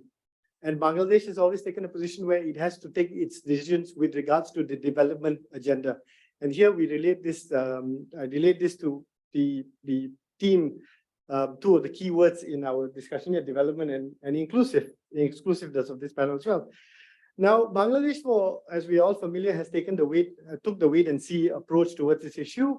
But in the evolving geopolitical and geo-economic environment that we are witnessing, we are at a position where there is an Indo-Pacific outlook. And the Admiral did a very good job in laying out some of the key ideas behind this, so I would go into this. But I think there are a couple of things of this context which I just want to tease out at the moment. One is that we are all aware that we are witnessing a increased or accentuated sense of concern over the future of multilateralism. We are living in an environment where we see shifts in the multilateral, minilateral, and plurilateral environment, we could extend that, and in the Indo-Pacific region itself. We also are seeing a new sort of architecture evolving where we are seeing sort of a, if I want a better term, crowded institutional landscape itself, in which some of these institutions can compete, but can also complement, can fragment, but also allow the opportunity for alignment as well. And the other important point that I think we should bear in mind as we look ahead about inclusiveness and development is the fact that it's not just about the great powers. There are a number of middle powers, regional powers, aspiring superpowers, potential superpowers, whichever categories we want to use. But there are a number of these states which are increasingly important within the Indo-Pacific region as well. From India to Japan to Canada, France, UK, and even the European Union. And this is where a country like Bangladesh has an opportunity to leverage, align, or draw upon as he charts his path as well. Now, with having stated this context, within this, I also want to emphasize, and I think again that it's a point that I think it's all of us have general agreement on, that the Indo-Pacific outlook does not signify a break from other trajectories or older trajectories of Bangladesh's foreign policy statements. I mean, if you look at the outlook itself, you see a resemblance with Article 25 of Bangladesh's constitution. Foreign policies will be guided by principles of non-interference, peaceful coexistence, respect for international laws. We've spoken about UNCLOS already, freedom of navigation, other issues. All of these are there. So we're not seeing a shift. But there are two ways in which we can approach this. One is to say that it is an attempt at some stage to balance and between the great powers on this issue. But within this balancing, there is an opportunity that arises for the exercise of agency. And I think this is what this panel is all about. How do you exercise this agency? And if you look at the IPO status that I'll just quote here, it calls for the establishment of a rules-based multilateral systems. And the S behind that is important as well. Multilateral systems to promote equitable and sustainable development. This is not the same language used by the Quad, for instance, which calls for rules-based order and systems. Now, this leads to another question, which I'm sure we'll be discussing throughout the day, about who gets to set the norms, who gets to set the rules, whose rules, etc. But having said balancing and highlighting agency, I want to now turn to see where this outlook itself and the evolving landscape, evolving geopolitical and geoeconomic landscape allows for greater agency for Bangladesh. One could look at the evolving multilateral situation and have a very bleak view, and I won't blame you for that. But one could also see that perhaps smaller states, and I use the word smaller states only in a relative term, I don't see Bangladesh as a small state.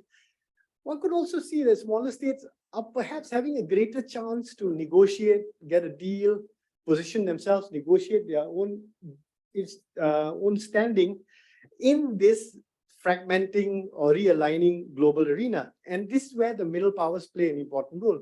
The importance of Japan to relations with regards to its relations with Bangladesh, but also in the future of the multilateral environment and in the Indo-Pacific is something that we should be paying attention to as well.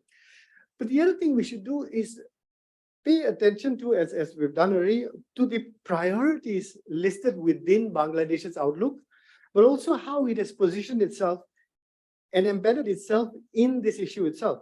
Now, if we look at it, it's very clear that the prioritization is not about security issues, but about economic issues and non-traditional, what we would generally describe as non-traditional security issues, although I'll come back to that point to highlight. But the other aspect, which also they are not brought up, is about the blue economy. This is also an important aspect of it, which we should look at as well. Now, Bangladesh's position has generally been that in its multilateral understandings, it tries to generally emphasize the economic benefits rather than the security benefits. We've seen that in BIMSTEC as well, and we're seeing that in the statement of the outlook. But it's interesting to see how this will play out going ahead as well. Because what you would find here is if it can focus on the economic agenda and develop a sort of architecture around this, it will move from just taking sides to actually reshaping some aspect of this regional arena as well. And here I like to compare Bangladesh's outlook with what's going on in ASEAN. Now, ASEAN, as I mentioned earlier, has been somewhat concerned, ambivalent, and you can use other words as well with regards to the Indo-Pacific. There's no There's no general one perspective from ASEAN as well. But what is interesting is that we know in a number of days the ASEAN summits are happening. And one of these will be the ASEAN Indo-Pacific Forum. This will be the first one that ASEAN will be hosting, and it's hosted by Indonesia. And why I'm drawing the parallels is that they both are approaching the Indo-Pacific primarily from very similar positions. But it's also interesting to take notes from what ASEAN is attempting to do. Now, if we look at what the ASEAN Indo-Pacific Forum will focus on, the listed aims are green infrastructure, resilient supply chains, digital transformation, creative economy, and sustainable and innovative financing. Its 4 areas of priorities are maritime cooperation, connectivity, sustainable development, and economic cooperation. In other words, the focus is on developing infrastructure, but also on setting the norms. And this is something important when we come back to norm setting, standard setting, etc. But the other thing we see, and I want to draw parallels here between the two approaches, is that ASEAN, and I suspect Bangladesh, is very comfortable with developing that. Let me rephrase that. ASEAN and Bangladesh will not approach the Indo-Pacific as one unified region with one set of multilateral institutions which are ascribed to by everybody, but rather regional groupings within the Indo-Pacific that overlap at times. And I think this is what's going to be important looking ahead as well. The other thing is that if we look at the ASEAN Indo-Pacific Forum, what we find is that they are making concerted effort to bring the private sphere in. So you will have businesses, you have the private sector, public, as well as state-owned enterprises represented at ASEAN to discuss this issue. I think this is something quite interesting here because you are shifting the agenda more towards the economic sphere itself. I'm keeping an eye on time, so I'm just going to skip ahead a little bit to just come back to the issue of the blue economy as well. It is no surprise that the blue economy is something very important to Bangladesh itself. 720 kilometers coastline, fishing, aquaculture industries. It's a major contributors to Bangladesh's economy. I believe Bangladesh is ranked 3rd globally in fish extraction from open water bodies and 5th in aquaculture as well. And by 2043, it is estimated that Bangladesh will handle more than 124 million tons of cargo. Now, all of this is contingent on freedom of navigation, some form of implementation or agreement to implement UNCLOS, but also on norms and standard setting with regards to the blue economy.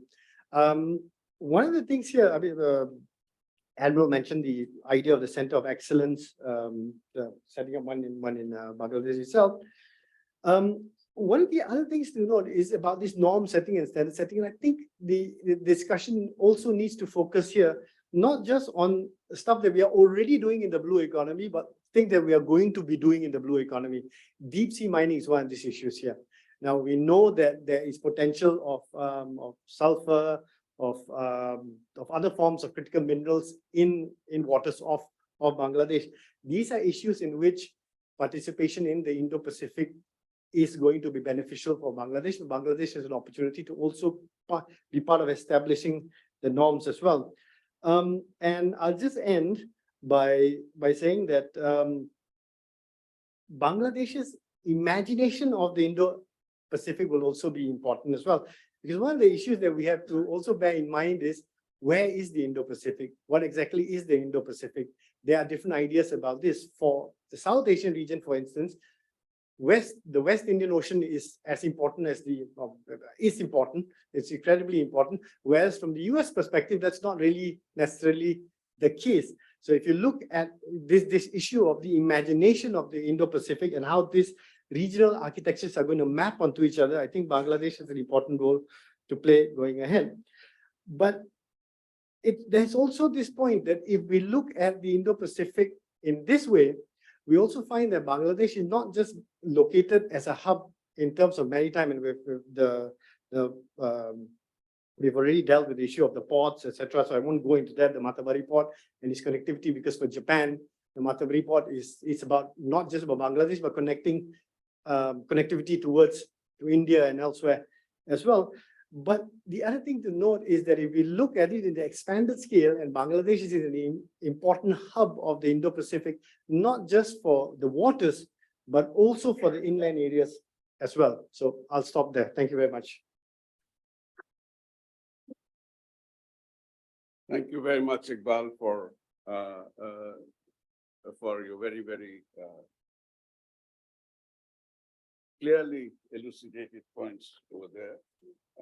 You've taken note of the fact that our contribution to peace is certainly a factor which is impelled by the necessity that without peace we cannot develop ourselves. And that's why we are one of the biggest contributors to the UN peacekeeping system.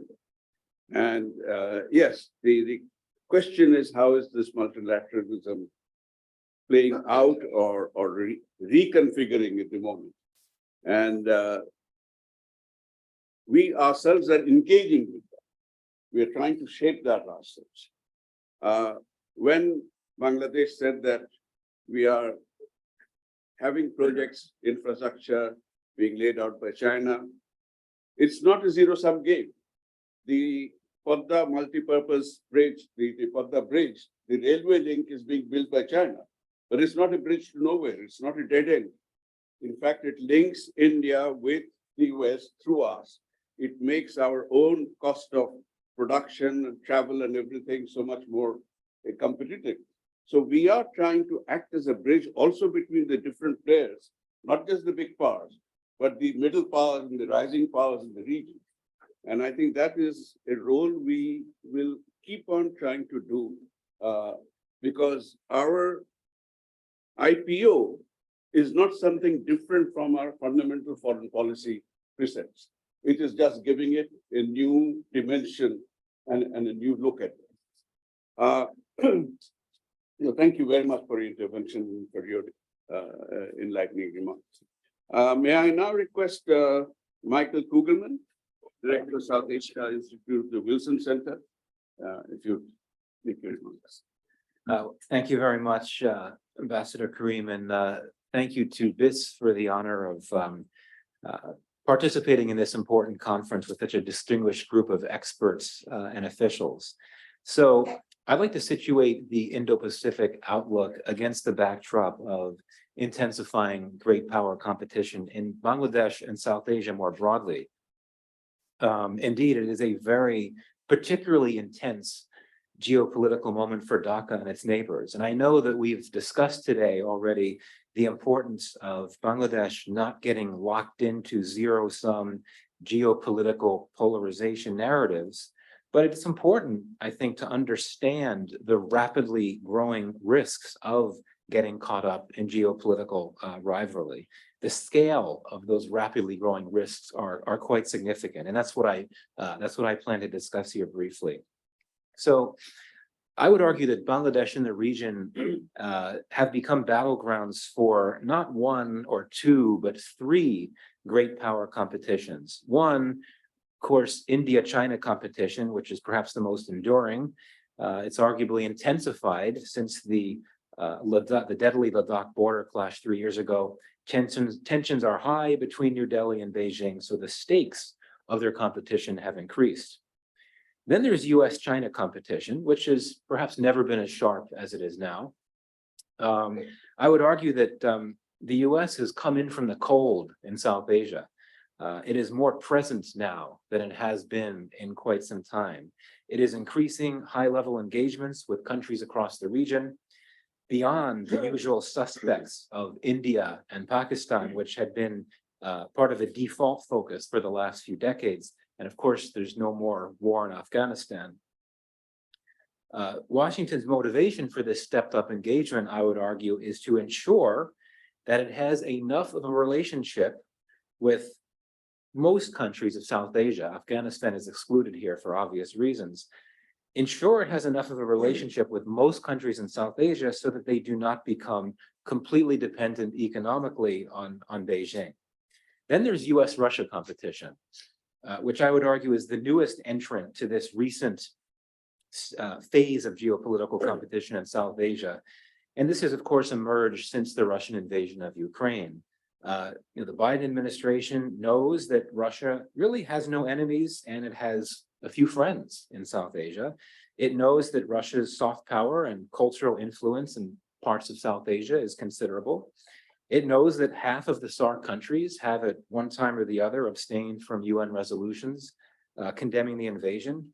So as I understand it, the administration has sought to urge countries in the region to take a stronger stand against Russia. And I would argue that we're starting to see flashpoints around the region, flashpoints for great power competition. And I'll briefly highlight a few. Travel to Nepal. I know we have a participant from Nepal, but I think many of you would know that just this past week, the government implemented a new infrastructure grant from the MCC, the Millennium Challenge Corporation. Now, what does this have to do with great power competition? Well, US officials for quite some time have said that this MCC grant is part of the US Indo-Pacific policy. Nepal's parliament had refused to ratify it for 5 years, fearing that Nepal would get dragged into US-China competition. It did eventually relent and finalize the grant. And since then, it appears that China has picked up the pace of its efforts in Nepal. And just recently, it signed some new agreements to accelerate existing BRI projects in Nepal. And if you look at Myanmar, China and Russia, and to a lesser extent India, are sending arms to the Myanmar army. India, in my view, is doing so in part to ensure that Myanmar does not become overly dependent on Beijing. So great power competition is empowering Myanmar's military with potentially destabilizing implications for neighboring Bangladesh, of course, as well as, ironically, India. Then there's Pakistan. This case is a bit different. Islamabad, of course, has a deep alliance with Beijing, but Washington, the Biden administration has sought to counter China, even if modestly and perhaps unsuccessfully, by pitching alternate forms of infrastructure investments through the Development Finance Corporation, a new entity associated with the Indo-Pacific policy. But it's really US-Russia rivalry that I would argue has been a flashpoint in Pakistan recently. Very well chronicled now. The administration's unhappiness with Imran Khan's decision to travel to Moscow on the day of the invasion of Ukraine would lead to some sharp words from a senior US official in a conversation with Pakistan's ambassador to the US, and that led to a major crisis when Khan, based on that conversation, accused the US of colluding in his ouster from power. And then coming back to Bangladesh, I found this quite striking. I mean, everyone here, I'm sure, will remember an incident which happened back in December, I believe, when a Russian ship bearing parts for a Russia-funded nuclear power plant, it arrived. US officials objected to that. It objected to it offloading parts in Bangladesh because the ship, according to the US, had done business with the Russian military. Put the government here in a difficult spot. The ship eventually, as I understand it, was asked not to offload and it sailed away. So intensifying great power rivalry is playing out in a region with many non-aligned governments, including here in Dhaka. So Bangladesh and the region will face increasing challenges in continuing to balance their relations with these four players, the US, China, India, and Russia. And my sense is that these balancing efforts have been carried out quite successfully to this point, even with the added pressures. And this brings me to the Indo-Pacific outlook, and I'll begin to conclude here. I see it based on a careful read of the document. I see it as a careful and skillful effort to signal Dhaka's commitment to balance relations with competing powers. For sure, the document highlights key principles of Bangladesh's foreign policy, its core foreign policy principles. But I also note the mention of notable principles and exact words that feature prominently in the US Indo-Pacific policy. Free, open Indo-Pacific. These are the catchwords that are found in the Indo-Pacific policy, America's Indo-Pacific strategy. But I'm struck how it also highlights some other principles that have often been articulated by Beijing in expressing its views about international relations, principles like non-interference, sovereignty, and so on. I'm also struck by the name of this document. It's an outlook. It's not a policy. It's not a strategy. And I think that, to me at least, this gives it a softer connotation. signaling perhaps to certain audiences that it is not meant to equate to an actual formal Indo-Pacific strategy, much like the one that the US and many of its allies and partners have come out with. So to conclude, where are things going to go? I don't know. I'm not going to claim to predict that, but I guess perhaps be a bit provocative in concluding, could there be tipping points that put Bangladesh's balancing policy to test, and for that matter, put the balancing policies of other non-aligned governments in this region to test? What if China were to invade Taiwan? What if Russia were to expand its war to a NATO country, to Poland? I don't want to assume anything, but if one or both of those things were to happen, there's a chance that Dhaka and other capitals in this region could come under new, perhaps unprecedented pressure from the US and its Western allies to take stronger positions against China and Russia. Yeah, these are scenarios that should not be discounted, and I think that those could put Bangladesh's balancing policy and that of other non-aligned states in the region to a very big test. So with that, I'll conclude. Thank you.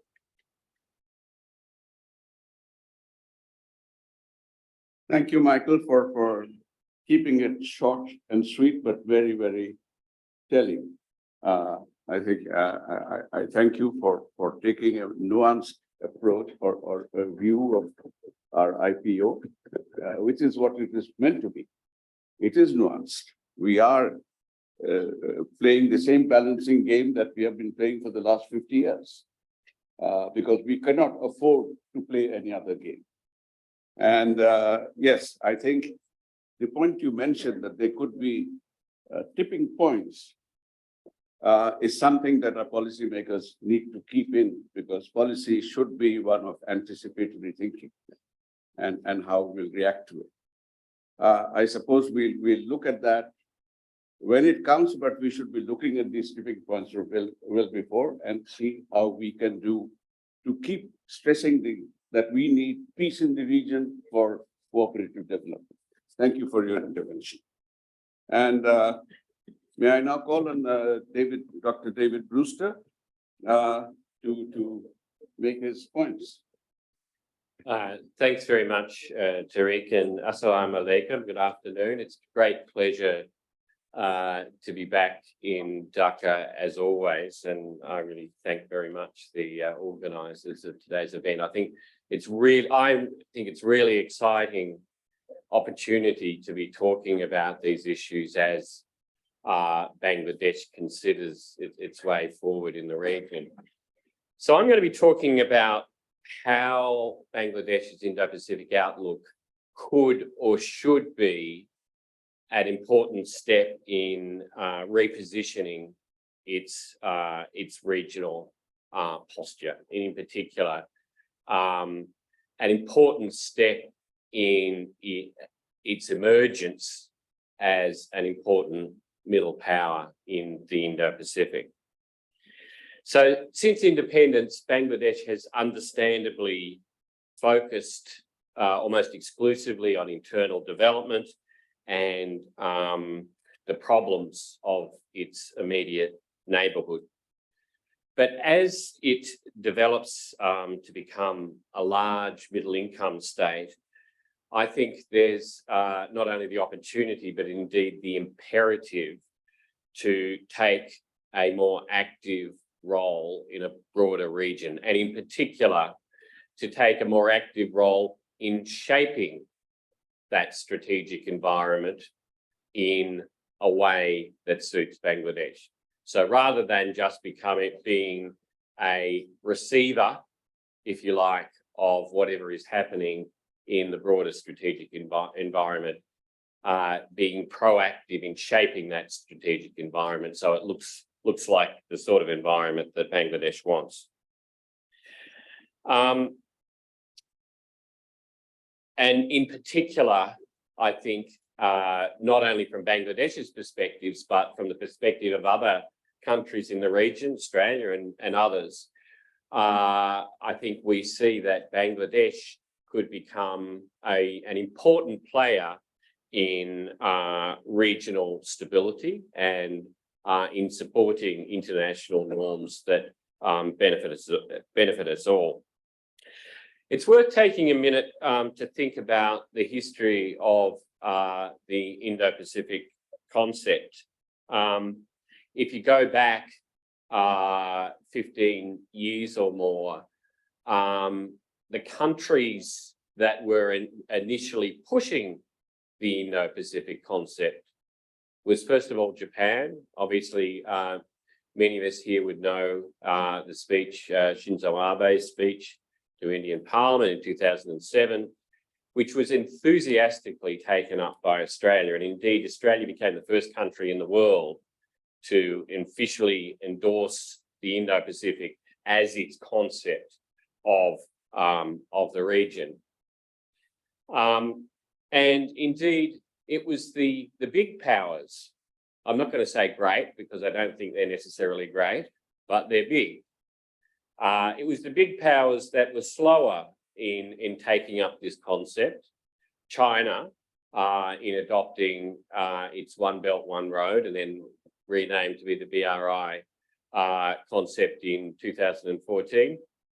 That was its concept of the Indo-Pacific, basically connecting the Pacific and Indian Ocean regions in a manner that benefited it. And then India and later the United States in about 2016 to 17, 18 adopted the Indo-Pacific as the concept, their concept of this part of the world.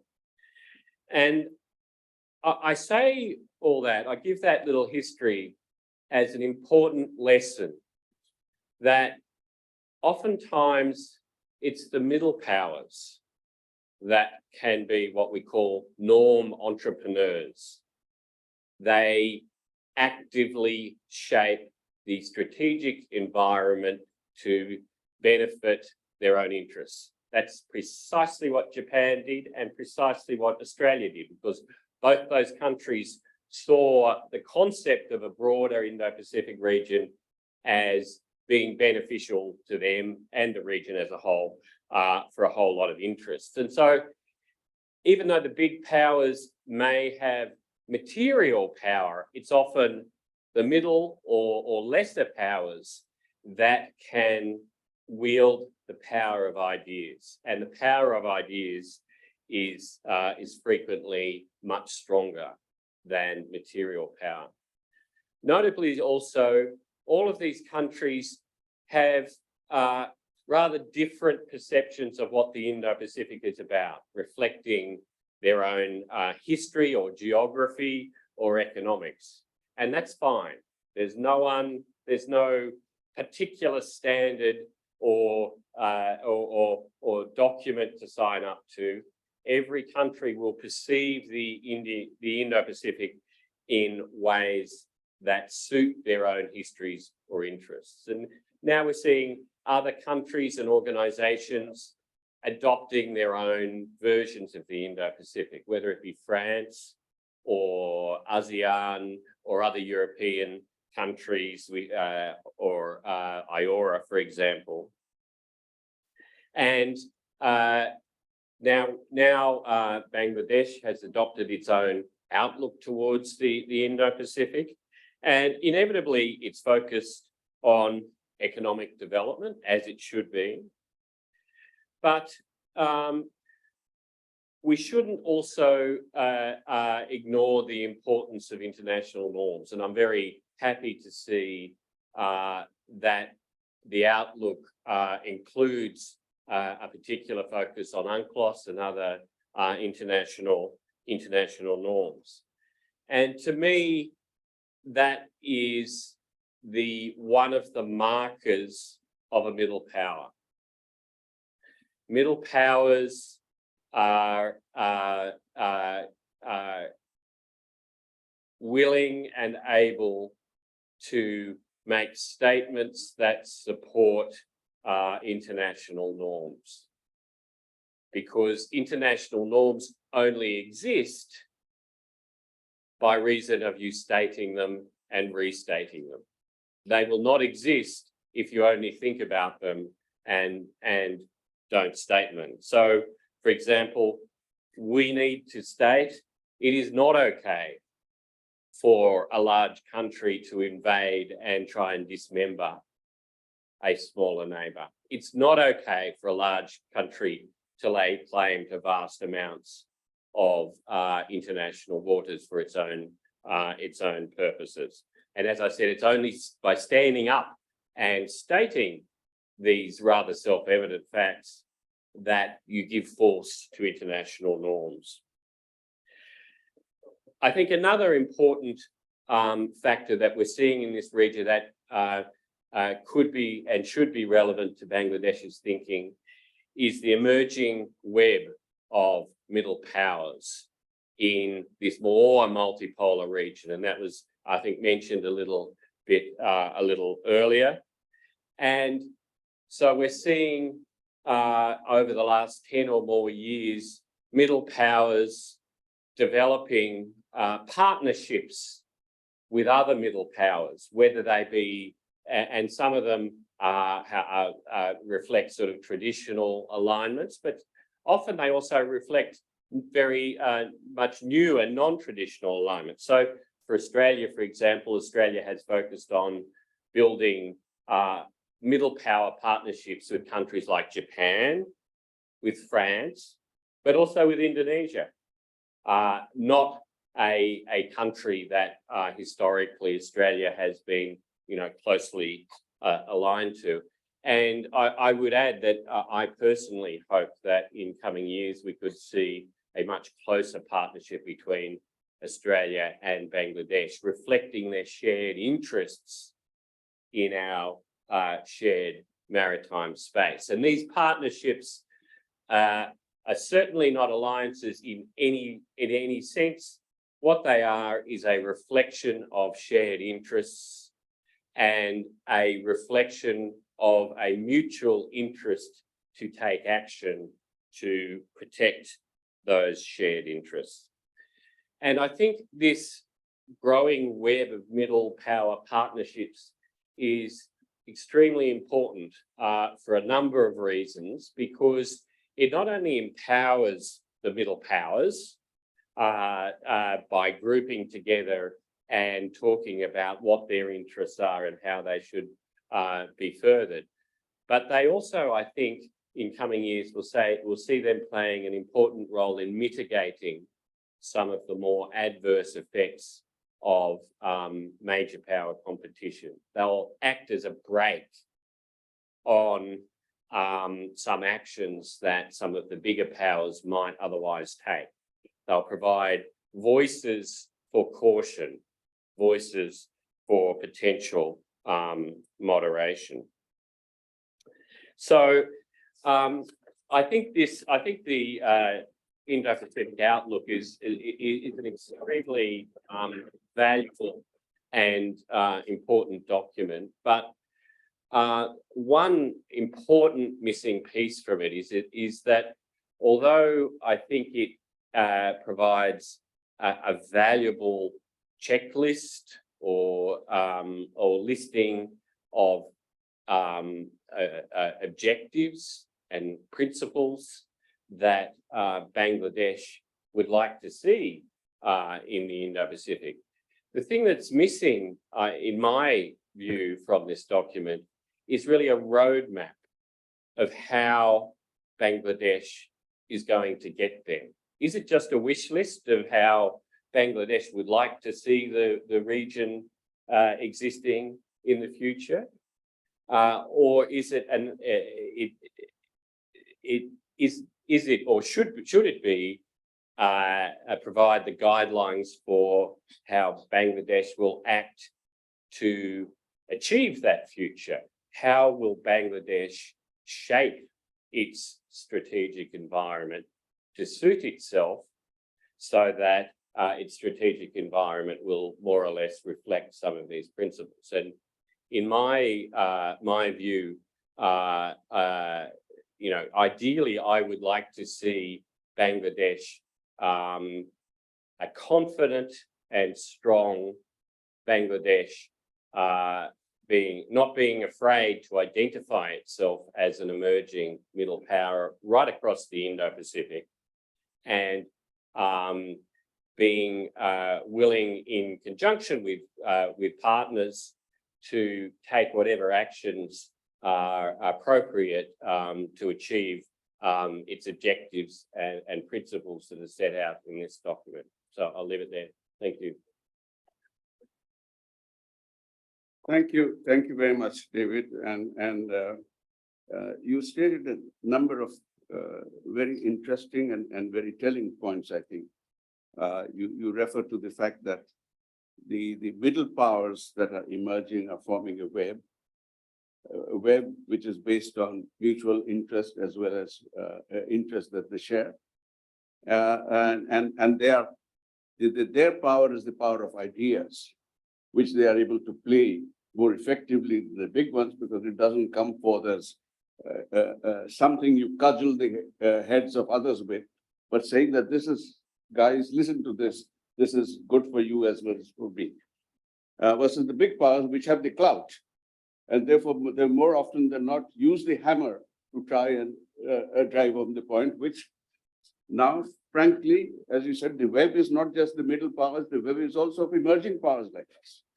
There are many like us who do not like to be forced into saying we are this side of the line or that side of the line. And I think that is one of the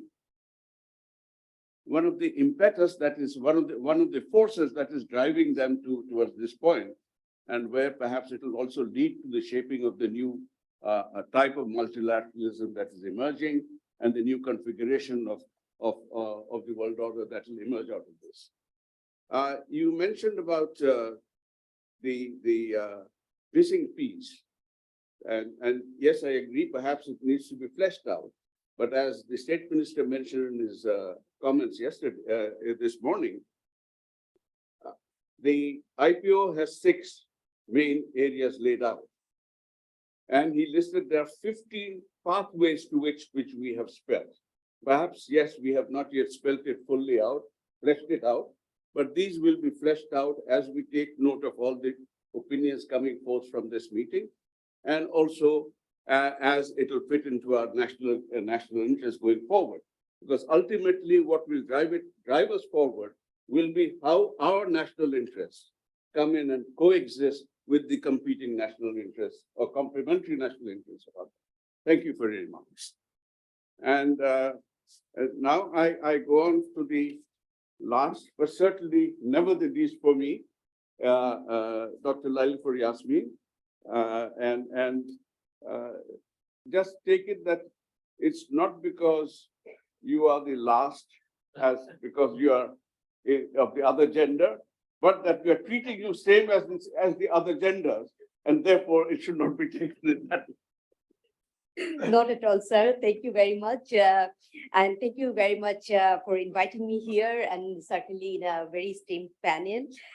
So I start with a quote from Anacharsis, 6th century BC Greek philosopher. So to him, there were 3 types of people in the world: the living, the dead, and those who sail ships and go to the sea.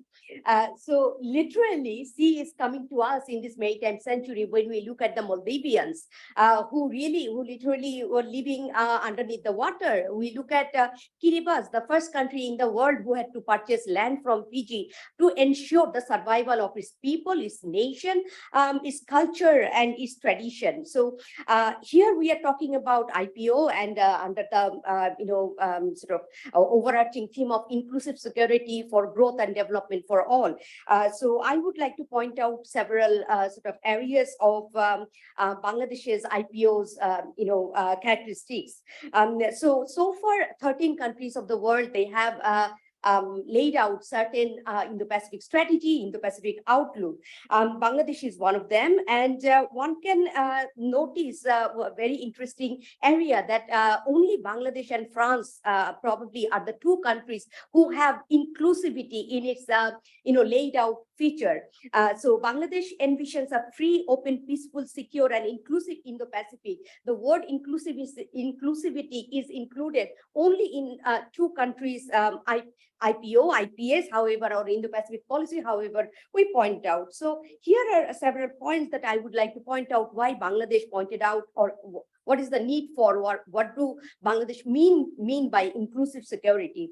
First of all, in today's world of complex interdependence, we can see we cannot divide or have a strict borderline between traditional and non-traditional security threats. These differences are blurring so fast that challenges are emerging from very different spheres that we never thought of.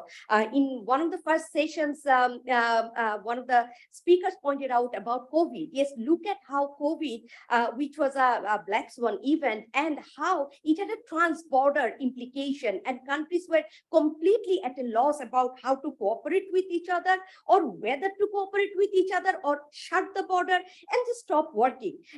But if we had a cooperative framework in mind, we knew that that things could have been settled, could have been addressed much better, in a much better manner. So what we need is that more collective efforts which are required to fight against such challenges that can emanate from any known or unknown areas. Number two, the very idea of a Westphalian system is based on this sort of assumption that threats to sovereign impenetrability will emerge from another such sovereign actor. But we have seen the way threats emerge in 21st century. They do not necessarily come from another state actor. They come from other non-state actor and transnational issues such as climate change, development challenges, transnational crimes at sea, transnational crimes in land areas, so, IUU, and as of such nature. So therefore, we need to look at the very origin of the global problem, which do not remain confined within the border of one country, but the solution must come from a statist perspective. The states who are at the helm of policy making, coordination with each other, and discussion with each other, and through continuous engagement, problem solving approaches must be taken. And therefore, it is an era when we do not talk about zero-sum games, but we need to talk about we need to talk about win-win game, and we need to talk about how a neighborhood can grow together, can develop together. So in this context, let us go back in the last century when the talk about sustainable co-development was introduced by United Nations. The concept of sustainable co-development is a radical idea where there would be a sort of redistribution of resources, but therefore it was not popular. Later on, in early 21st century, the concept of inclusive security was introduced, keeping in mind of how non-state actors can destabilize state boundaries, can actually affect the well-being of people, be that women, children, or elderly. And therefore, inclusive security, the concept of inclusive security talks about security for all, prosperity for all, internally and externally. It talks about states' cooperation with each other. Third, the overlapping between the terrestrial and the maritime domain is often under-recognized. This is something pointed out in the very first session today. Bangladesh's Indo-Pacific outlook particularly talks about or emphasizes on the very simple fact that there are areas where immediate connection between the immediate land area and territorial sea is often under-recognized.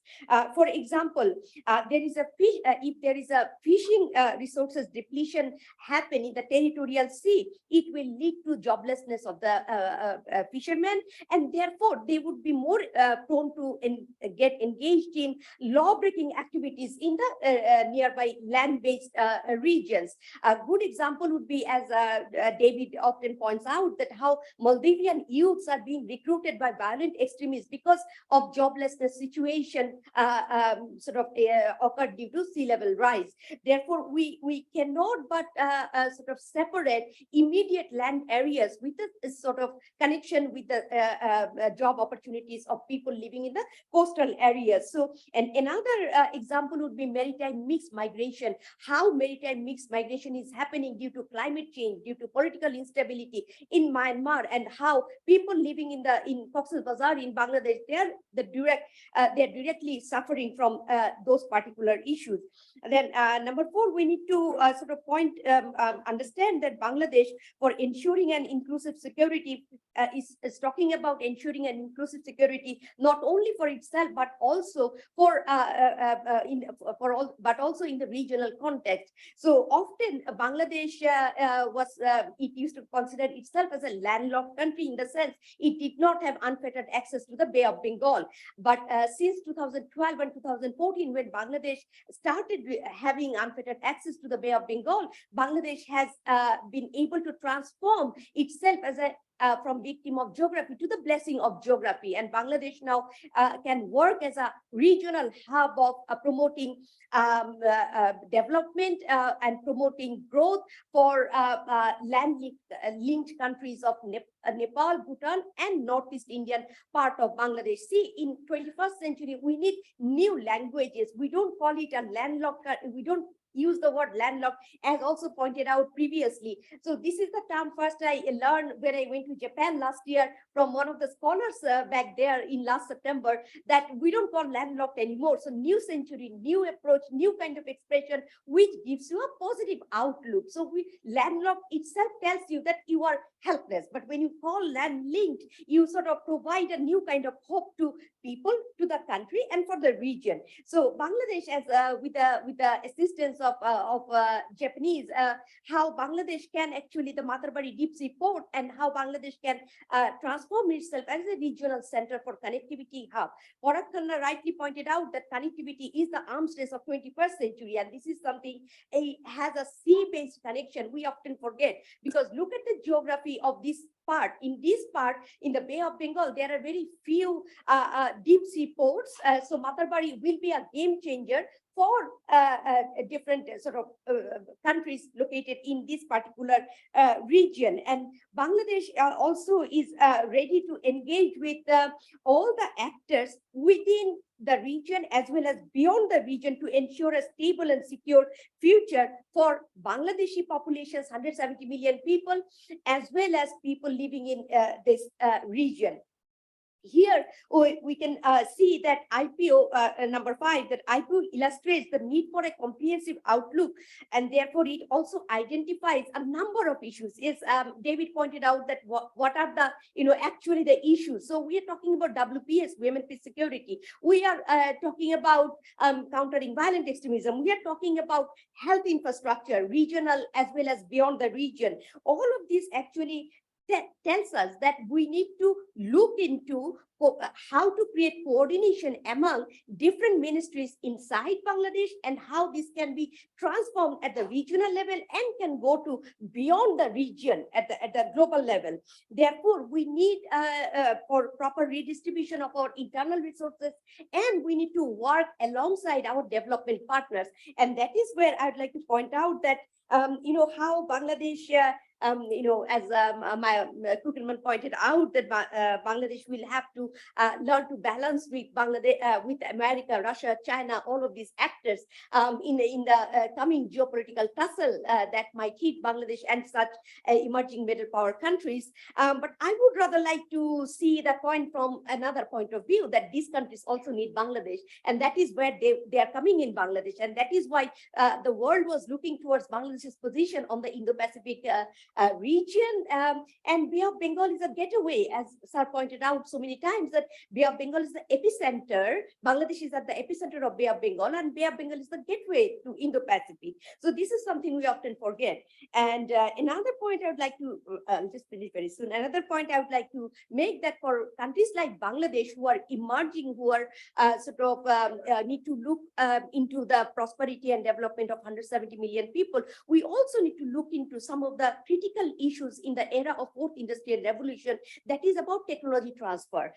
Looking from maritime perspective, there's a dead zone in the Bay of Bengal, which is half the size of Bangladesh, and this is something have occurred in there are 3 dead zones in the entire world, and one of them is in the Bay of Bengal. Bangladesh does not have enough expertise to deal with this. This is not only Bangladesh's problem, this is the problem of the entire region, and this is where we need more more involvement of other countries with technological know-how. And second point, something that I learned back in 2017, quite in a quite funny manner, that I was presenting a paper in the same session with the former Indian Naval Chief Admiral Dhawan, and he pointed out a collective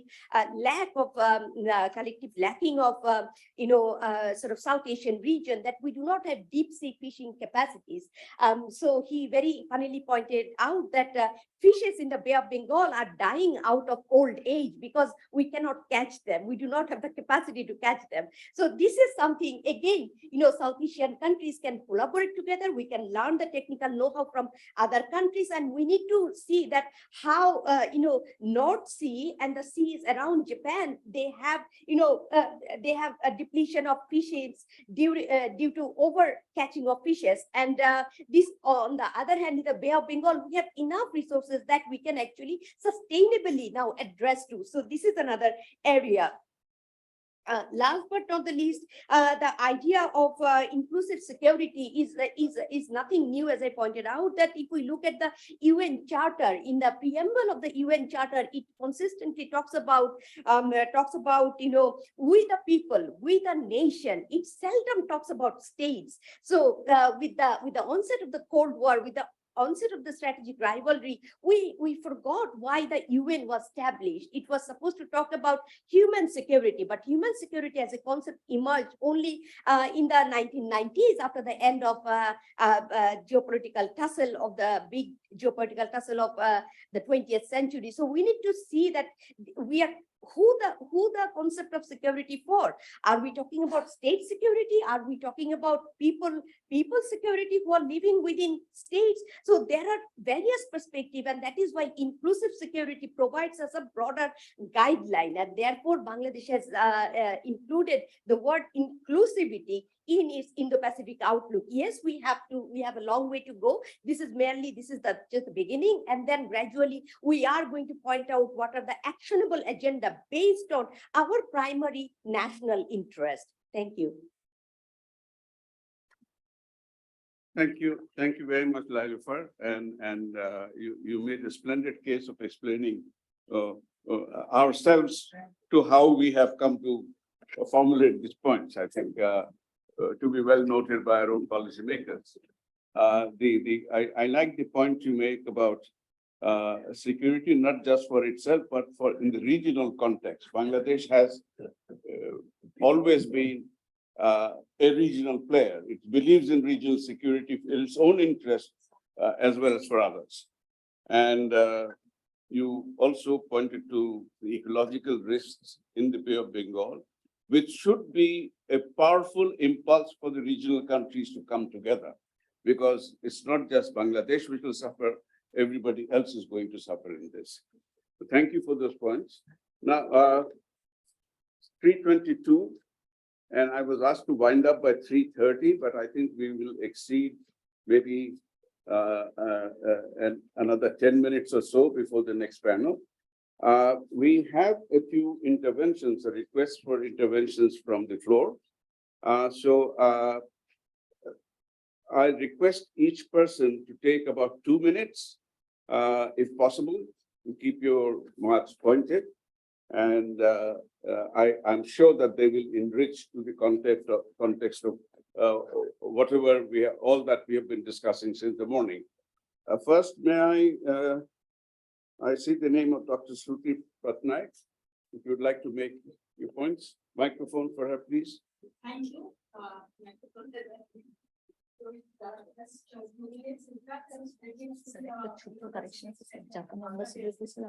Closing session about the day, sir. Yeah, closing session. Sorry. I think 1 or 2 months back, when I looked at the strategy, I really felt that it's very comprehensive.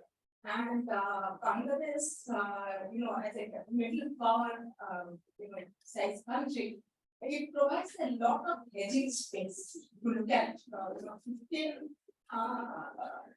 points, which includes not just the non-traditional security aspects, but it also speaks of value-based international order. It speaks of terrorism, focusing on terrorism, energy, connectivity. I think in many of these issues which have been pointed out, though some of them have not clearly emerged in terms of, the norm-based international order, which is a kind of, I think, work in progress.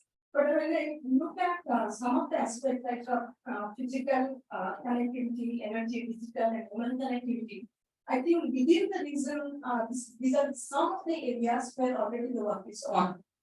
Whether it is within the regional framework of BIMSTEC, which I think with the Indo-Pacific strategy of each of the countries of the region, the BIMSTEC also becomes very significant.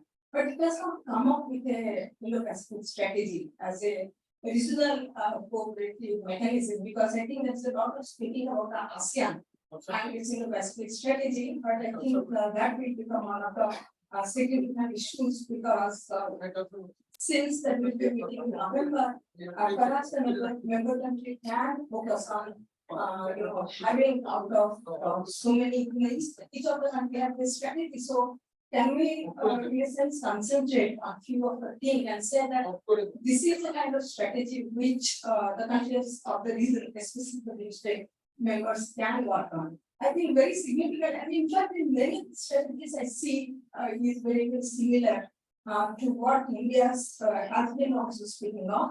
So that is why I said that it's so broad. So the each of the country strategy will have a reflection within Bangladesh's Indo-Pacific outlook. Perhaps as some people have mentioned that there is a need to come up with a very kind of pinpointed kind of strategy, but these are much more clearer.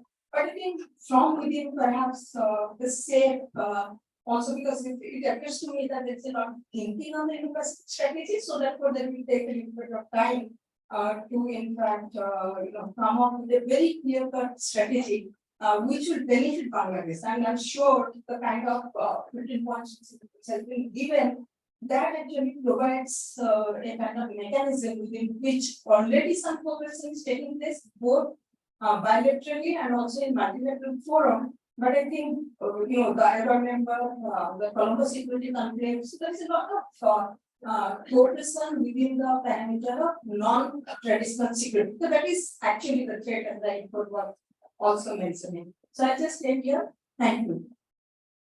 Thank you very much, for your points. Thank you for your intervention.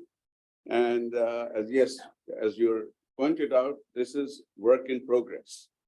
And I'm sure all the valuable points that have been made here will be taken into consideration as we go forward in giving flesh to the skeleton of the objective points that we have raised. I recognize Dr. P. Raja Mohan, who wants to make an intervention.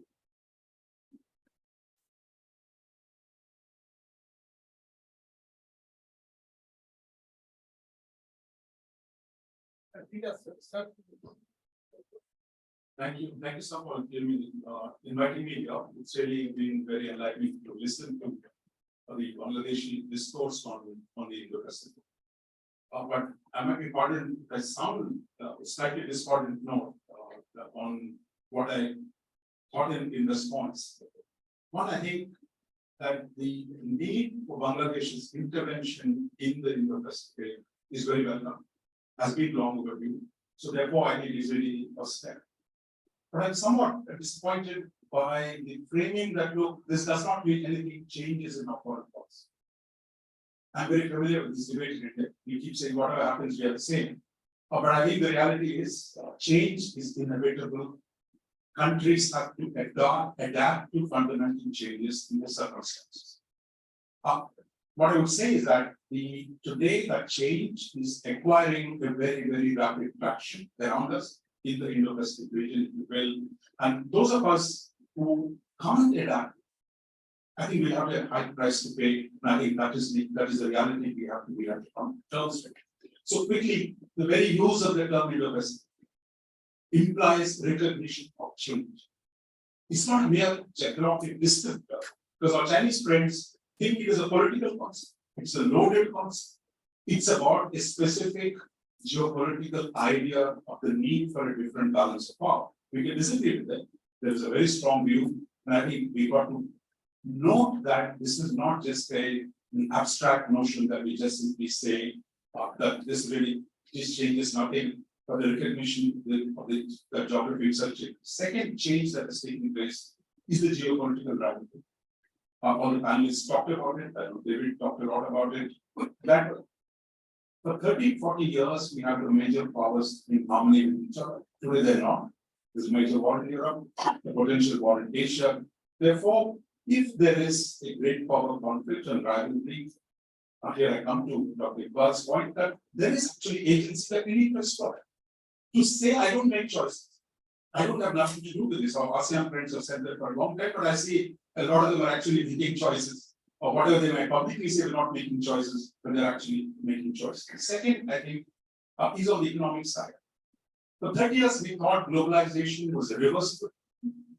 And a China-centered globalization will be the future of Asia.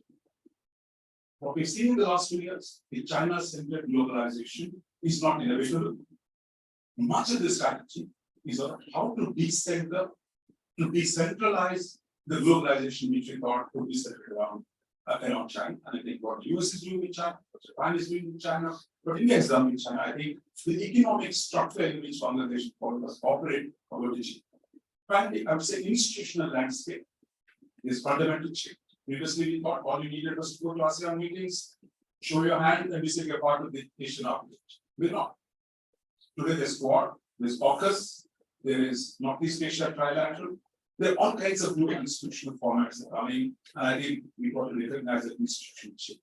So, my really urge our Bangladesh friends to really adapt to this, because you have to adapt, and you have the agency to adapt on the geopolitical, on the geoeconomic side, and on the institutional side, that you need to take fresh initiatives, fresh approaches to cope with the structural changes and take advantage of the structural changes.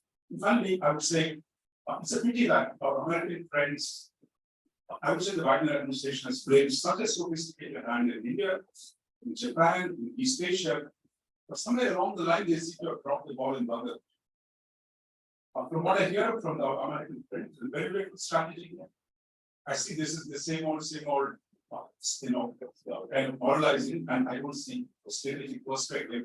And I hope if the US continues down this path, I think Bangladesh's other friends, like Australia, Japan, and India, I think we need to step up to work with Bangladesh much more closely to be able to partner, to be able to make sure, once again, I go back to Bangladesh is a middle power with huge potential, a major economy in the making, then I think it needs to play that role. And I hope the rest of us in the region can actually work more closely with Bangladesh so that we can construct a regional architecture that reinforces the new possibilities. Thank you, Raja. I really appreciate your deeply insightful and incisive comments. And I'm sure the Bangladeshi audience will really respond warmly to some of the points that you have made. You want to speak also? Okay. I have one more speaker, and then let me call on you, the Ambassador of Japan.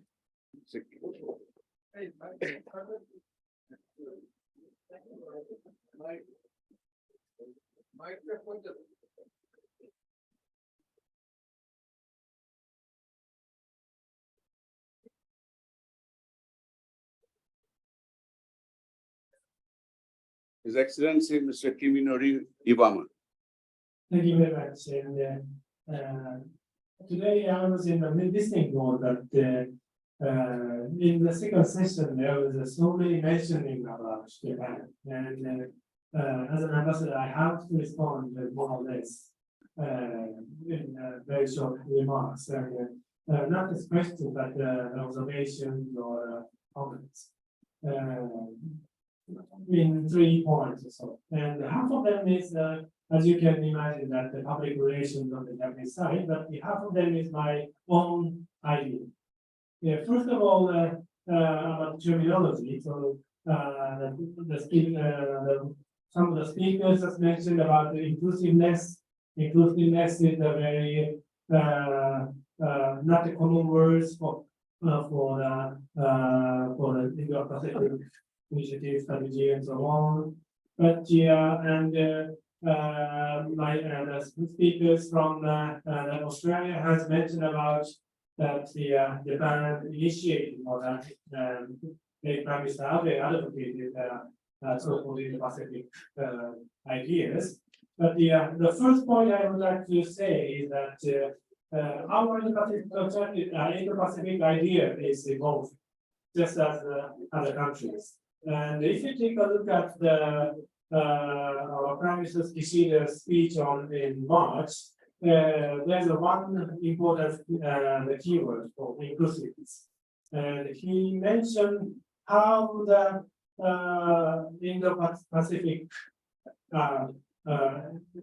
not a strategy. We don't use at all strategy or the doctrine or something like that. We are very soft, and we call it Indo-Pacific ideas or Pacific initiative or something like that. Very soft. But one of the key points is actually he emphasized the inclusiveness in his speech, and when it comes to the non-sovereign issues like climate change or something like that, since the approach is inclusiveness, we emphasize the issue to be tackled should be widened.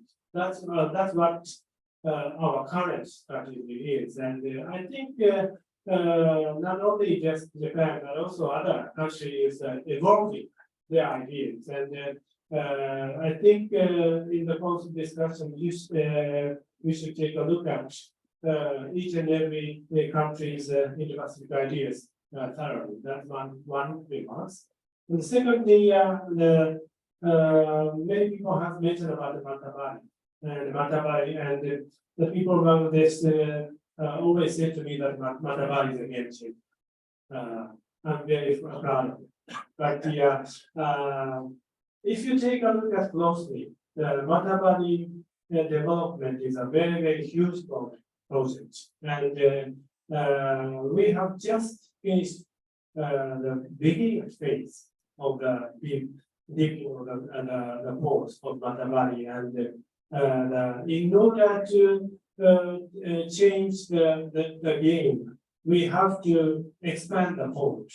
And we have to further deepen the port, and we have to take a look at how the Matabari area should be developed. And in order to do so, I think we need the inputs from all sides, of course, including the Bangladesh side. That's the second point. And the third point is that I agree with you that from the panelists that the Bangladesh outlook is concentrating on the economic side, and they are trying to avoid the security strategic side. But some of the speakers have mentioned the blue economy or the maritime safety. It's a sort of an intersection between the security side and the economic side. Blue economy is primarily the promoting the fishery and so on, but in order to do so, we have to take a look at the maritime safety. So it's an intersection between the security aspect and the economic aspect. Thank you. Thank you very much. Thank you for your comments and for clarification. And it's comforting to know that we are both evolving ideas. And I have one more name for intervention by an international participant, Ms. Preeti Gaonkar. Is she here? Microphone there, please. Thank you, Chair. Good afternoon, everyone. I'm representing the Asian Europe Foundation this week. Thank you very much for this. invitation. Very grateful. Ministry of Foreign Affairs of Bangladesh, the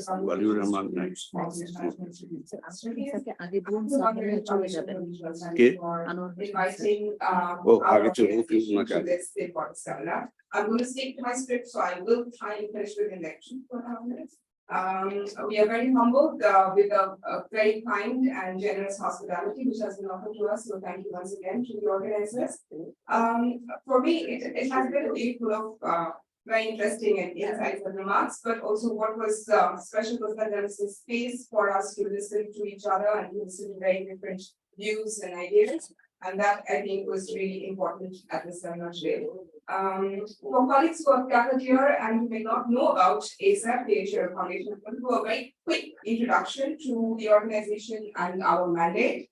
By the way, we are neighbors to access in US, Singapore.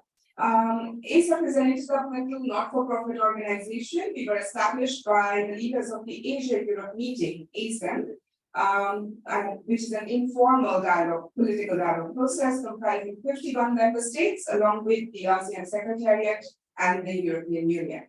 And Bangladesh is one of the key members with the role of the vice chair of our board of governors, soon being taken on by His Excellency Mr. Rais Hassan Sarovar, our governor from Bangladesh. So we are looking forward to really working closely together with Bangladesh in the coming year. Our mandate is to build connections between the peoples of Asia and Europe. We are the only established multilateral institution for such bi-regional exchange with a focus on people-to-people connections through intellectual and cultural exchange. Now, the reason that I began with this introduction is that we are an organization with inclusive membership of diverse states on an equal partnership basis. This brings me to the point about regional context in the framework of today's discussion. For shared growth and development, there is a need for cooperation and collaboration, which is based on enhanced mutual understanding, especially in a world where we are facing fragmentation and more uncertainty. This corresponds also to the objectives mentioned in the IPO, and creating spaces for continued dialogue between the peoples of the various regions is a role that organizations like ours, ASAP, can undertake and serve as a reliable partner for member states with their outlooks and strategies. The next point that I would like to present is about the need for creating a well-developed civil society to be able to meet the bigger demands of global development in the framework of inclusive security. We have seen and heard about the importance of academics, think tanks, private sector, and businesses, and I would like to highlight the importance of civil society as well. Creating better access to education built on a strong foundation of peer-to-peer exchange and mutual learning is essential, as well as enhanced participation of women in decision-making processes is key to enable a knowledgeable civil society to partake in such growth and development. A very quick note about ASAP, what we do projects in education, youth leadership development, climate change. I'm going to keep this very quick. We work closely with several political processes, including like the EU-ASEAN summit, which took place where we had representation of youth leaders presenting to the leaders and sort of making recommendations for policy making.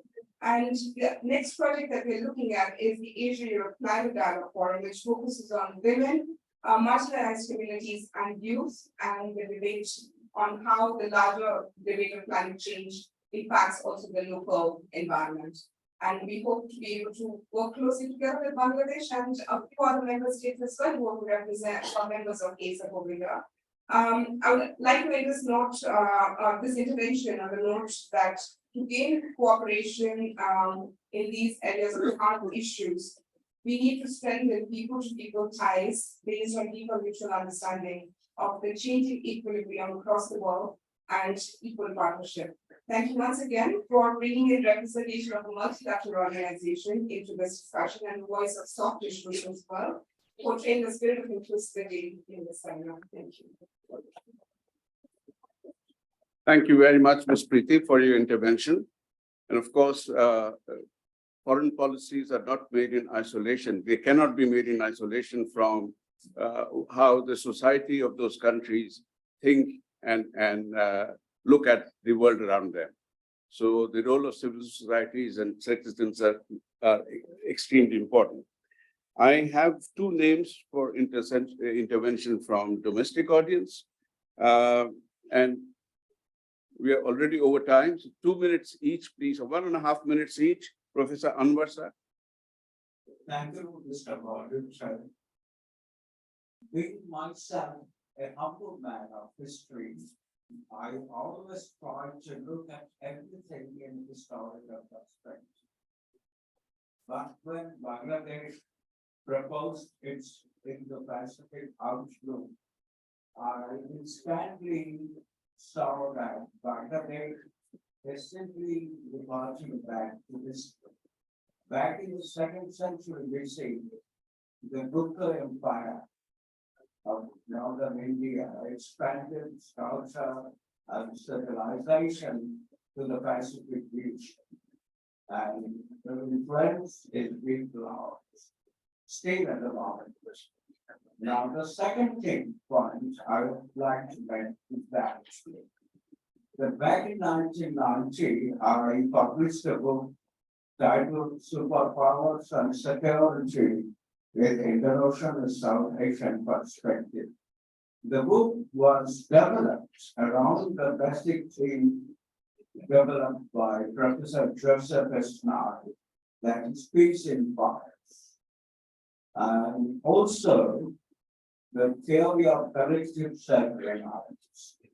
And I wanted to demonstrate the fact that in the ocean region should have collective self-reliance through what Dr. Sukhir Bhatnaik stated, even span, non-traditional security.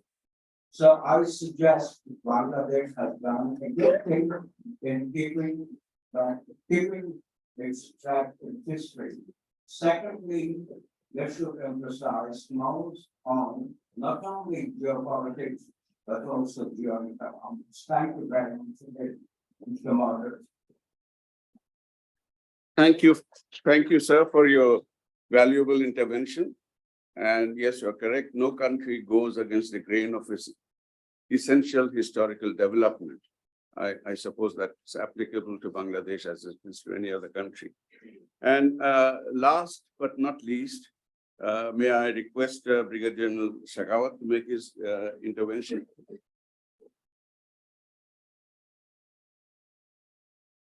Thank you very much, sir. My apology, I could not come early morning. I had some other engagement. And then it took me about 1.5 hours to come from my house to this place. So we know it is a great event that for people like that happen. So my question is very simple. Having read Bangladesh Indo-Pacific outlook, what is there? How are you going to implement the security framework? And it is no hidden strong connotation that it's between China and West, and particularly in South Asia, between China and India, as we have seen the next development on the ban issue. And of course, the Indian preparation to face China, if anything happens, something like that in 1962. In that case, when we are talking about almost a non-aligned foreign policy maintaining till today, and perhaps we have to maintain like that. How do you see that Bangladesh inclusion in Indo-Pacific strategy? We're not talking about strategy. We're talking about the Indo-Pacific policy or whatever it is. It's very difficult to remain neutral in that sense. Strategy always on perception. If anything of that 1962 happens in the subcontinent, and then as in 1962, the AFK tried to respond, and the American response and the notion, what Bangladesh would do, that's the main question that I was having. For all this time, I was in the Pacific strategy of the Pacific for us. So therefore, would Bangladesh change its stance and Bangladesh is able or will be able to join any part of this strategy? Thank you very much. Thank you, General Sakawat, for your questions. They are very pointed questions. Unfortunately, I do not represent the government here. I'm just moderating this session. It is something that the government will have to take into consideration when they flesh out the objective points that they have listed in the 15 points, how they will configure this. But I'm sure, well, if you want to make a comment to that, a quick one, half a minute. Sir, why me? I'm an academic and I'll give you a very academic answer. But sir, one thing I would like to point out that we often talk about today's Bangladesh's geopolitical situation. If we compare back to 1971, look, America needed China by its side to fight against Bangladesh's birth. But then again, now we see that both China and America, they want Bangladesh to be in their respective sides. So today we can see that Bangladesh is no longer 1970s Bangladesh. It's a different Bangladesh and is the antithesis of 1971 that they both want us on their respective sides. And another point I would like to add here, what Michael pointed out, that there's regionally India-China rivalry over Bangladesh. Globally, there's US-China sort of tussle, US-Russia tussle. We are forgetting European Union as a factor. We are forgetting that French president is coming to visit in Bangladesh. So Bangladesh creates a value for a number of countries, and we forget that. So I agree with Professor Raja Mohan when said that we have to learn to adapt. We have to learn to adapt, but at the same time, we have to learn that, Bangladesh's geographical location, it has brought us with much blessings, but at the same time, we cannot change our neighbors, we cannot relocate ourselves. So we have to sort of understand that particular predicament and act accordingly. Taking sides is not in Bangladesh's DNA, if I can point out that way. We have always cooperated, we have always been a regional factor. Look at the birth of SAARC. Bangladesh is the only country that thought about, creation of a political region of South Asia. No other country had they always looked beyond the region for getting any security guarantee. But we looked inside. We wanted to strengthen our, fraternity in the region. Therefore, I don't want to be very pessimistic and think that Bangladesh will have to take a side, but I would rather say that Bangladesh has its own strength, and we have to learn to play on our strength, to our strength. Thank you, Lalufar. I'm sure that BIS, when making its report to the ministry which it serves, will have both your question and the answer in that report. We've had a wonderful session here, very lively and intellectually very stimulating. I thank all the panelists for their invaluable contributions that they've made, and I thank the audience for their participation. A big round of applause for everyone.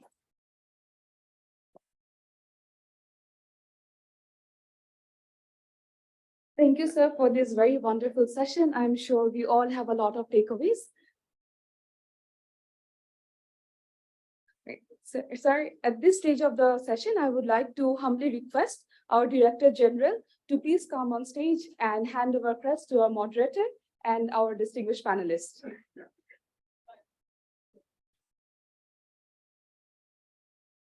First, the moderator, Ambassador Tariq Karim, sir.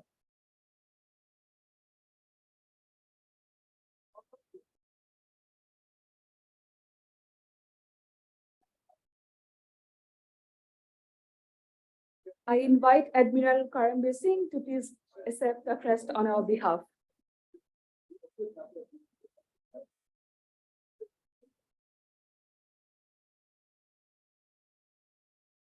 Dr. Iqbal Singh Savia, sir, please.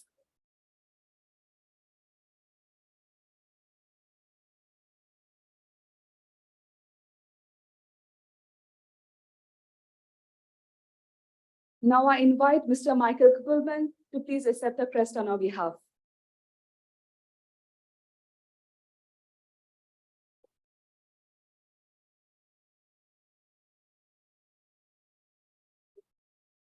Dr. David Brewster, sir, please.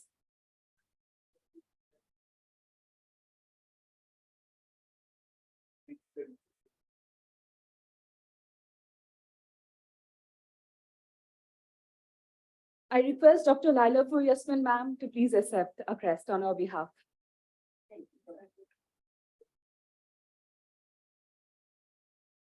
I also request 3 of our very distinguished foreign participants to please come on stage and accept a crest to take away as a memory of this seminar. I invite Dr. Shruti Patnaik, Dr. C. Rajamohan, and Ms. Preeti Gonkar to please come on stage.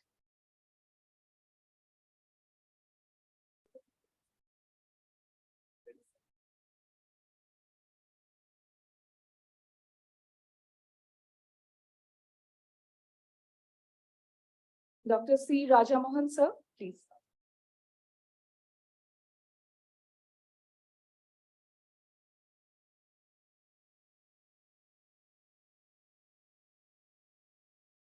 Ms. Preeti Gonkar, please.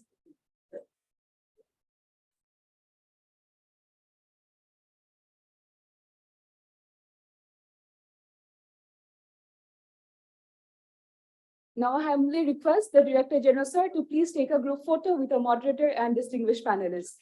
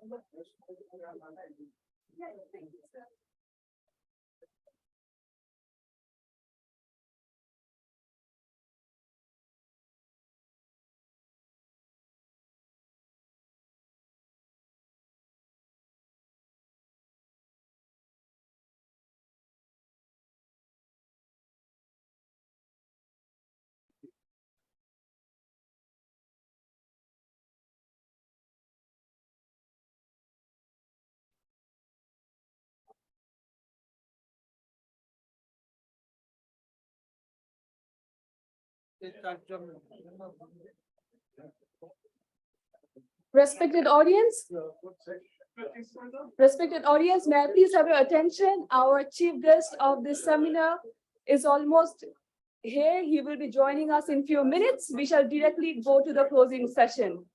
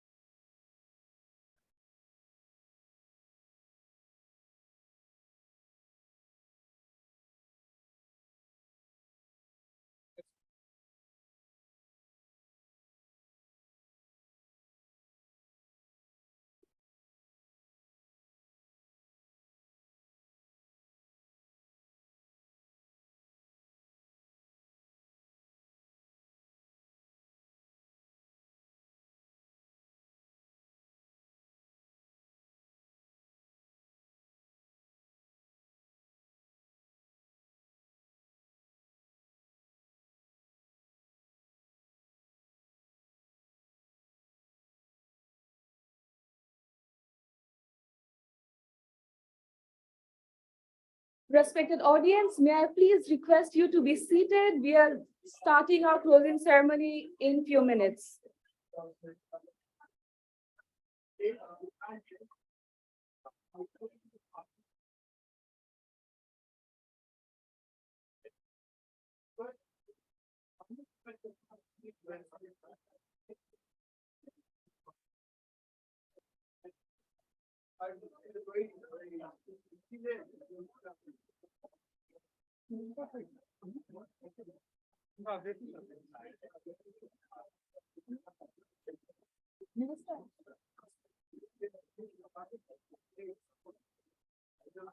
Respected audience, I kindly draw your attention. Our Foreign Minister, His Excellency, has already arrived. We are starting our closing ceremony very, very soon. Please take your seats so that we can start.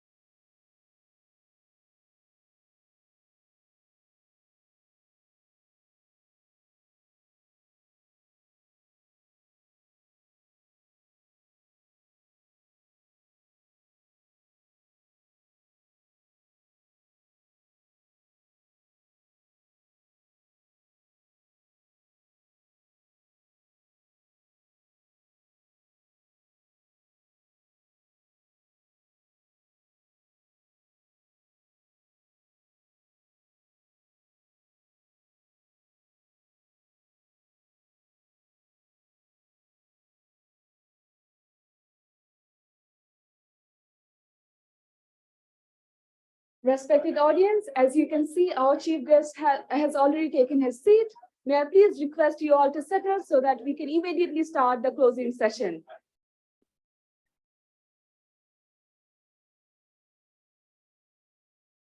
Respected audience, I repeat, may I please request you all to please take your seats so that we can start with the concluding session.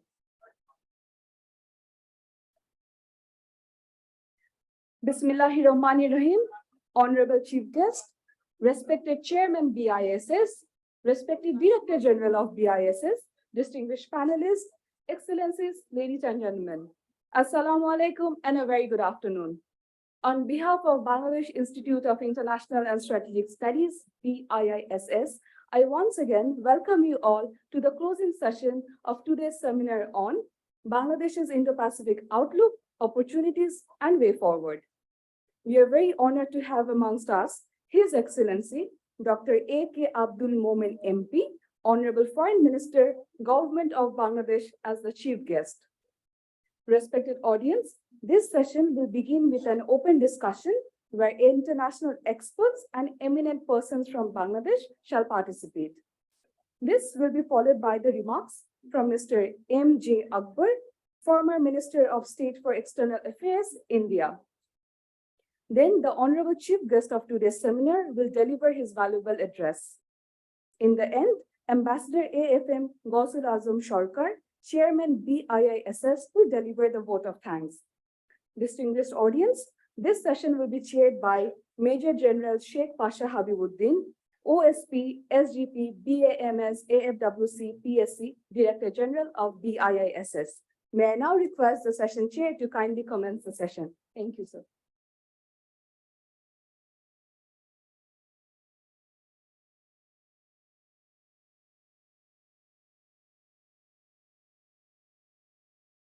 Bismillahirrahmanirrahim.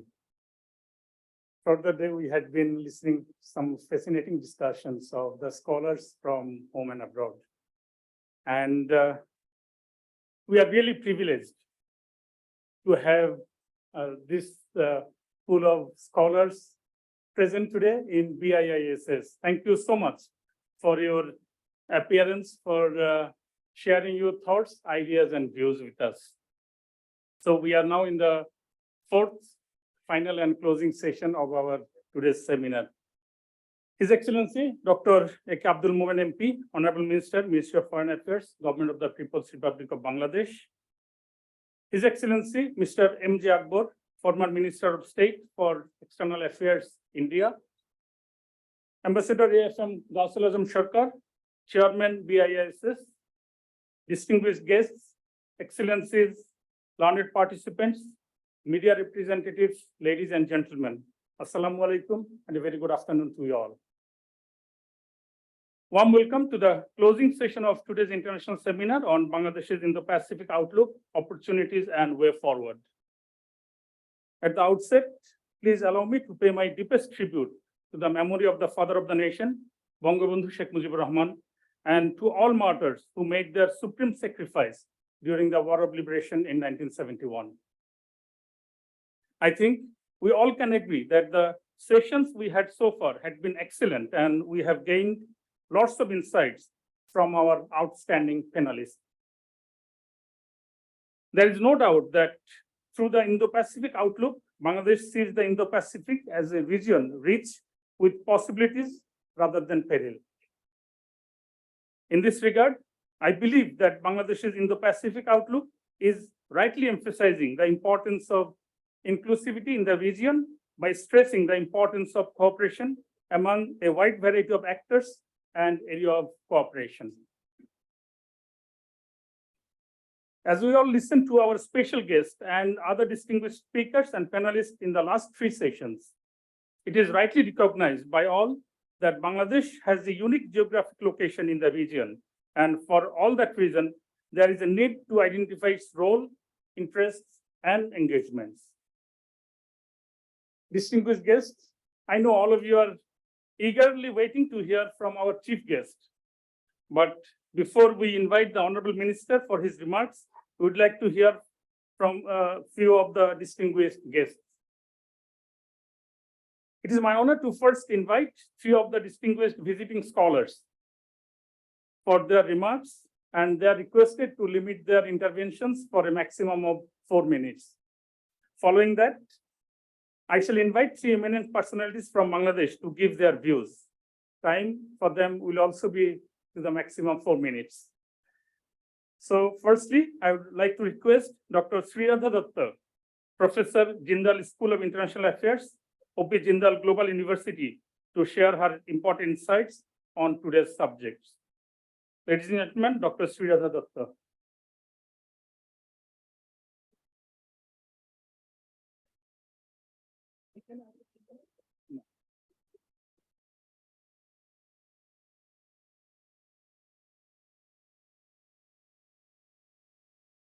Dr. Sriradha, you can use the rostrum. You can walk down here.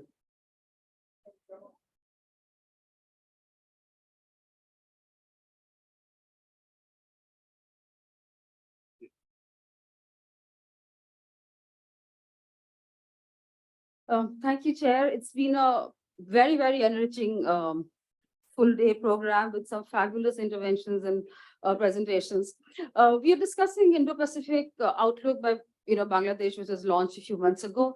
One of the first things that struck me when Indo-Pacific outlook was launched was, which is something I was expecting all along, was given Bangladesh geographical location, its advantage of the geography and where it's positioned, I was always expecting a Bay of Bengal outlook from Bangladesh. I think that's where their core crunch is, and that's where what I thought they'll be able to. Next thing, as we've discussed from morning, the 15 objectives are a part of the work in progress, and I do hope that this particular sub-theme, subsector, sub-pillar will also be factored in much more closely in terms of the actual implementations that we can think of, and which brings me to the other point here, that of course we all understand that Indo-Pacific outlook is all, there is a strategic implication there. But I think for Bangladesh, what we understand mainly about them in the term of fabulous outreach of Bangladesh foreign policy over the years, where they've taken in Mujibur Rahman's core dictum of foreign policy, which is friendship with it all and enmity with none, has been implemented by every single leader. And I think the kind of outreach that Bangladesh has and the kind of importance that Bangladesh receives from flowers all over. And it also, symbolizes in this particular room today from morning the kind of perspective you heard globally, which also brings me to the point that how Bangladesh is such a core player in the South Asia region, sub-region. And even if you're looking at Indo-Pacific outlook, which is, as we know, disparate economies ranging from different variety of economies, political systems which are different, the core strength of Bangladesh always has been its own economic strength and the growth trajectory. I think several references were made about from the basket case of 71 to where it has now reached, which makes it such a enviable player in the region, which also brings me to the fact as to how in South Asia, and I think as a partner with India, how they've been able to develop a sub-regional outgrowth, which is something that in this region of South Asia we've never seen before. For India, Bangladesh is a very reliable partner. And I think the kind of reliability, dependability that India has with Bangladesh is again something absolutely unprecedented in the region. And it is from this core, what we've now done in terms of the cross infrastructure, the economic corridors we hope to build, references, of course, Nepal, Bangladesh, Nepal and Bhutan and Sri Lanka, which is very clear that we are working on that. And I do understand that BIMSTEC, with overlap of BIMSTEC here, Aurora here.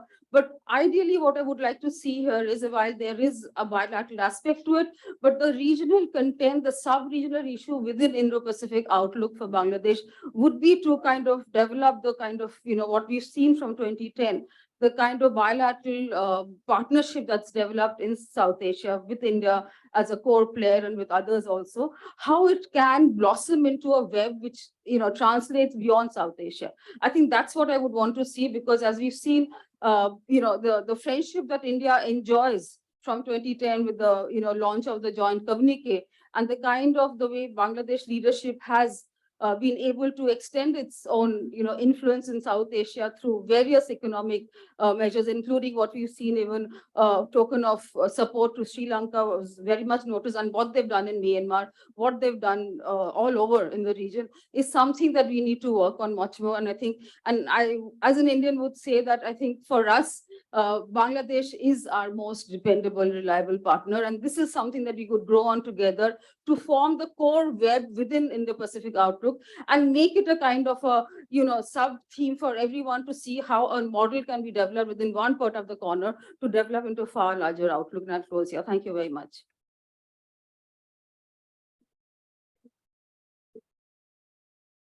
Thank you very much, Professor Datta, for your insights.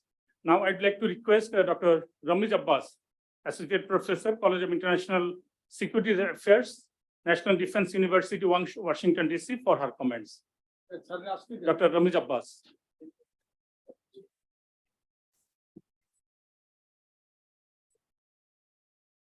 Hello, Honorable Foreign Minister, distinguished and honorable guests. Thanks for having me here. I had been told about Bangladeshi hospitality before I came here, but seeing it and experiencing it are two different things. My friends and colleagues took me to Dhaka University, to Cox's Bazar. I had a proper plate of kachori in New Gulshan Plaza restaurant, to the Liberation War Museum. I say all of this not just by way of thanking all of you, but because these experiences have crucially helped me reflect on the themes that I heard today. And there are two topics of reflection I want to talk about. One is what I have understood in the Indo-Pacific Outlook, and the other is what I heard among you all today. And specifically, I'd like to talk about inclusivity. We heard about the uniqueness of this language among so many Indo-Pacific strategies. I was struck by this language when I read it at home, but it took on a different meaning when I came here. When I came here, I saw women police officers at their posts with their male colleagues, bringing a new kind of inclusion to the population that they are charged to support. I saw so much history of the language movement and its martyrs. Bangladesh Language Day is UNESCO's Language Day. I came to understand that this value of language and culture is a hallmark of Bangladeshi inclusivity. And I would have missed this if I had not come here. And so that leads me to ask, what else does inclusivity mean in this strategy and for all of our countries? And we all bring some different meaning to the table. So we can say this word, but unless we have dialogues that communicate the diversity of our meanings to it, it becomes a buzzword. Which then brings me to the value of this conference and its utility and skill in bringing it past the level of a buzzword. So we heard multiple calls to manage, contain, escape the frame of big power competition, as Michael Kugelman put it, its risks. In this sense, inclusivity was presented as an antidote to a dangerous zero-sum game. So we heard Ambassador Arya Sinha talk about charting one's own course in the interests of people. Ambassador Pankaj Saran started us off, charging us for thinking of new inclusive frameworks for all states, inclusivity on the regional level. There was a call to include Myanmar in the dialogue. Some people might say that's a radical inclusivity, but that also was in the theme of inclusivity. And so then another major theme was how to make this inclusivity real, how to make it operational. Admiral Karambir Singh talked about issue-based convergences that can knit people together. To me, that means the inclusion of people who are working on smaller working issues beneath the diplomatic level, municipal authorities, police officers, business communities, enabling their transnational dialogues. I'm speaking to a foreign ministry audience, so I don't have to emphasize that that means visas. Everyone needs to have visas in order to have the inclusive dialogues that the participants here have recommended. Barrister Nihat Kabir called for an economic standing of security, and that indicated an inclusivity of trade and private sector communities. Many participants, starting with Foreign Secretary Momin, highlighted climate change and then very specific interventions for cooperation on disaster response, ports, sustainable development, which gives a development angle to the inclusivity agenda.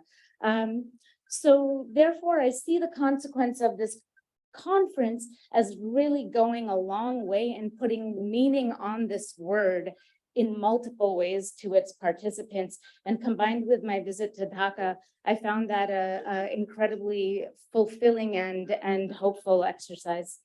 Thank you.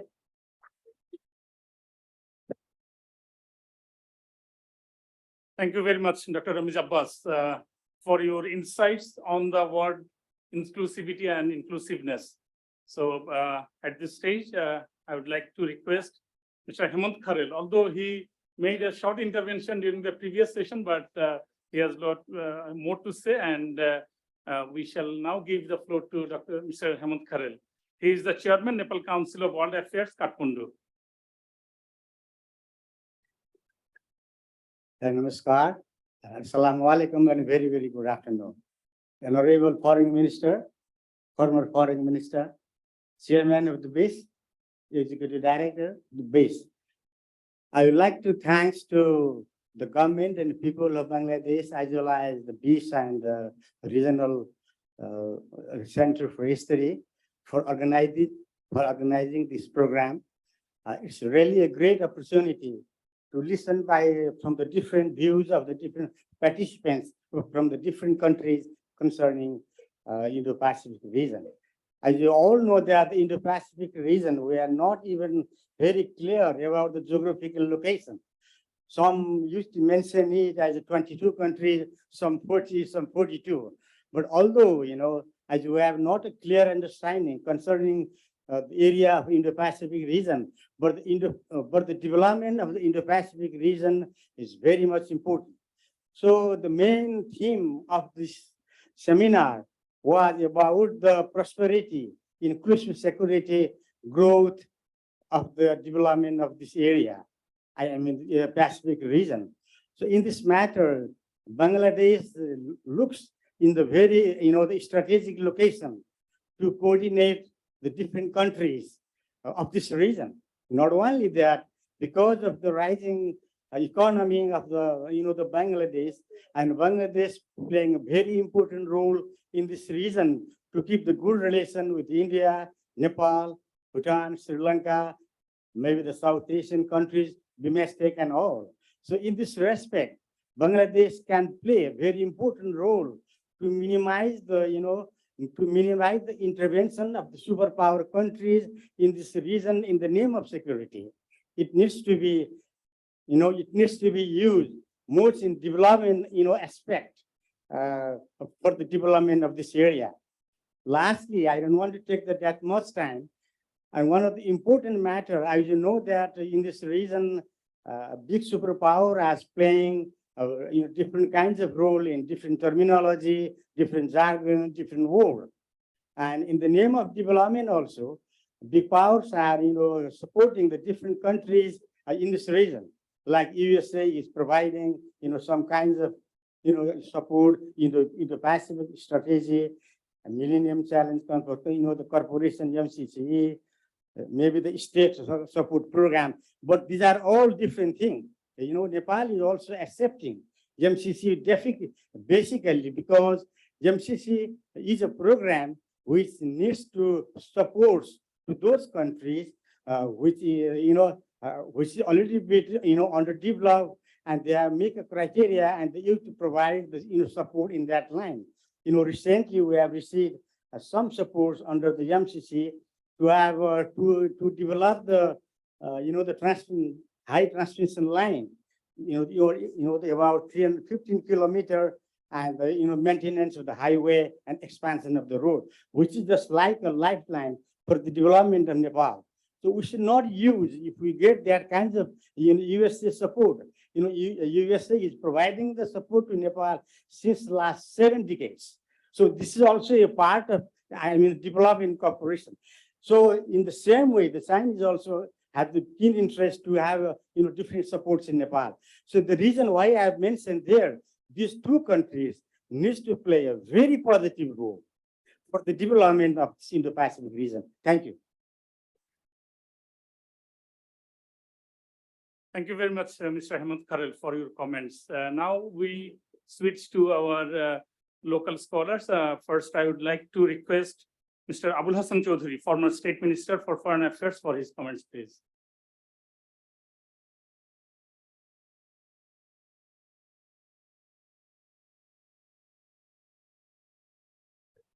Bismillahir Rahmanir Rahim. Honorable Chairman, Honorable Foreign Minister, His Excellency Dr. Abdul Momen,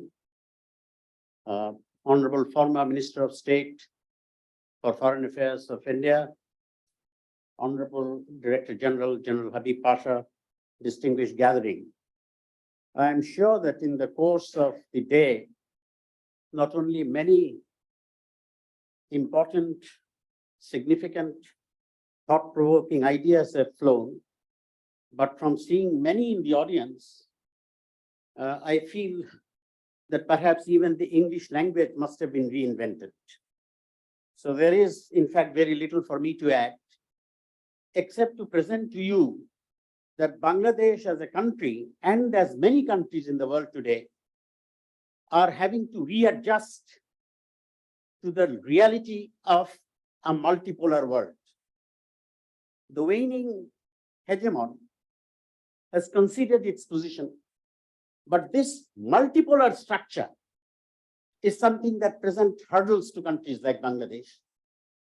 And a country which stands firmly rooted in the principles enunciated by the greatest Bengali of all times, the father of the nation, Bangabandhu Sheikh Mujibur Rahman, and initiated, implemented by his daughter for the last so many years to create a structure of peace.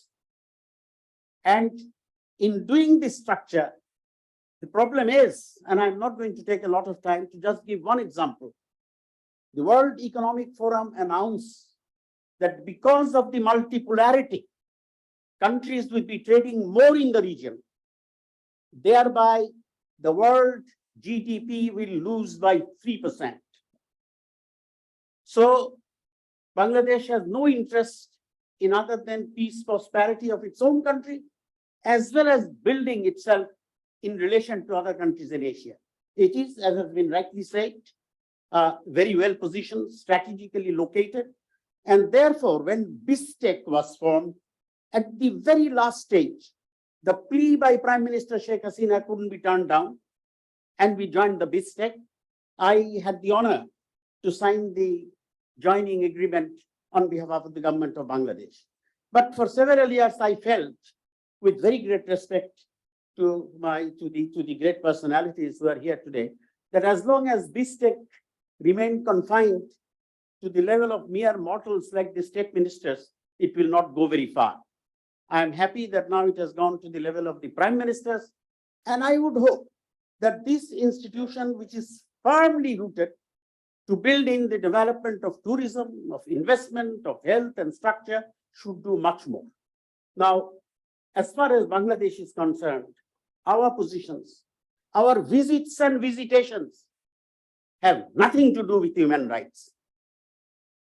It has everything to do with the neutral stance taken by us in the changing geopolitical order. But this, for the sake of our country and for the sake of the region, no Bangladeshi will ever forget the magnificent support that we received from our neighboring India. And I think in the annals of history, it would be very, very difficult to find a parallel. 10 million refugees. Yes, the government and the people. Nobody knew that we will be independent in 9 months, along with our hundreds and thousands of Mukti Bahinis, freedom fighters. We will never forget the tremendous assistance given by India. And today, we hope that as Bangladesh stands at the crossroads, having to constantly restructure itself, having to constantly interrogate the original emphasis, principles, and instincts that led to the formation of the country. Because multipolarity is here, unacceptable to the waning hegemony. So in this situation, we would like to trade freely and seek investment from all. Although the countries of the world will be affected, country like Bangladesh will be a little bit more. But I think the opportunities overwhelm us because we have shown over time the resilience of the people. In 71, were we not pushed aside as a basket case? Have we not turned ourselves into a breadbasket? What was the surplus in a population of 75 million? Nothing. There was a deficit. And today, 170 million plus has a surplus in rice. There has been a total agrarian revolution. Gentlemen, ladies who you are participating have been only involved in the Sovereign Republic of Dhaka will not be able to realize the unprecedented revolution. In my teens and later on, even much later, and I can assure I am not absolutely in the level of antiquity. When I used to visit a village, I would see most people were barefoot. Today, there is a hatchery, there is a duckery, there is an agrarian revolution which is holding back the economy. So that is more important for us, to take the dream, idealize the dream of Bangladesh to a country of prosperity, to the commitment to the brave freedom fighters and to the martyrs who had shed their life. Lastly, I will end to the possibility of tremendous blue economies commons. And to do that again, we need cooperation in a spirit of doing well, not just on a country-specific basis, but on a regional basis. However, these problems are being challenged very gravely. And Bangladesh has been unique. There is no other word for it, for showing the generosity that it should have, is the standing Rohingya refugees. So I think all the development parameters that look good and all the development possibilities, which were simply not even in our wildest fantasy, are being somewhat challenged by this 1.5 million refugees that are being hosted by the country, and we shall never push them back because our history is different and our heritage is different. The applaud that we received has now moved away somewhere else. So we are unfortunately, like many other countries, a victim of the Ukraine-Russia war. We are unfortunately a victim of the West, what the West decides. It has nothing to do with taking a stance of, being more pluralistic or being more human rights oriented. It has everything to do what the countries seem to be in which bloc. So I do not even have to go further on it, or these are very well understood themes. What I think that this distinguished panel, my expectation as a mere citizen of the country, is that we would think in terms of the region. And it was in that spirit that these regional blocks were formed, so that the benefit of each and every country. And Bangladesh has shown the world that the impossible can be made possible. We have done it. Even the most optimistic theoreticians did not believe what Bangladesh has achieved today. So we want to proceed and continue this process of prosperity, and it will be done by, I will not even use the word exploit, by utilizing the resources that have opened up. And we have reached this situation by peaceful process of arbitration. Let us look at the tremendous blue economy situation. Let us look at the tremendous investment possibilities. Let us trade freely and together face the reality that is going to be with us in this multipolar dynamics. Lastly, I would like to thank the BIISS for affording me this opportunity to say a few words. We have just come through the month of August, and I pay my homage. I pray for the soul of Bangabandhu Sheikh Mujibur Rahman, his family, most members of his family, and people who were with him, wiped out, killed, assassinated in one of the most brutal killings in the history of mankind. But even standing at that time, when Bangladesh was in a shattered and a baffled, shattered country, Bangabandhu never lost his faith in his people. And today, that faith, that resilience, that hard work, that homogeneous aspect of Bangladesh has greatly helped. And we would like to share this in a spirit of cooperation with all countries of the region, and if the world is so willing, with the world at large. So I think that there are tremendous possibilities. There are challenges. There will always be challenges, which we unitedly, with a broad vision, with an enlightened vision, we are all capable of overcoming and going ahead and taking the world to a stage which will be unrecognizable 10 years from what 2023 was. My deepest thanks. Thank you very much. Thank you, Your Excellency. You have touched upon a number of issues which are very closely related to today's discussion.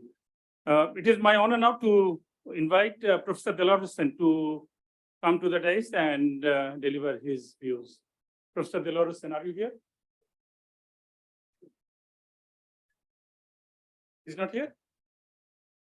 Okay, then I have two more names for the intervention.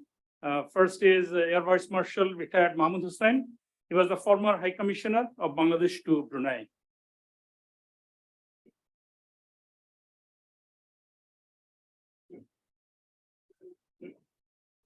Honorable Foreign Minister, Honorable State Minister for Foreign Affairs, India, Honorable Chairman, and Honorable DG of BEES.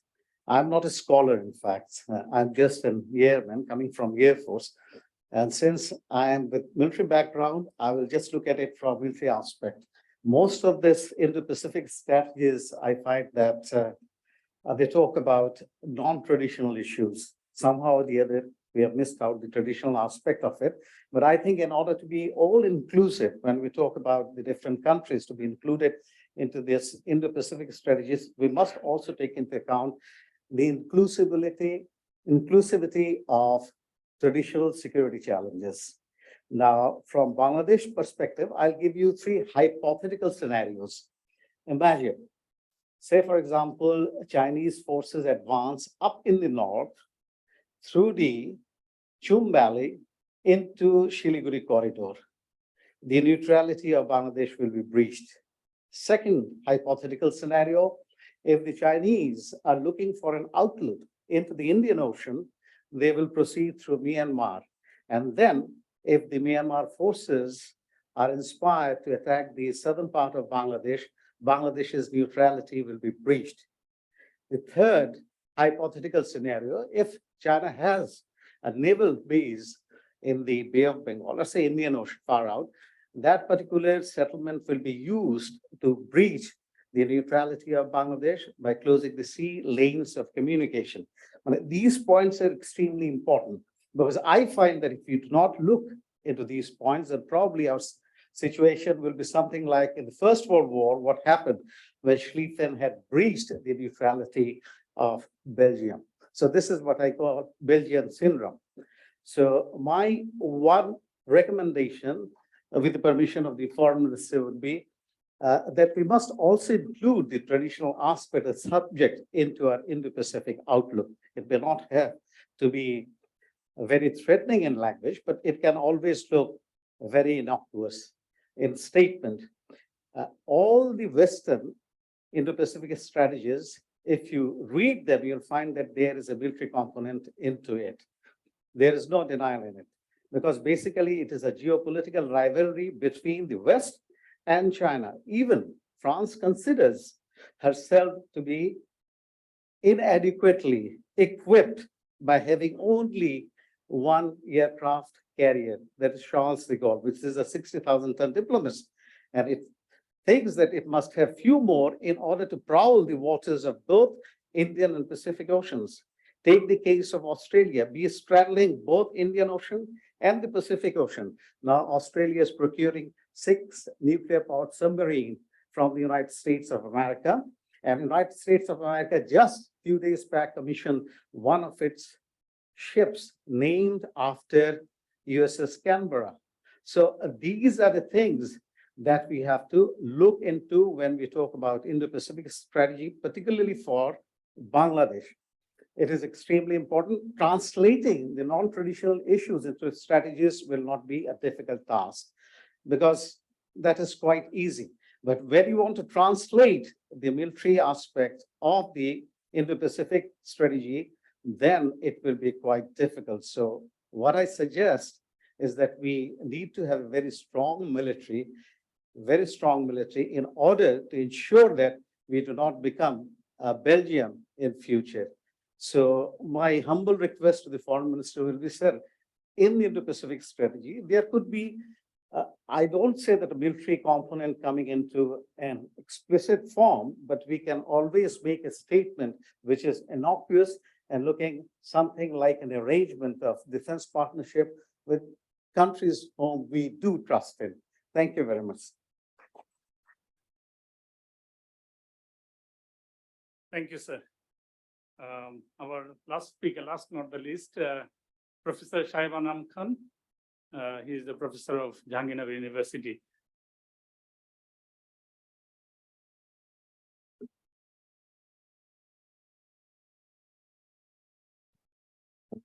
Thank you very much. It's a pleasure and honor to address this outstanding audience.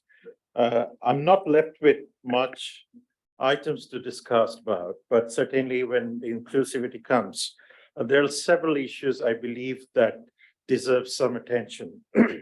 Now, when you look into Bangladesh's document, the whole idea of inclusivity comes with the multi-pronged elements, including economics, supply chain, climate, resource distribution, and perhaps energy diversification, not explicitly mentioned, but these are the structural foundation of the outlook that we have been talking about. This comes at the behest of two important changes within Bangladesh. First is the demography. We are now at the crossroad in which we have an youth bulge, which we have to really provide with sufficient economic tools as well economic capitals. The second is the moment when the technology has become so widespread and it is changing at a rapid speed. That is very difficult for us to keep a pace with that. Henceforth, we believe that we have to fall back to international institutions to ensure that this growth of technology is equitable and trickles down to the bottom of the society.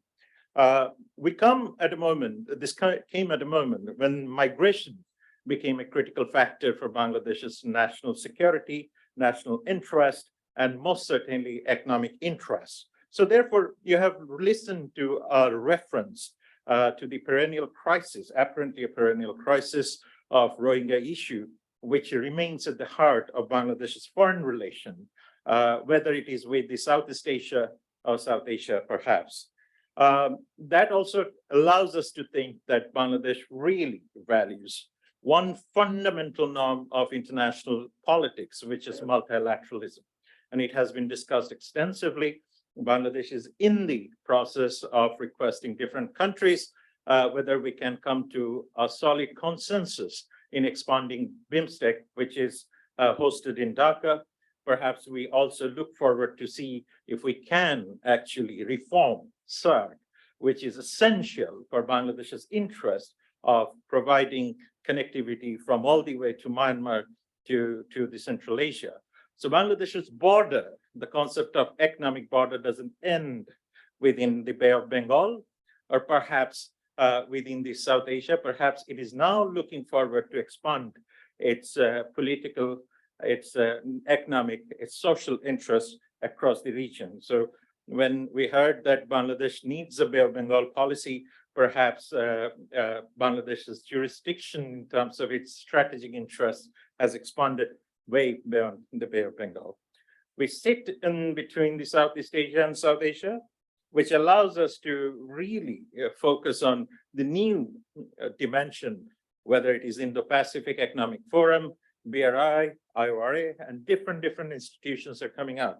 So as a result, we are also in the middle of a shape or changing, intermingling, or what we call complex interdependence between geopolitics and geostrategy, which essentially also allows us to rethink the future of geoeconomics through which we have to model over the period to come. In terms of our regional interests, as we look at the document very carefully, it also talks about collective understanding of security. We're a classic case of one of the largest provider of United Nations peacekeeping operation, creating a peace capital, as Honorable former State Minister for Foreign Affairs mentioned, that the culture of peace essentially starts from both the diplomacy of Bangladesh as well as military outlook. And I'll finish within 1 minute, sir. We also value through this particular document is the stability. The concept of stability for Bangladesh is linked with two important components. One is the market, which has intra-regional dimension, which has inter-regional dimension. We often get frustrated when it comes to the intra-regional. Essentially, the World Bank statistics, which was published 20 years back, still remains pretty much same by saying the intra-regional trade is below 5% of our international trade, which allows us to again rethink that how do we maneuver through certain stagnation in the regional trade. Henceforth, we have signed our relationship with Asian Investment Bank. We have been a part of the BRICS banking system. We're now part of the World Bank for sure, in IMF, and all these institutions remain vital in our economic portfolio. Henceforth, we again look forward to a very vibrant economic regime based on international norms, standards, and most importantly, trust among the nations. And the last point, and as I mentioned, that there are weaknesses in every document. So whether it is US Indo-Pacific strategy, whether Bangladesh's Indo-Pacific outlook, certainly all these weaknesses can be mended if provided all the countries try to understand the very genesis of these documents. Henceforth, I believe that since Bangladesh has no, what I would say sometimes, cartographic adventures, and certainly it has maintained an absolutely peaceful relationship with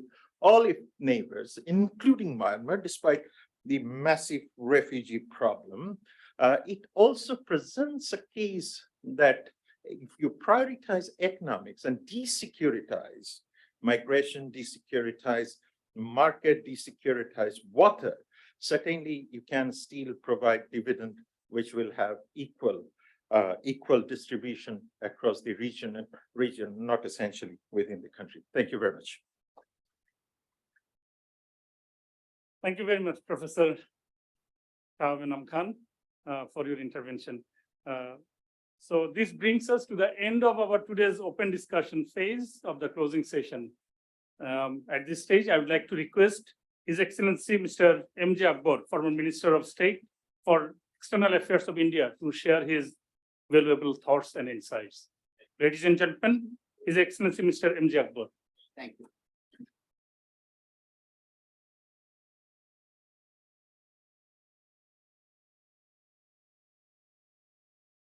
Your Excellency, Foreign Minister of Bangladesh, and the leaders of this institution.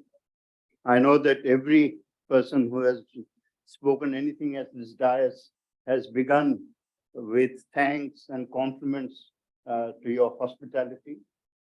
And of course, I add my few words to that. But I also want to thank you for the feast of intellectual and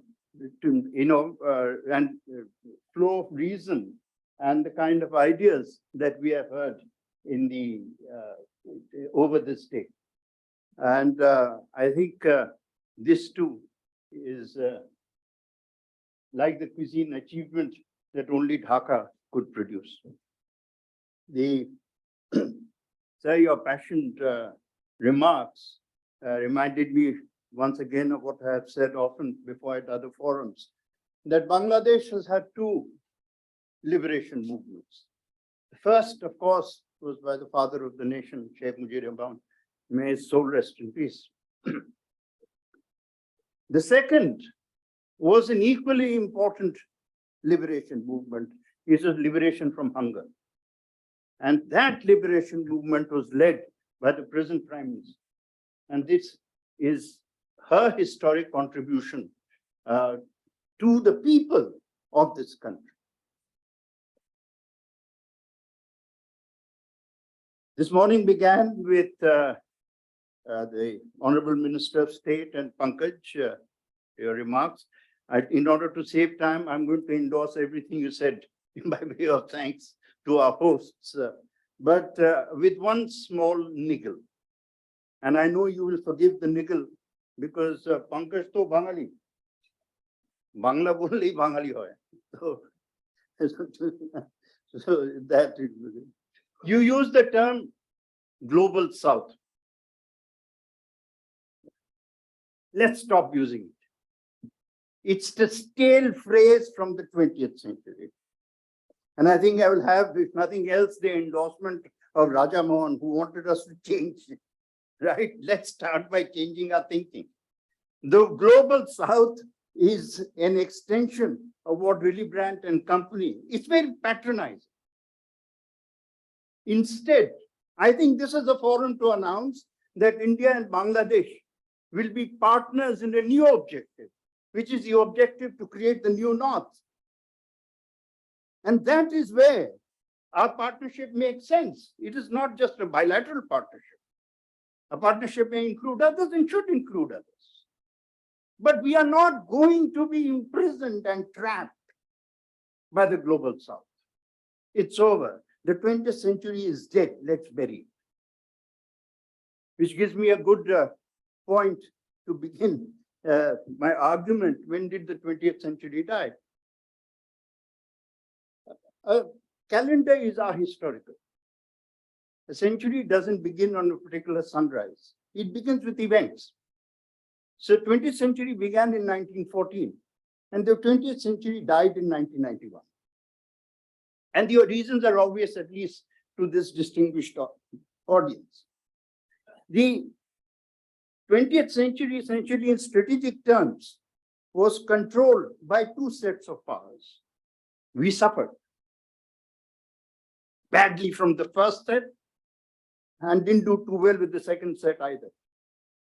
The first set was the imperial powers who controlled the world. But their age went after India led the liberation movement against colonialism. Gandhiji led the liberation movement against colonialism. The second set were the two superpowers who distributed essentially the power and the resources of the world between themselves. Right? We had to nibble at the edges in order to get what we could through our own capabilities, and they had left us without capabilities. That was the meaning of imperialism. It was a long strike. It was a long struggle.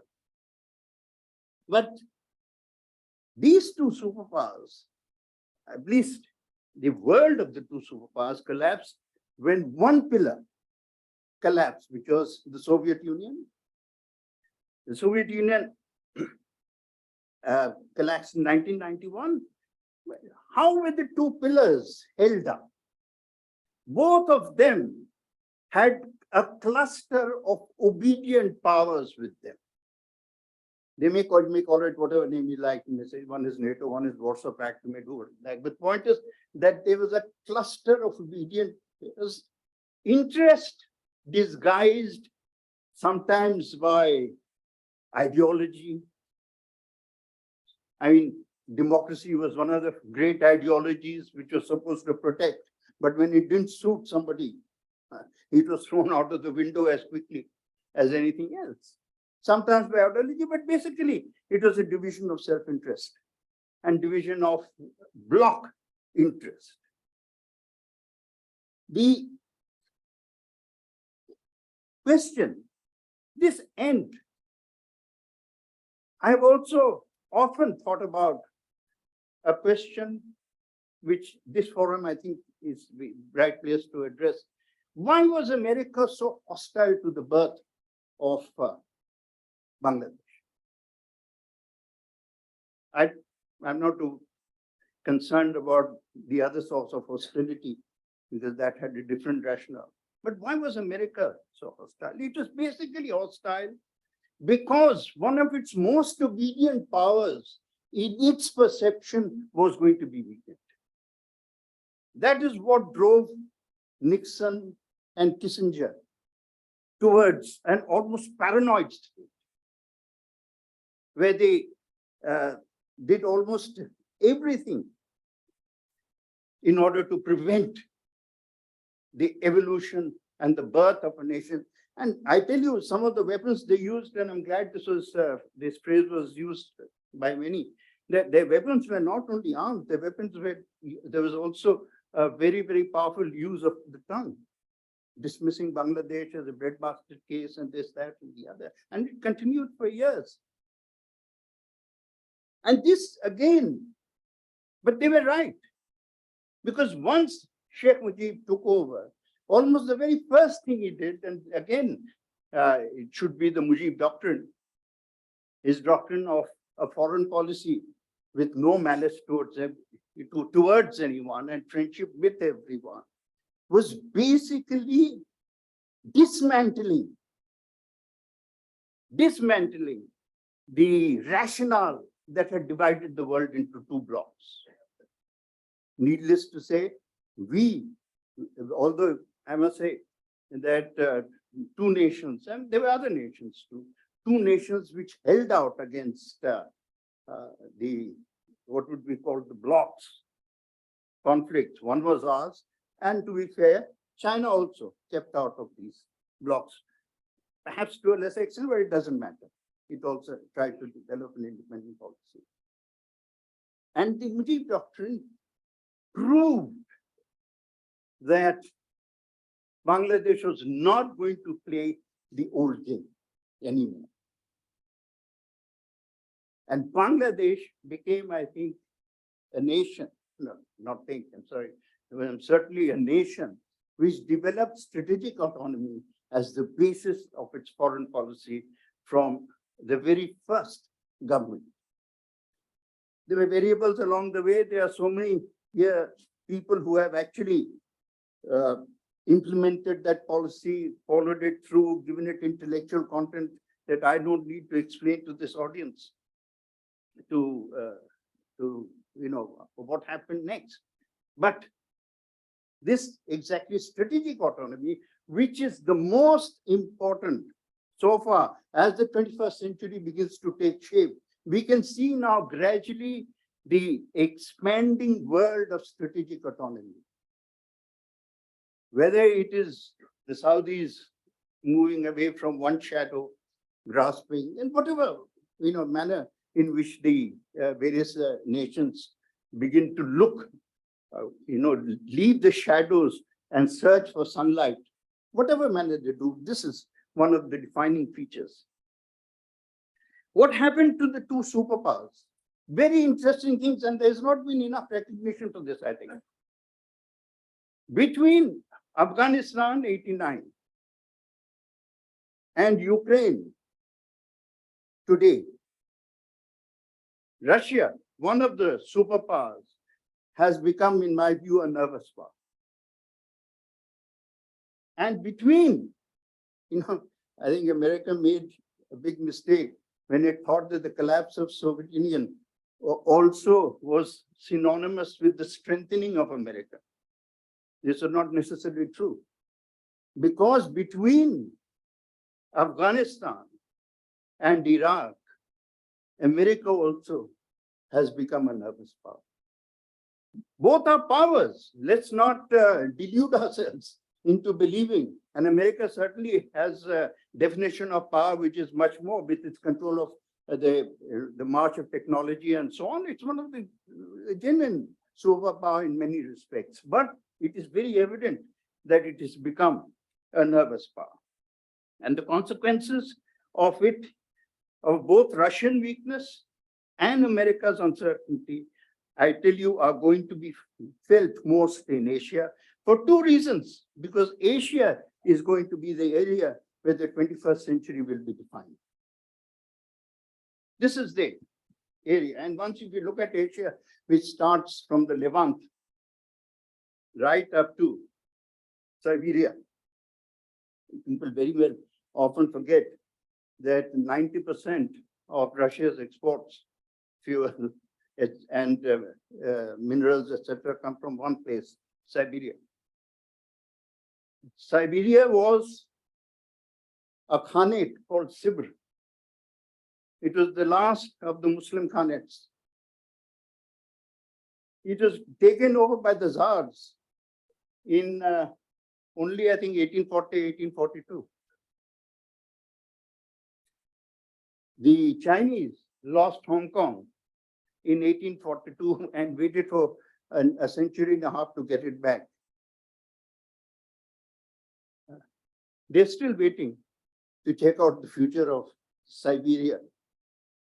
In this whole turbulence and excitement about the new Chinese map, we see everybody seems to have missed out on one part of it. The Chinese claims on Russian territory. According to the old twin map, which is the basis of the map that you see, the map is very familiar. What is not familiar is the statement that was made by the Chinese spokesman in Beijing 2 days ago, when he said it is a map of Chinese sovereignty. It is a startling statement.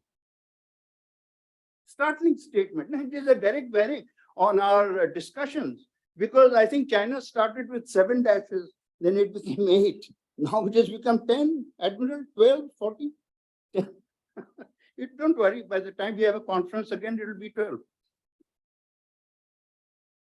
So this map has a bearing. In the time of the Queens, it believed that it had lost 1.5 million square miles to the Russians.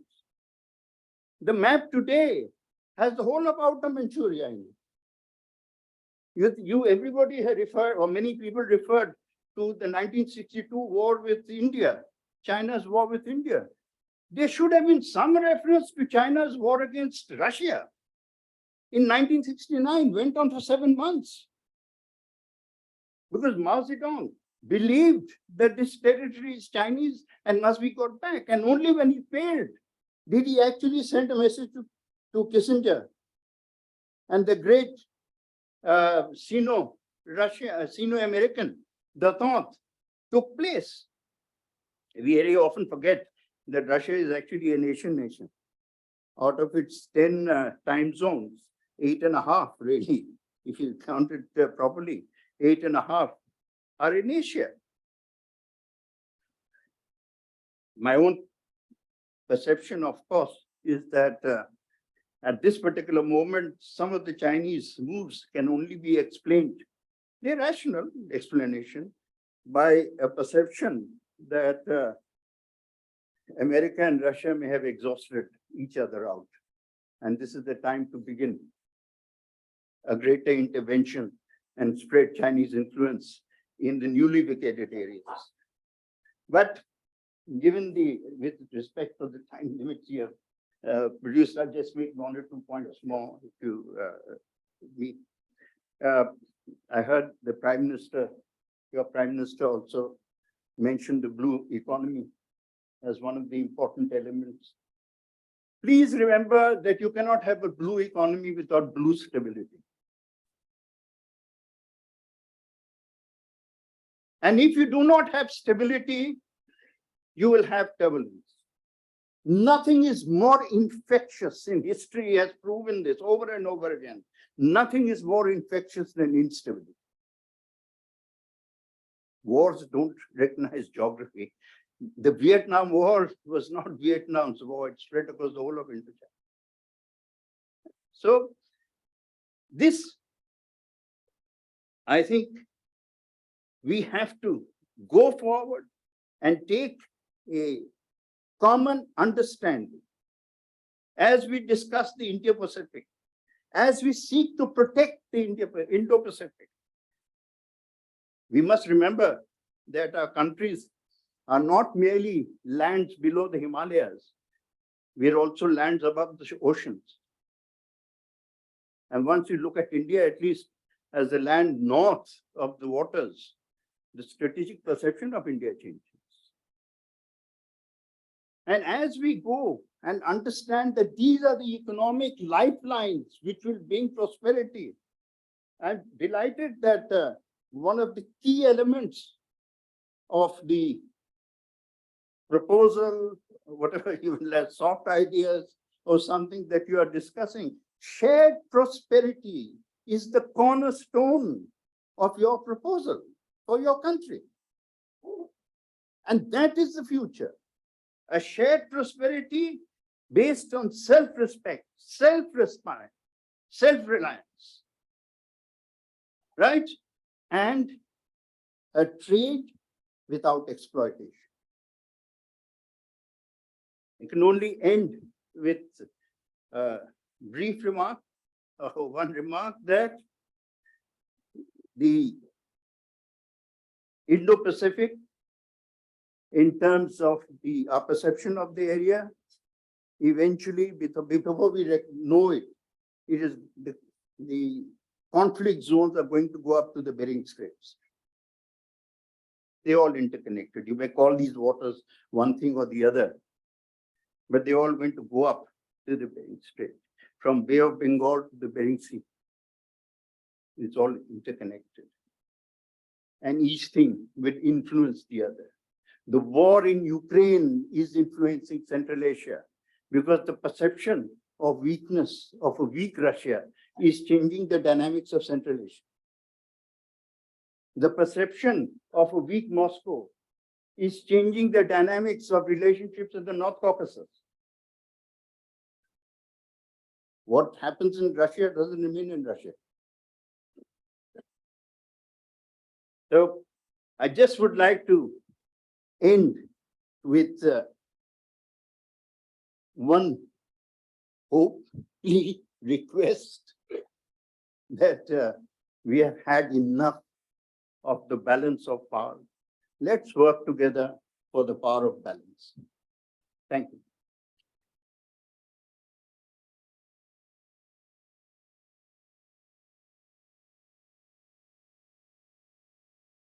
Thank you, Your Excellency, for your insightful deliberation. I'm sure we shall note your comment about the global south, blue economy, and stability, besides all other points important points you have mentioned. So now it's time for us to hear from our chief guest of today, His Excellency Dr. A.K. Abdul Momen MP, Honorable Minister, Ministry of Foreign Affairs, Government of the People's Republic of Bangladesh. Ladies and gentlemen, Honorable Foreign Minister. Thank you. Bismillah ar-Rahman ar-Rahim. Excellencies, especially our esteemed participants and guests. I see our former Minister Abul Hassan Chaudhry. A special, I'm very much, what should I say, very impressed with the columns of the author M.J. Akbar, and today's the end word was great. Thank you very much for that. Ambassador Pankaj Sharan, Ambassador Shamsul Nabin Chaudhry Bir Bikram, Ambassador Farooq Subhan, and all the esteemed, and also the IRA Secretary General Salman Al Khairi. These are all the shakers and makers of foreign policy strategies. We are so glad to have all of you here. And esteemed participants, ladies and gentlemen. Assalamu alaikum, or peace be upon you all.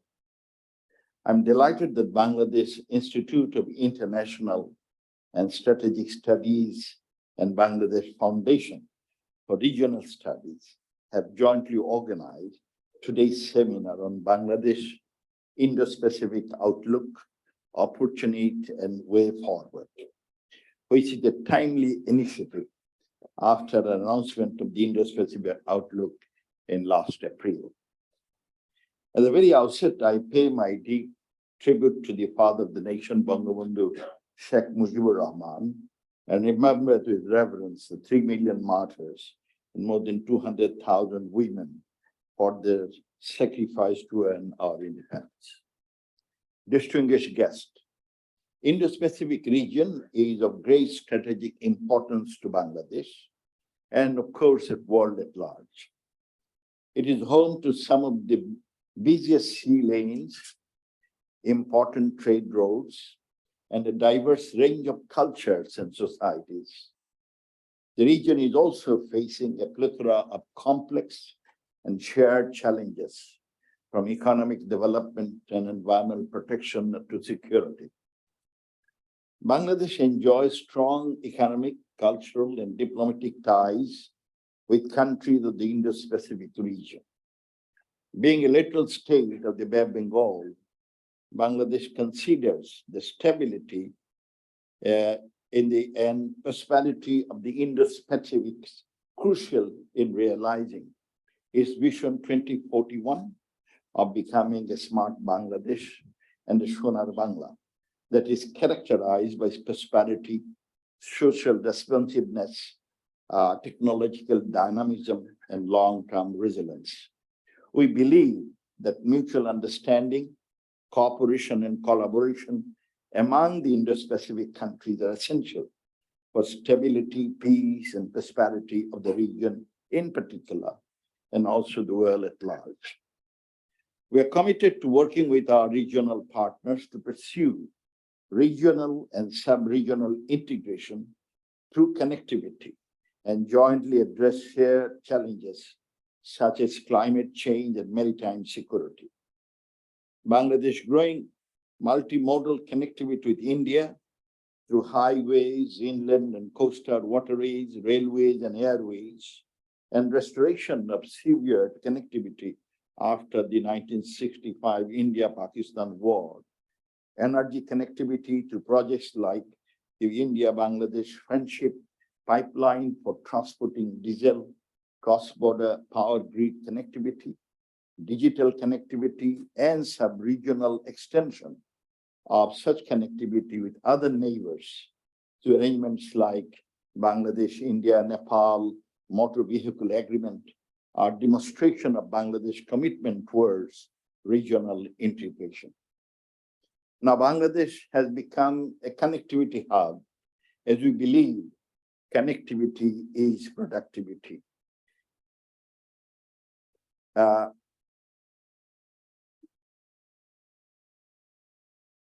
Ladies and gentlemen, being one of the fastest growing economies in the world, which includes socio-economic progress, rapid reduction of poverty and women empowerment, and transformational power energy connectivity, digital infrastructure, Bangladesh has become a poster child of development.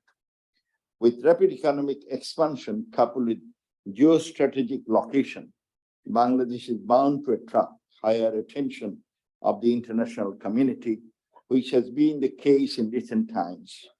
Mindful of our enhanced roles and responsibility in the region, we have been pursuing inclusive engagements with all the countries of our region. Our Prime Minister, Sheikh Hasina, believes that economic prosperity in one country alone cannot guarantee a long-term sustainability unless all countries in the neighborhood also achieve economic prosperity. In fact, our resolving issues with our neighbors through dialogue and discussion yielded mutual benefits.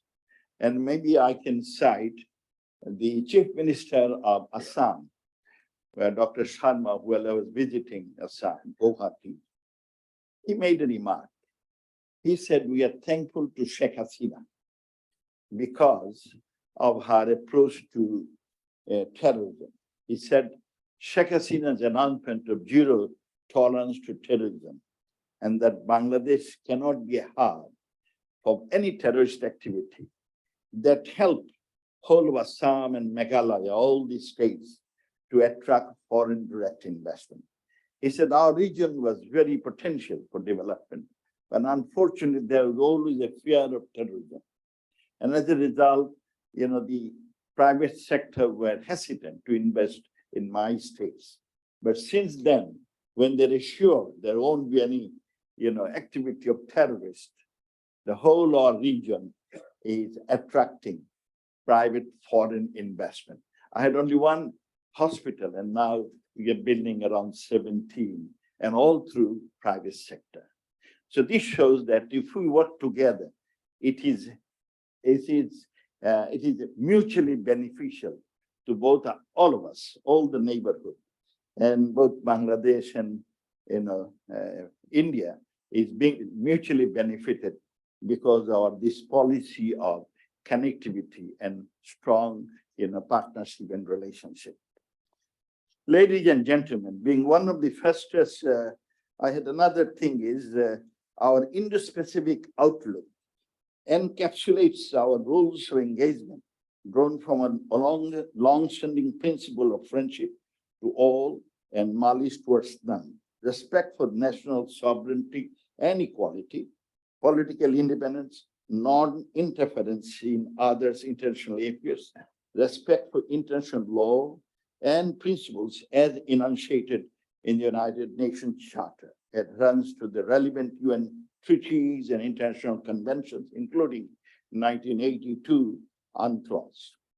We are committed to the regional and multilateral mechanisms and actively participate in the forums such as Indian Ocean Rim Association, BIMSTEC, ASEAN Regional Forum, ARF, that are promoting dialogue and cooperation among member states and partners on regional global issues. Works done by such forums are creating greater synergies among the countries of the region and contributing meaningfully to the objectives of the Indo-Pacific outlooks or strategy floated by the countries and partners of the region. IRA's adoption of Indo-Pacific outlook under Bangladesh chairmanship, which laid out the common denomination of engagement of the IRA member states in the maritime domain, is an example of the responsible roles that Bangladesh seeks to play in the regional discourse. Our hosting of the Indian Ocean Conference in last May this year in partnership with India to promote dialogue among the littoral countries of the Indian Ocean demonstrates our commitment to promoting dialogue for a free, open, peaceful, secure, and inclusive Indo-Pacific for shared prosperity. Excellencies, the Bay of Bengal is an area rich in untapped natural resources, including significant reserves of gas and other seabed minerals, and possibly rare earth minerals. It occupies a central position in relation to global trade flows. We have resolved maritime disputes with Myanmar and India, and it is now time for us to use these resources. We seek international partnership and foreign investment to responsibly harness the potential of the sea. However, the rich treasures of the Bay are also associated with transnational threats like trafficking of narcotics, weapons, and people, illegal exploitation of natural resources, externally and internationally displaced persons, terrorist groups, and increasingly natural disasters and adverse changes in the climate, which disrupt national, regional, and ultimately global stability and security. Additionally, with only a meter rise in the sea level, there will be, as per varieties of estimates, a displacement of 20 to 30 million people of Bangladesh alone. In a world where the Bay of Bengal is critical for existence, waters and seas also absorb global warming, and therefore it is critical for all of us, all persons, especially those that are within this range, within this region, especially to protect and preserve the temperature, waters, and seas to save this planet Earth. We must work together in partnership and collaboration so that there is not much abuse and misuse of the water resources that we have in our region. Distinguished guests, the protected Rohingya crisis that has its origin in Myanmar, but continues to weigh heavily on Bangladesh, has the potential to destabilize the whole region unless the international community and especially the neighbors intensify their efforts to sustainable repatriation of 1.2 million forcibly displaced residents of Myanmar, temporarily sheltered in Bangladesh to their homeland Myanmar. Fast and sustainable settlement of the crisis is a centerpiece to promote peace, security, and stability in the region. Ladies and gentlemen, we see convergence of views among partners for the development of the Indo-Pacific region, combating climate change, sustainable use of seas and ocean, decarbonization and clean energy, expansion of trade and investment, supply chain resilience, investing in and connecting people, and building a sustainable and green future feature commonly in the visions for Indo-Pacific of the most of the countries around. Let us pivot our commonalities to secure a better future for our region. Bangladesh partners with Japan on the Bay of Bengal Industrial Growth Belt, or Big B initiative in southern Bangladesh, is creating a connectivity hub for the region. We are keen to be bridge to have with that of South Asia and the Southeast Asia needs for greater integration of the two sub-regions and to make the Indo-Pacific region more connected. We are ready to scale up cross-border multimodal connectivity and seek more international partnership to advance such ambition. Bangladesh is keen to embrace the opportunities that enhance economic cooperation, connectivity, and ensure holistic security of this region. Ladies and gentlemen, our father of the nation, Bangabandhu Sheikh Mujibur Rahman, always says, and I quote, "Peace is imperative for development." And he wished that Bangladesh should send out messages of peace across nations. He wanted Bangladesh to be the Switzerland of the East. Last year, Bangladesh observed International Peace Conference in Dhaka, commemorating Bangabandhu's receipt of Julio Khoury Peace Award. And this year also we observed in all our missions across. Bangladesh is currently the top contributor to the UN peacekeeping forces, and more than 188,000 of our brave men and women work for the UN peacekeeping in many post-conflict countries. Not only that, we also have been promoting a vision for sustainable peace. We have been promoting one resolution known as Culture of Peace. And all the countries that the UN members, 193 of them, have approved our resolution with consensus. The basic element of that resolution, Culture of Peace, is to create a mindset of tolerance, a mindset of respect towards others, so irrespective of religion, ethnicity, color, or race, to have sustainable peace across nations. We believe if we can create such a mindset of tolerance and respect for others, only then we can stop the spread of venom of hatred by one group against the other. And then we can achieve sustainable peace across nations. But this is not easy. We all have to work very hard to create that mindset. The parents, the school teachers, the academicians, the community leaders, politicians, and of course the leaders in synagogue, mandir, mosques, churches, everyone has to work together to create that mindset of tolerance and respect for others, irrespective of your background or your ethnicity, your color or religion.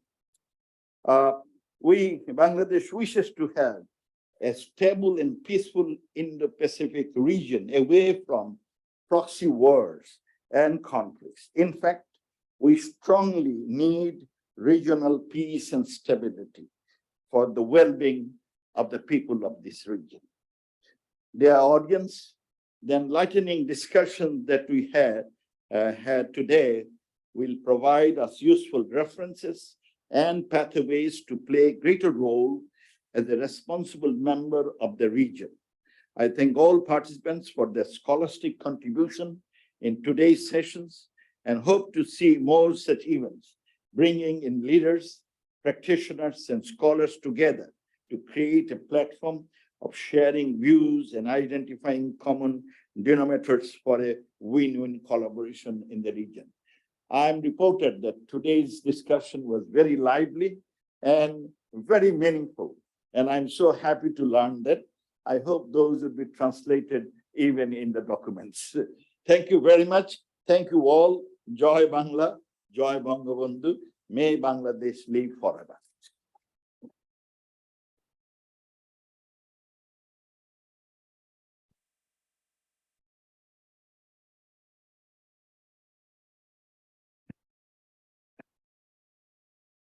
Thank you very much, Your Excellency, for your informative and very insightful presentation.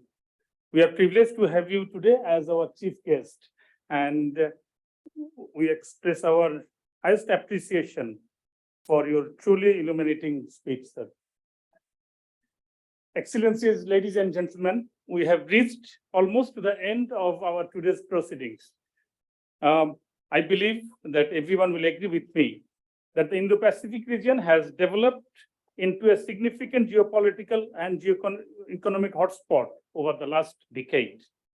And Bangladesh is fully aware of the significance of the ever-shifting dynamics of the Indo-Pacific region. Following the foreign policy dictum of the father of the nation, Bangladesh acknowledges the importance of being aware of and engaging with the evolving dynamics in the region. From the economic point of view, Bangladesh believes that Indo-Pacific possesses enormous potential for economic development, as well as prospects for trade and investment, both within the region and beyond. In this regard, being an emerging economy, Bangladesh understands the need of linking the markets throughout the world through trade, investment, innovation, connectivity, and technology. From the geopolitical point of view, it is no doubt that we are witnessing some undesirable developments in the region evolves into a theater of strategic power play. With the emergence of competing connectivity strategies, there are growing concerns about conflicts over the dominance, control of natural resources, securitization of sea lines of communication, and ecological and environmental sustainability in the region. Thus, acknowledging such developments, Bangladesh presented its Indo-Pacific outlook to the international community. Through this outlook, Bangladesh showed its fair commitment for a free, open, peaceful, secure, and inclusive Indo-Pacific for the shared prosperity of all. Ladies and gentlemen, at this stage, I would like to request Ambassador AFM Gausul Azam Sarkar, Chairman BIISS, for delivering his vote of thanks. Chairman BIISS.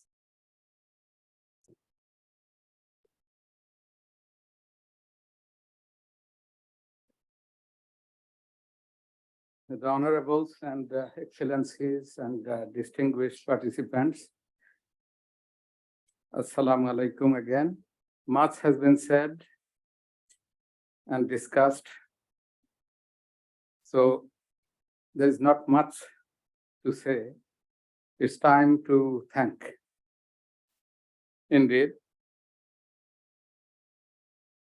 at this closing moments of today's seminar,